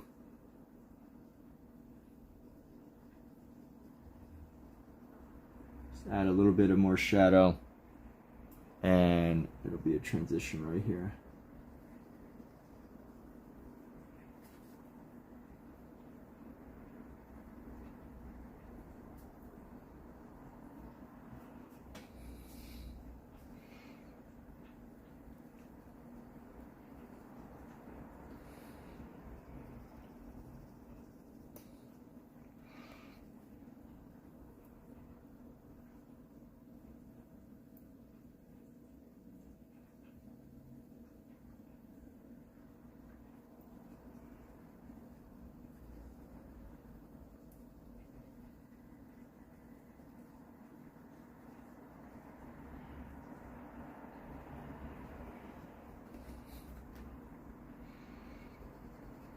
Once I've finished filling this in totally, I'm gonna go back over it with just the tip of this and get it nice and dark.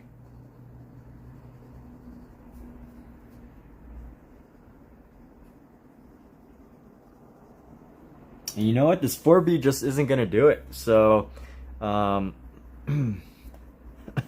gonna grab my 6B here. 4B just isn't do it, or maybe, you know, I'm scared to press too hard. I don't know. But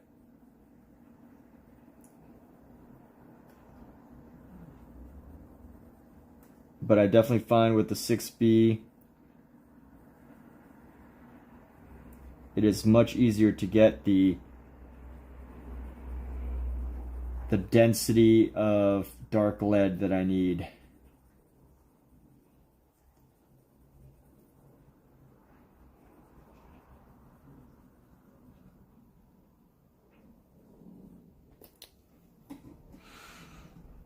There we go. And let's go into this section right here, actually.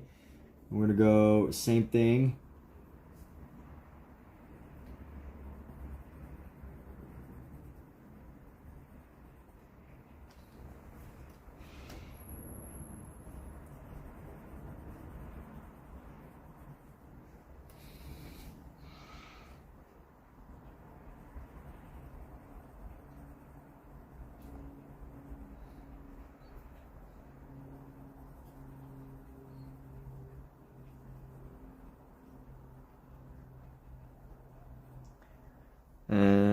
go. We're gonna go bring this up.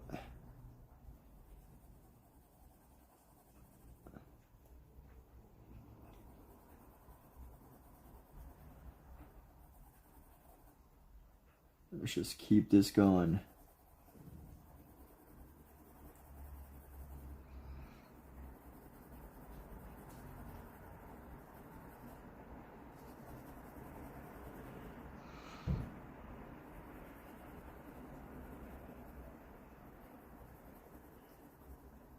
And there we go.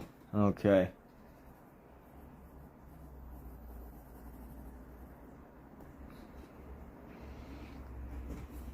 And then here we go. Let's go.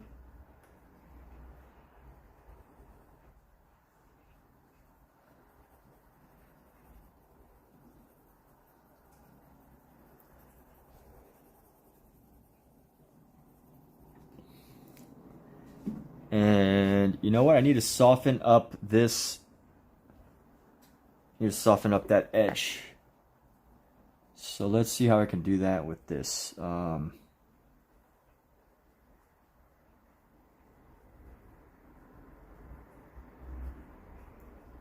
I don't like the line there, is what I don't like.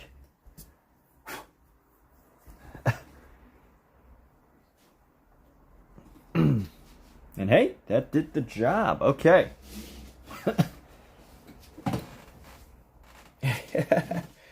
Hey, people, look at this.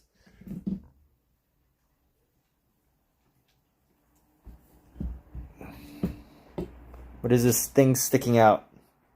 There's an animal under my easel right here, huh? That's very suspicious. I'm afraid to look under. It might be a monster. What is this? Don't look under the bed. You know what would be funny? Is the M. Night Shyamalan movie. It's about a monster, but the end of the movie just shows that it's a cat. Everybody was terrified of a cat that was terrorizing the town.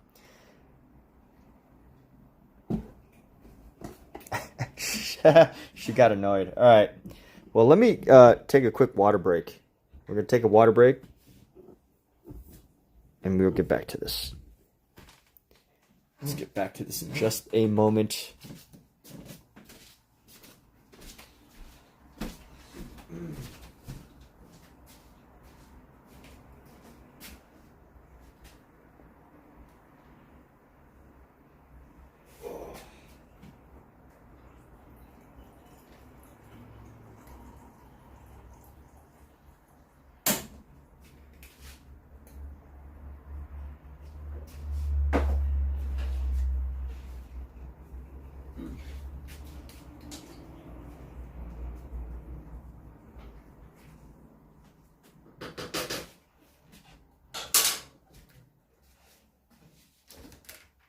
Kathleen. Yeah, I am streaming.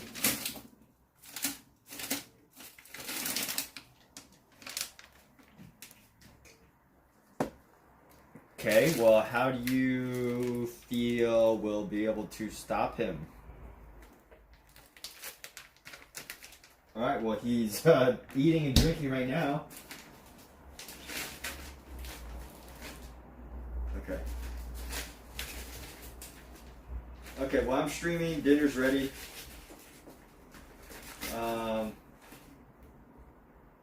Soup.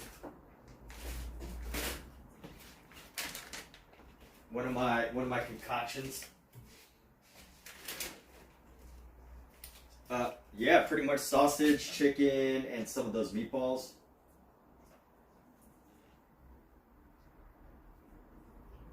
Oh yeah, and then all the vegetables. So it's, yeah, okay, sure, whatever. Well, I don't. It's a soup. It is a concoction. Alright. Alright. Alright, see ya, bye.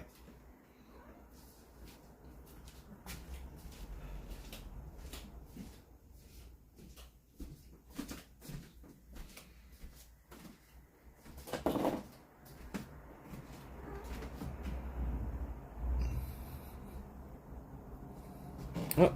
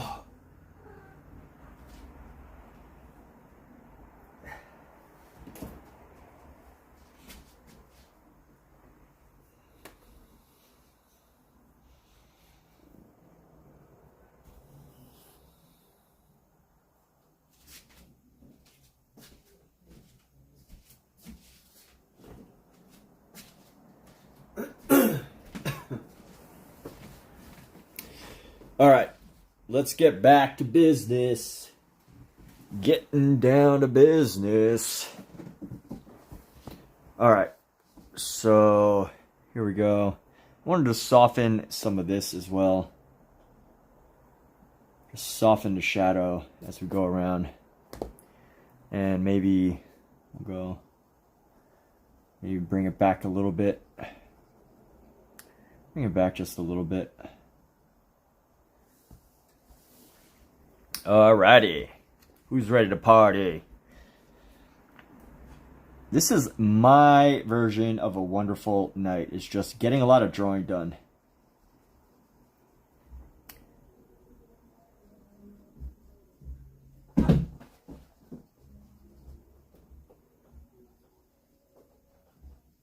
A wonderful, wonderful night has been had.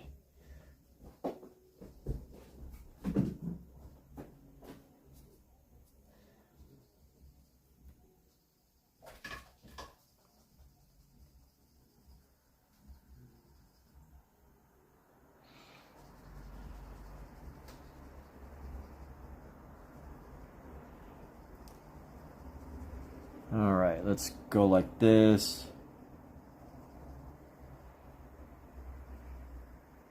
Who else is having a wonderful night? All of you, hopefully, are having some wonderful night.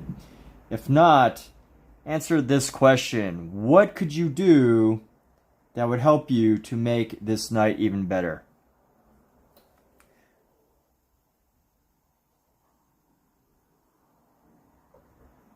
And honestly, if it's nothing, should leave a comment and maybe someone can help you. Maybe someone here has an answer to your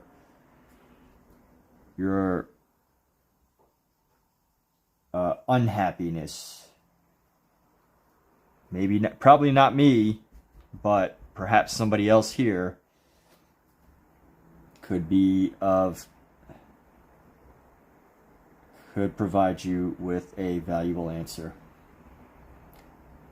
So here we go. We're going to go like this, and we're going to continue to create this little crease of a triangle right here.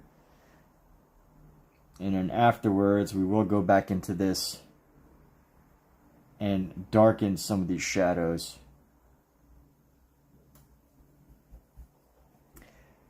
And honestly, I think right here will be much darker.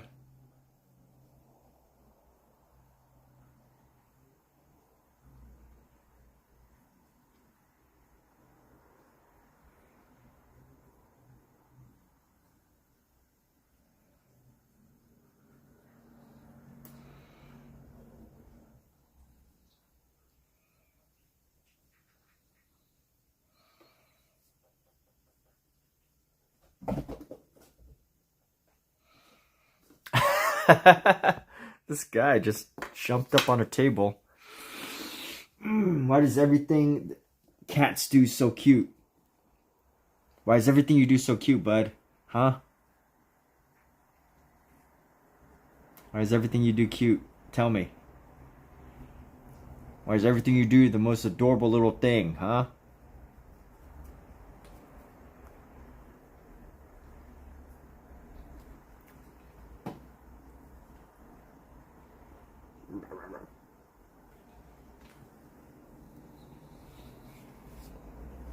Hope everyone has a chance in their life to have a pet where everything that they do is cute. And I'm pretty sure everyone who has a pet has experienced that, but maybe not. Maybe not everyone has had a pet that everything they do is cute. That everything they do is worthy of Instagram. I should do more videos of my pets. But a lot of the cute things that they do, like, come in the moment. I can't really plan for them.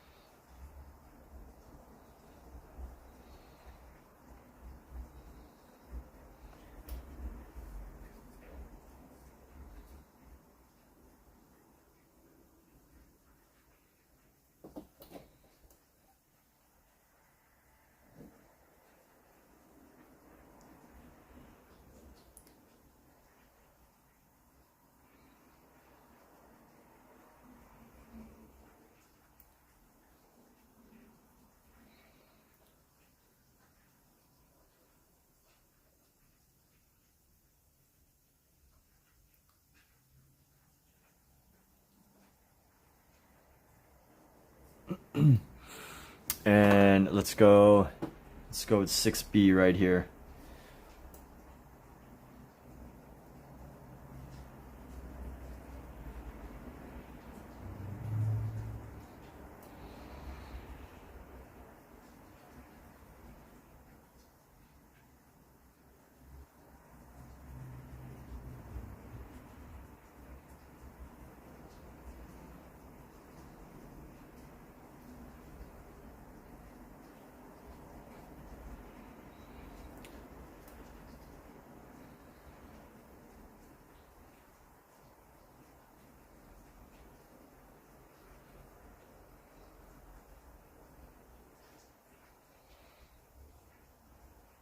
Let's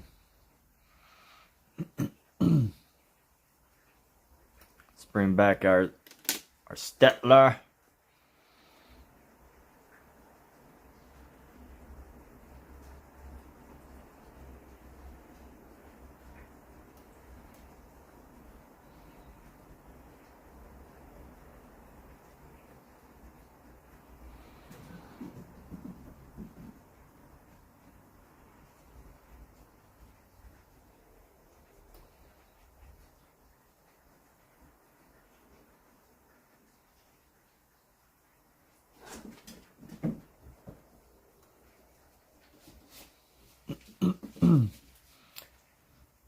And here we go.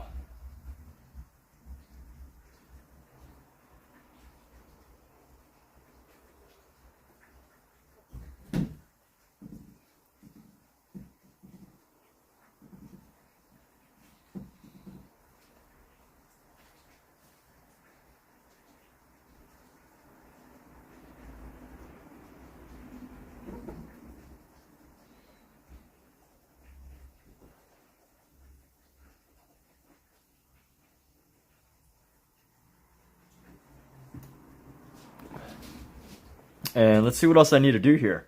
I need to go right into here.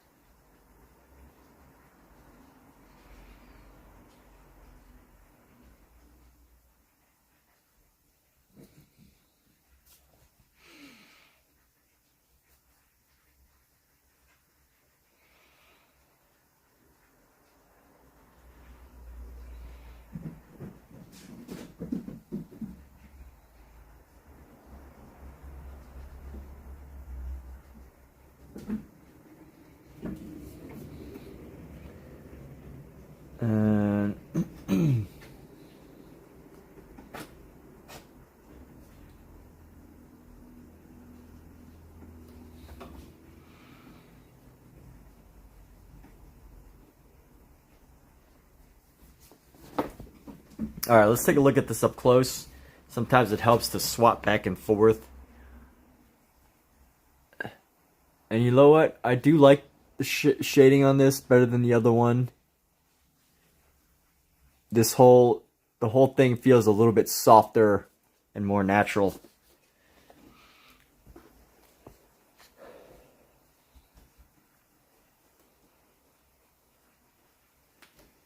So even here though, need a little bit of a shadow that comes around here.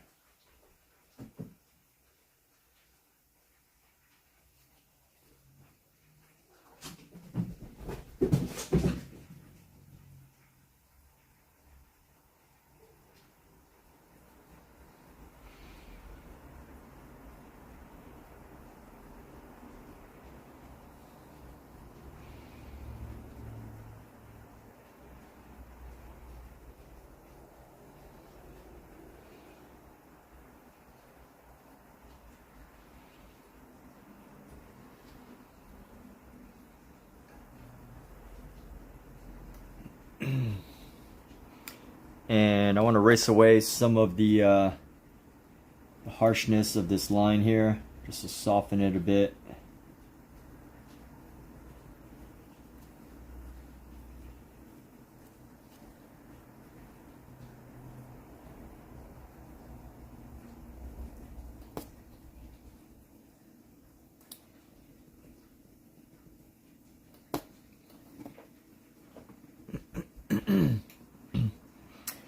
And then here as well, some of these little corners right here need to be a little bit, have their lineal, I'm making up that word. I don't know if lineal is a word, but I'm making it up. It means like, you know, there's lines that I'm using to like help define some of these shadows. And if I can reduce the fact that there's lines and make it look like there's just a natural shadow covering around, that's reducing the linealness of it. So I made up the word lineal solely for that purpose. I don't know if it's actually made up though. Again, as I have said, I don't know if it's actually made up or if it's an actual real word. But just to create this curvature here. And then there needs to be a little bit more of a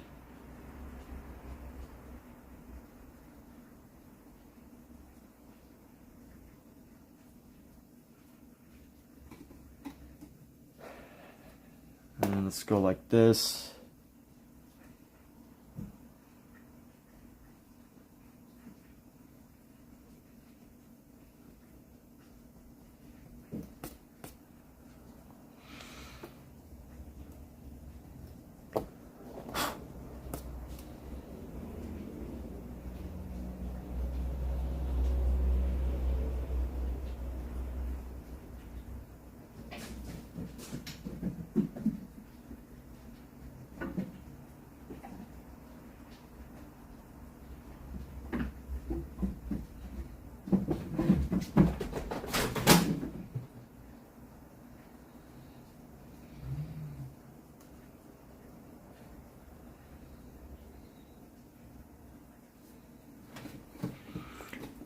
All right.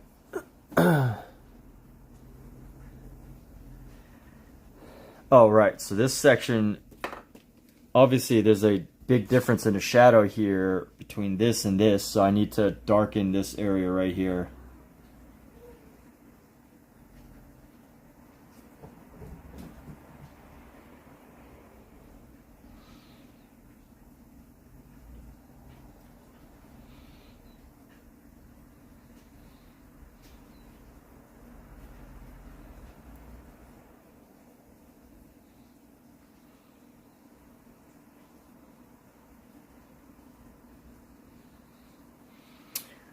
And then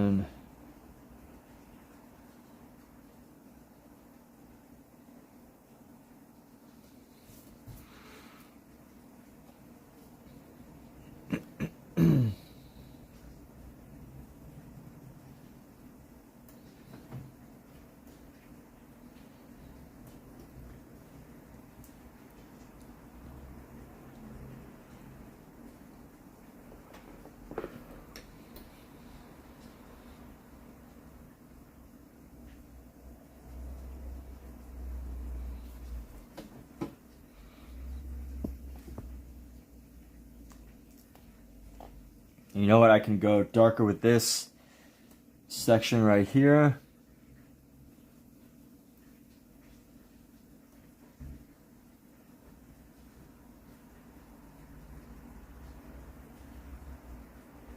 Let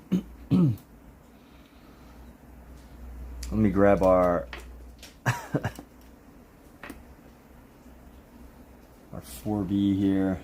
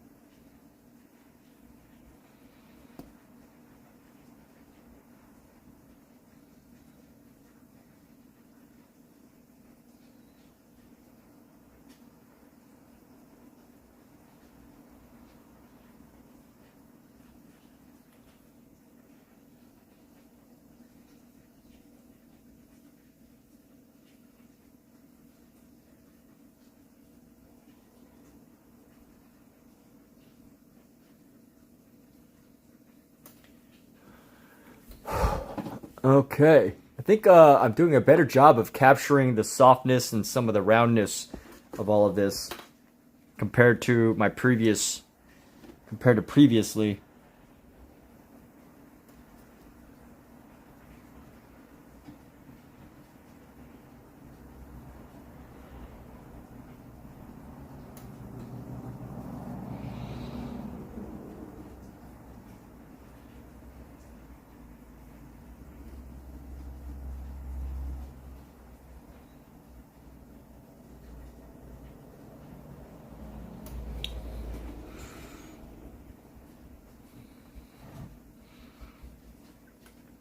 Let's go around like this. We're gonna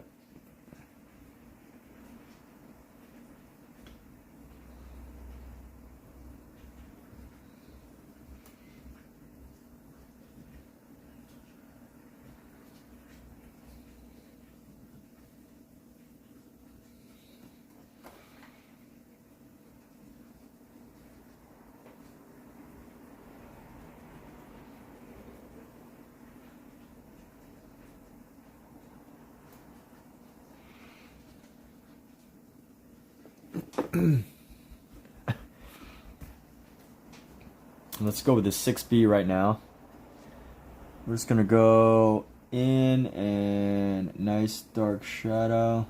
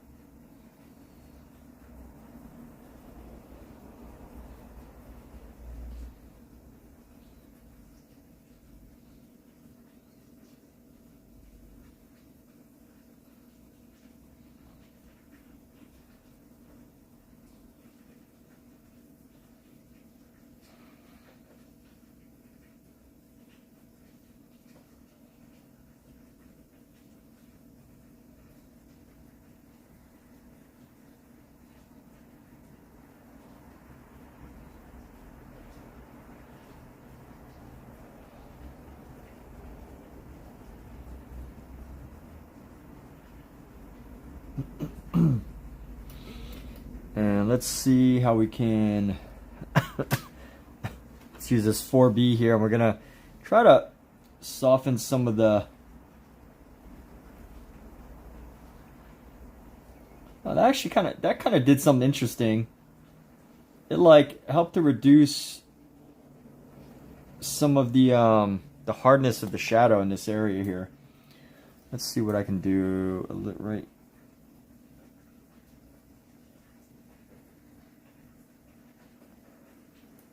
I don't want this shadow to be so deep.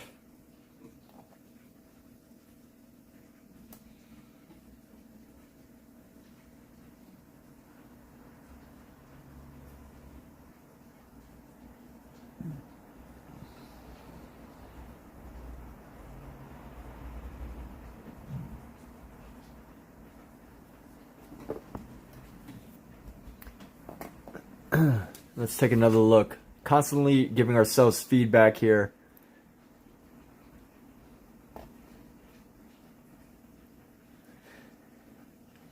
Okay, so I think right in here, thing that's going to help to tie this together is just adding in our light shadow into here.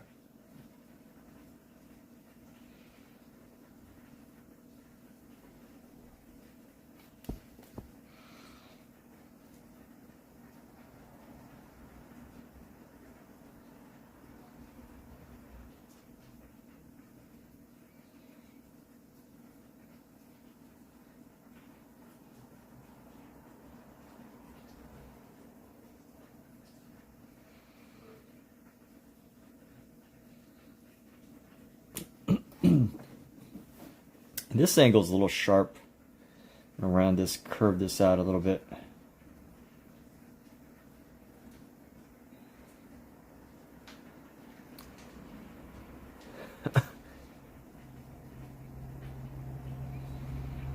You know what? There needs to be a little bit of a transition for this section right here.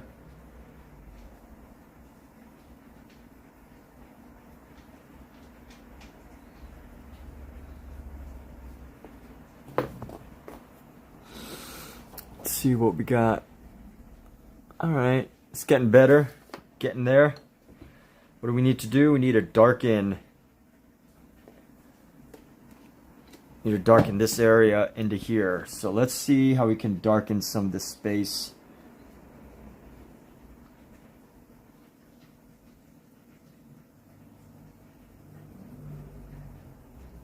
Just enough to like create like a better curve in here.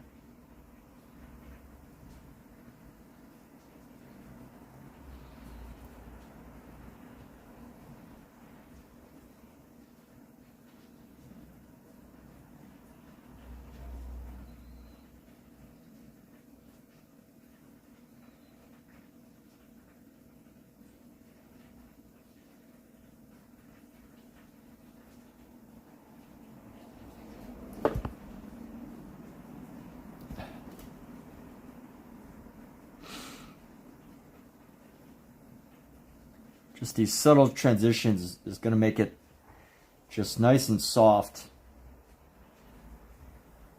Even if the proportions might be long, the proportions are pretty bad. The proportions of all these fingers, I admit, they are pretty bad. But you know what? If you don't like it, you don't have to buy it.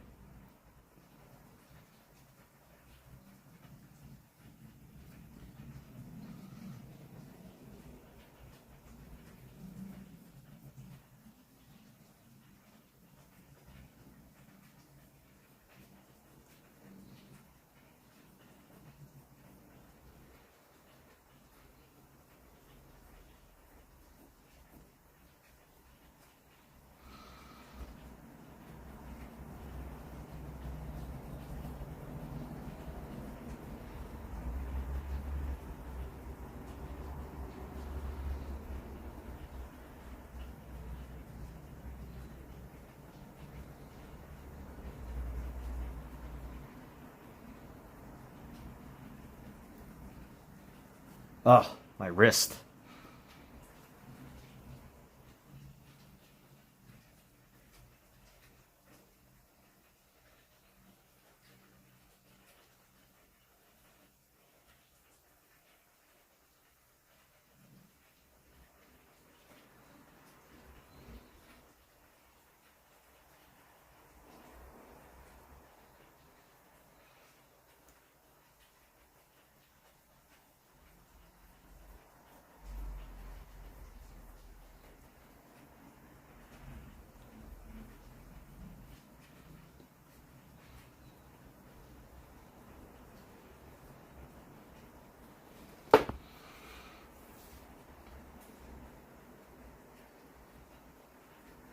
And how do I find a good way to transition this right here?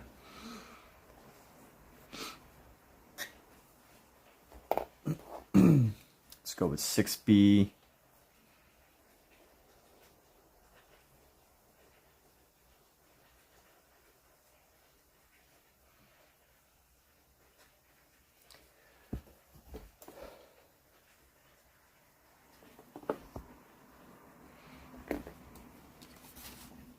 And let's see. Thanks. Hey, Danny E., you take care. You have a great evening. I hope you have some very creative, artistic dreams. Thank you so much. Let's see. Yeah, I like the roundness of everything. I like the shapes of everything that's coming along.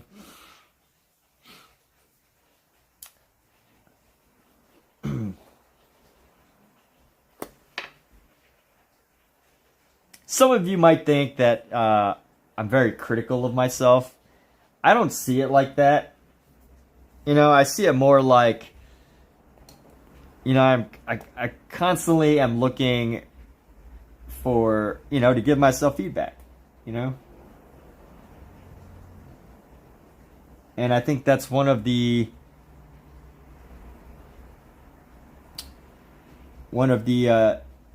challenges of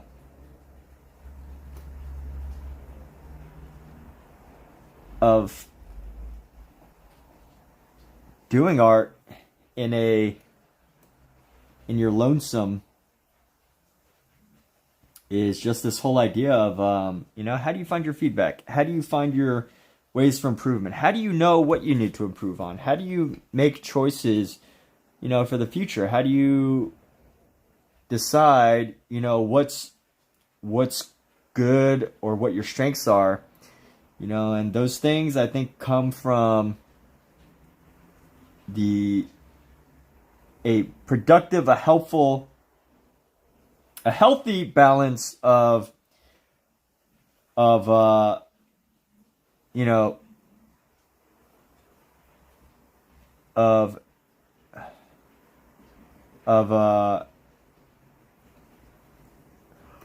self-feedback,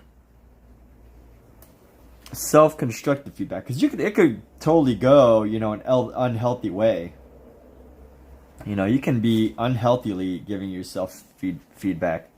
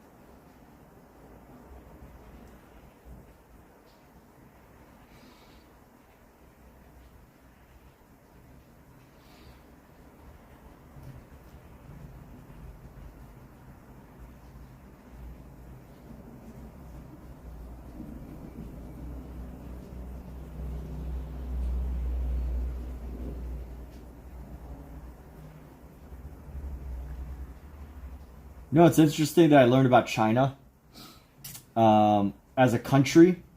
So I read this great, interesting book that was on Bill Gates' reading list. It was called Deng Xiaoping, The Transformation of China. So for those of you that don't know, Deng Xiaoping was a very well-respected leader in China. And it was talking about how basically China came to become one of the most powerful, influential countries on the planet. And, you know, one of the things that I found interesting that China supposedly did was, and by the way, this is a controversial thing because, you know, the communist revolution is a very controversial thing. You know, everything that China did to become what China is today is highly controversial, highly, highly questionable, all that. But one thing that they did that supposedly, was probably like life or death for some people was what they call like criticism sessions, where they would literally like sit around, according to the book, they would sit around and then they would just criticize themselves. People were forced to criticize themselves. And if they failed to like criticize, I guess like they would have done something about it, like because they were doing it in a group. So I always found that interesting. And, although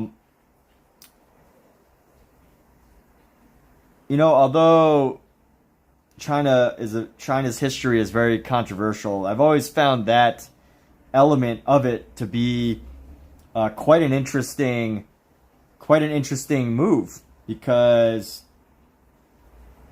it's like it's a very important thing to be able to not be critical, not be like cynically critical, but to be able to assess a situation. And of course they did it for different reasons, right? They were doing it to try to weed out, like, to really get the propaganda in, right? To really get people to commit to saying, hey, they were trying to get people to commit to the party, right? They wanted to get people to break out of, to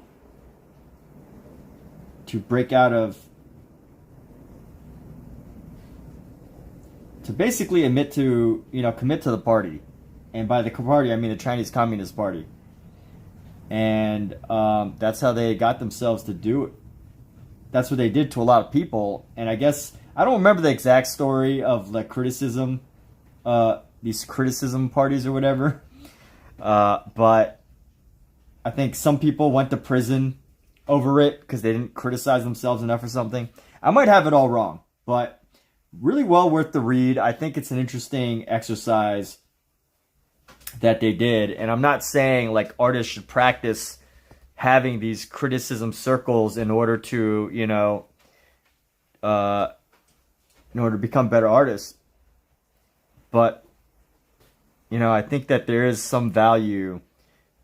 Reading that in the book stuck out with me as an important activity to, really be like, even with so much talk about politics now, I'm not going to get too into politics, right? But I do want to say this, especially in politics, to be able to even have the opportunity to criticize the government or to, have the leader criticize themselves. I mean, I think that is a pretty powerful thing. And while I don't think any of the Chinese leaders at the top of the government spend time criticizing themselves, I find it interesting. The value of a self-critique, self-criticism, not necessarily harsh criticism, but a level of criticism that just enough to get you to get to your next level, right? Because when you criticize yourself, you kind of come up with solutions to problems that you might have. I think Quentin Tarantino did a version of this, although he called it something different. Quentin Tarantino supposedly, when he was just still a wee lad working in before he became Quentin Tarantino, he was working in a video store, and he said this on Joe Rogan, on the Joe Rogan show, like, what did he do when he was like struggling that helped him finally become successful? I had a burp there, which is why my voice kind of choked a little bit. But the thing that helped Quentin Tarantino become very successful was he would sit down each night, late into the night, and he would basically write down everything that he was doing wrong and what he could do to fix it. And although I don't know for sure how the Chinese did it, about what I was saying earlier, but you know, I think that's a version of like, that's a version of it, right? Sitting down, evaluating what you're doing wrong or right, literally what you're doing wrong, and taking those and then coming up with answers of how to fix it. And he says that that is one of the big things that he did that helped him become wildly successful. So who knows? I mean, every story, every like single exercise type thing, you know, there's no one solution. No one solution for anything, right? So, you know, he probably did a lot more things than just self-criticize. But it is interesting to think, you know, it even makes me wonder, did he like take that from what the Chinese were doing at the time? Something to think about. But, you know, there can definitely be value to self-evaluation. Maybe self-evaluation is a much more acceptable word. Self-evaluation.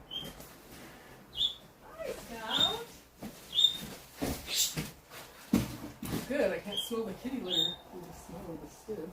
And here we go. Hi. No, you can't go out. And we're going to go into here.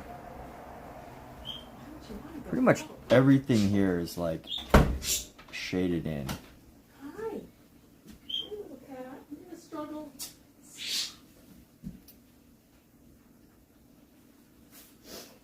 Hi. What are you doing? Hey. Drawing tattoos? Huh? Drawing tattoos? Huh? It's muted now. Oh, are you drawing tattoos? No. You should. Come up with some really creative tattoo designs. Okay. Make some money. Okay. Ask your viewers how many of them would like a tattoo that you design. Who wants to get tattooed from me? Once All learn of you how to do, it. right? Every single one of you wants a tattoo from me. Hi, Fern. All right. Simba done eating? Yeah, I think tattooing is a great transition from art. Tattoos are artists. Huh? Tattoos are artists. Yeah, I know. Tattoo artist. Yeah. So food is ready. Good.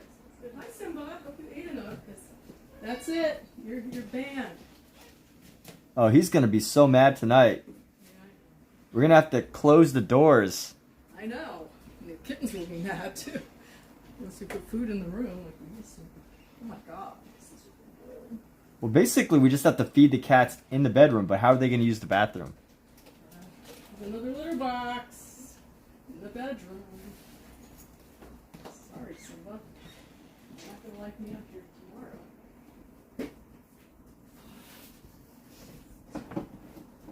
tomorrow. All right. So let's go. We're gonna go right here. It's okay. Simba needs to lose some weight anyway. Yes, he does. He knows we're talking about him. I know. Hey, Simba. You'll get your teeth pulled tomorrow. Yeah. Oh, they're getting pulled? Probably. That's what the vet said. His gums are so inflamed, and looks like he has abscesses, and I'm like, oh no. But they were twice as expensive. Yeah. This place in Glendale, they had a special, $600. But it's extra for extractions, of course. If they won't use too many. Just pull all your teeth, Simba, then you can't bite me. That would be nice, huh? Just like the abominable snowman. I am streaming, by the way. I know. Just reminding you. Thank you.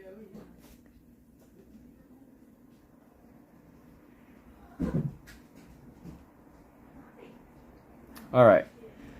And now, for our last trick, you're doing your best, man. You don't...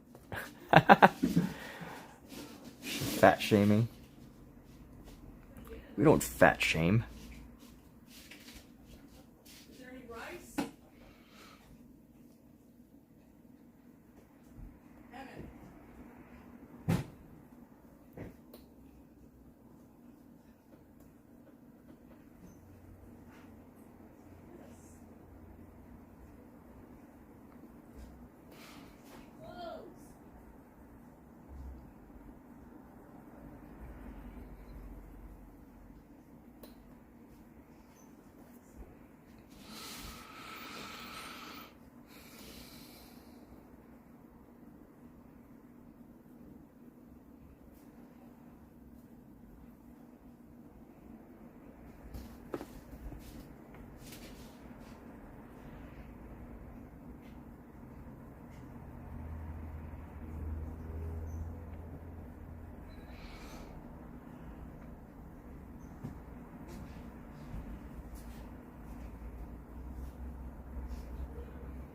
try it yet? Emmett, Huh? did you try it yet? Did I what? Did you try the food? No, I have not. Did you make any rice? No, I did not. It's veggies. Eat it. Eat the veggies.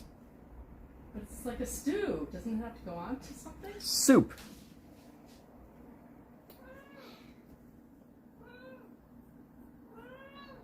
What do you need? You already ate. You're not eating anything. Doesn't have to go on anything. Usually we have rice with everything. Okay, no rice. Bread. Starch. Well, make some. It takes a I minute. would have to. Huh? You know I would have to. But yes, I should.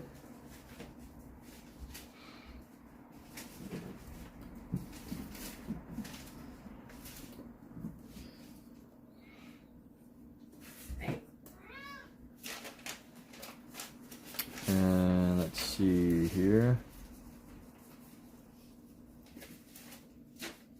And let's see what are the subtle details that we need to bring in here. We gotta go around here.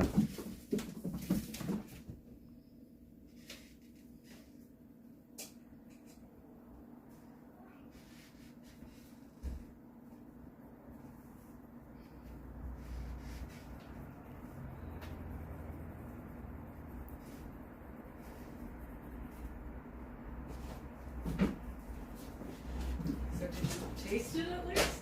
Nope. Are you going to? Yeah, when I eat it. How are you going to eat it?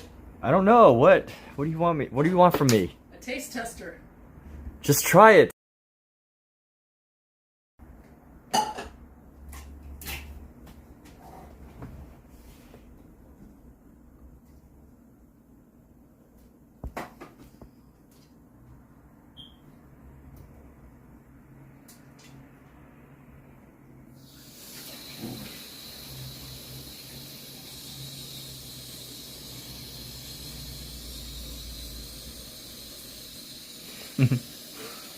All right, here we go.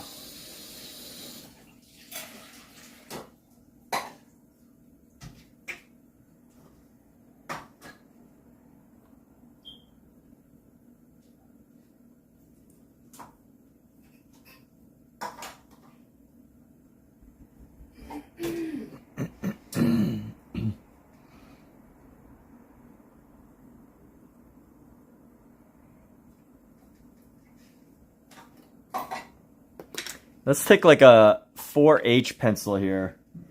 Let's test out this 4H here. Just getting into some of these lighter areas here.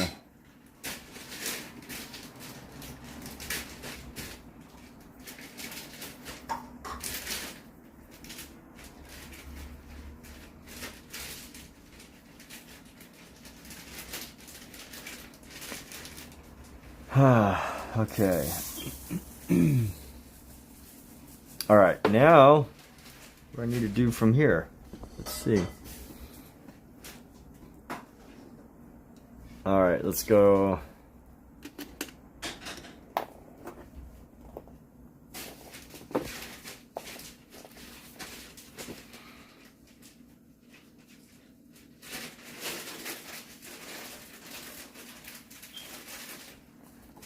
You know, we go with the 2B, go with a little 4B action here.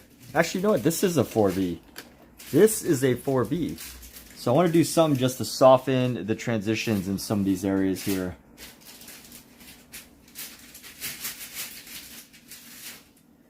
Just to round out the transition here.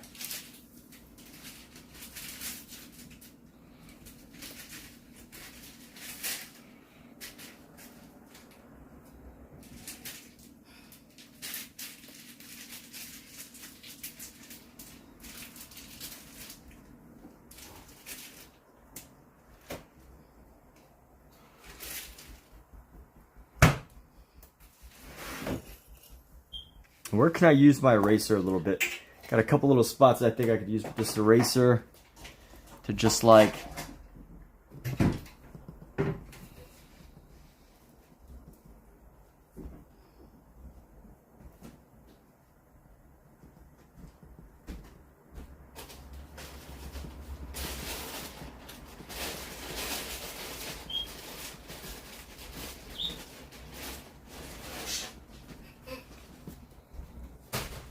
Hello, Miss Bird.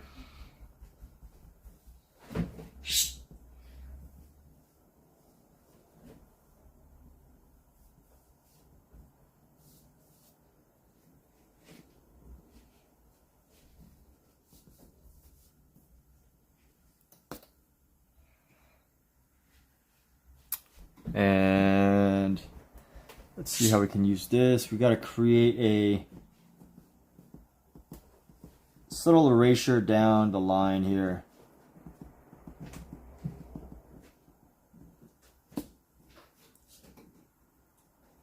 Just to create the subtle transition of light, and maybe a little bit of transition here. Soften some of these, the edge work here.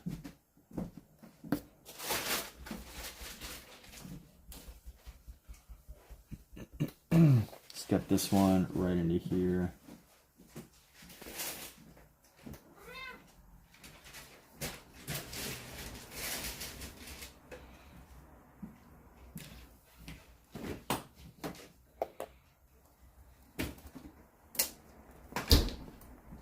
Reduce the lining. I want to get rid of like what looks like a line here.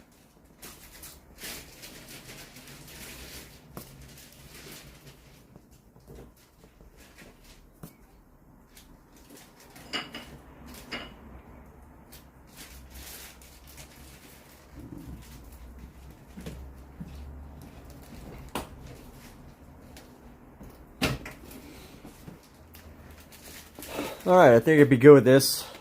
Let's see, how's it look?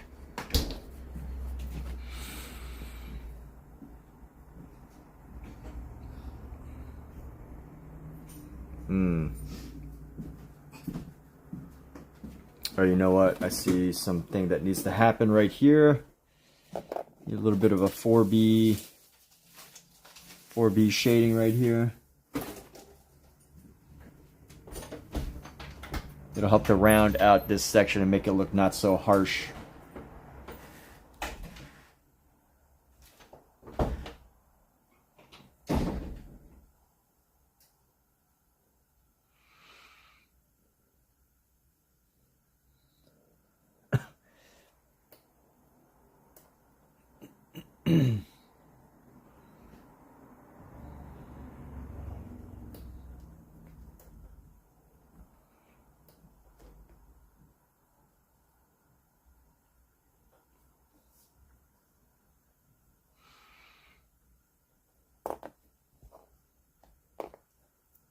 Let me see if I can use this to do some little trickery.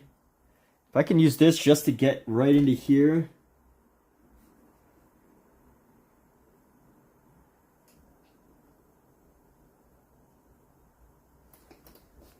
Just to give it a little bit like of a pulling away from the light. Huh.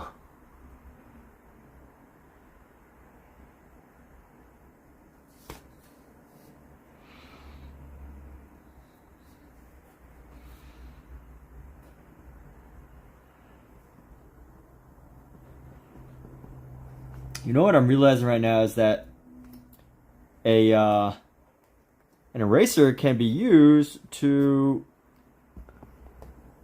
move the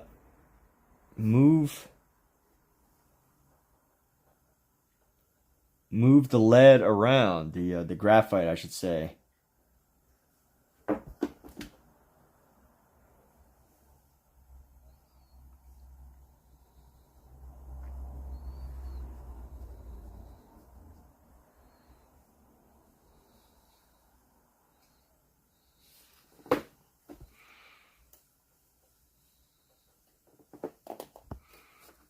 Let's see how this looks. A little bit better. I think I can be comfortable with this.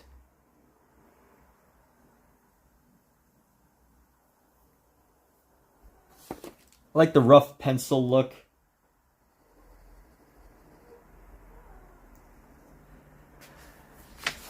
Alright, so we had a nice 5.5 hour stream today.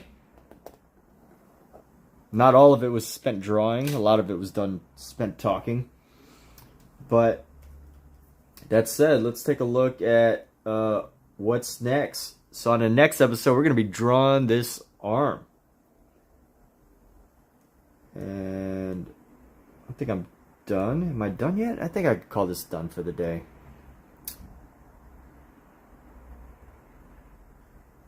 We'll probably be back tomorrow a little later.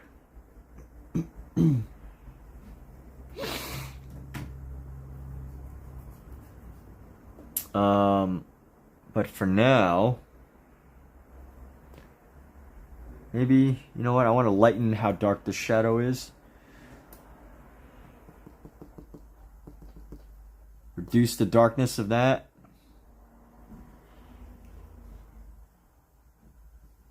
Just a little less of a steep line. Reduce the darkness of this as well.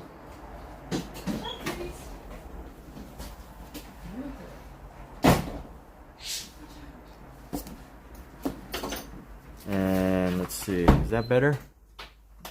Yeah, some good subtle transitions here.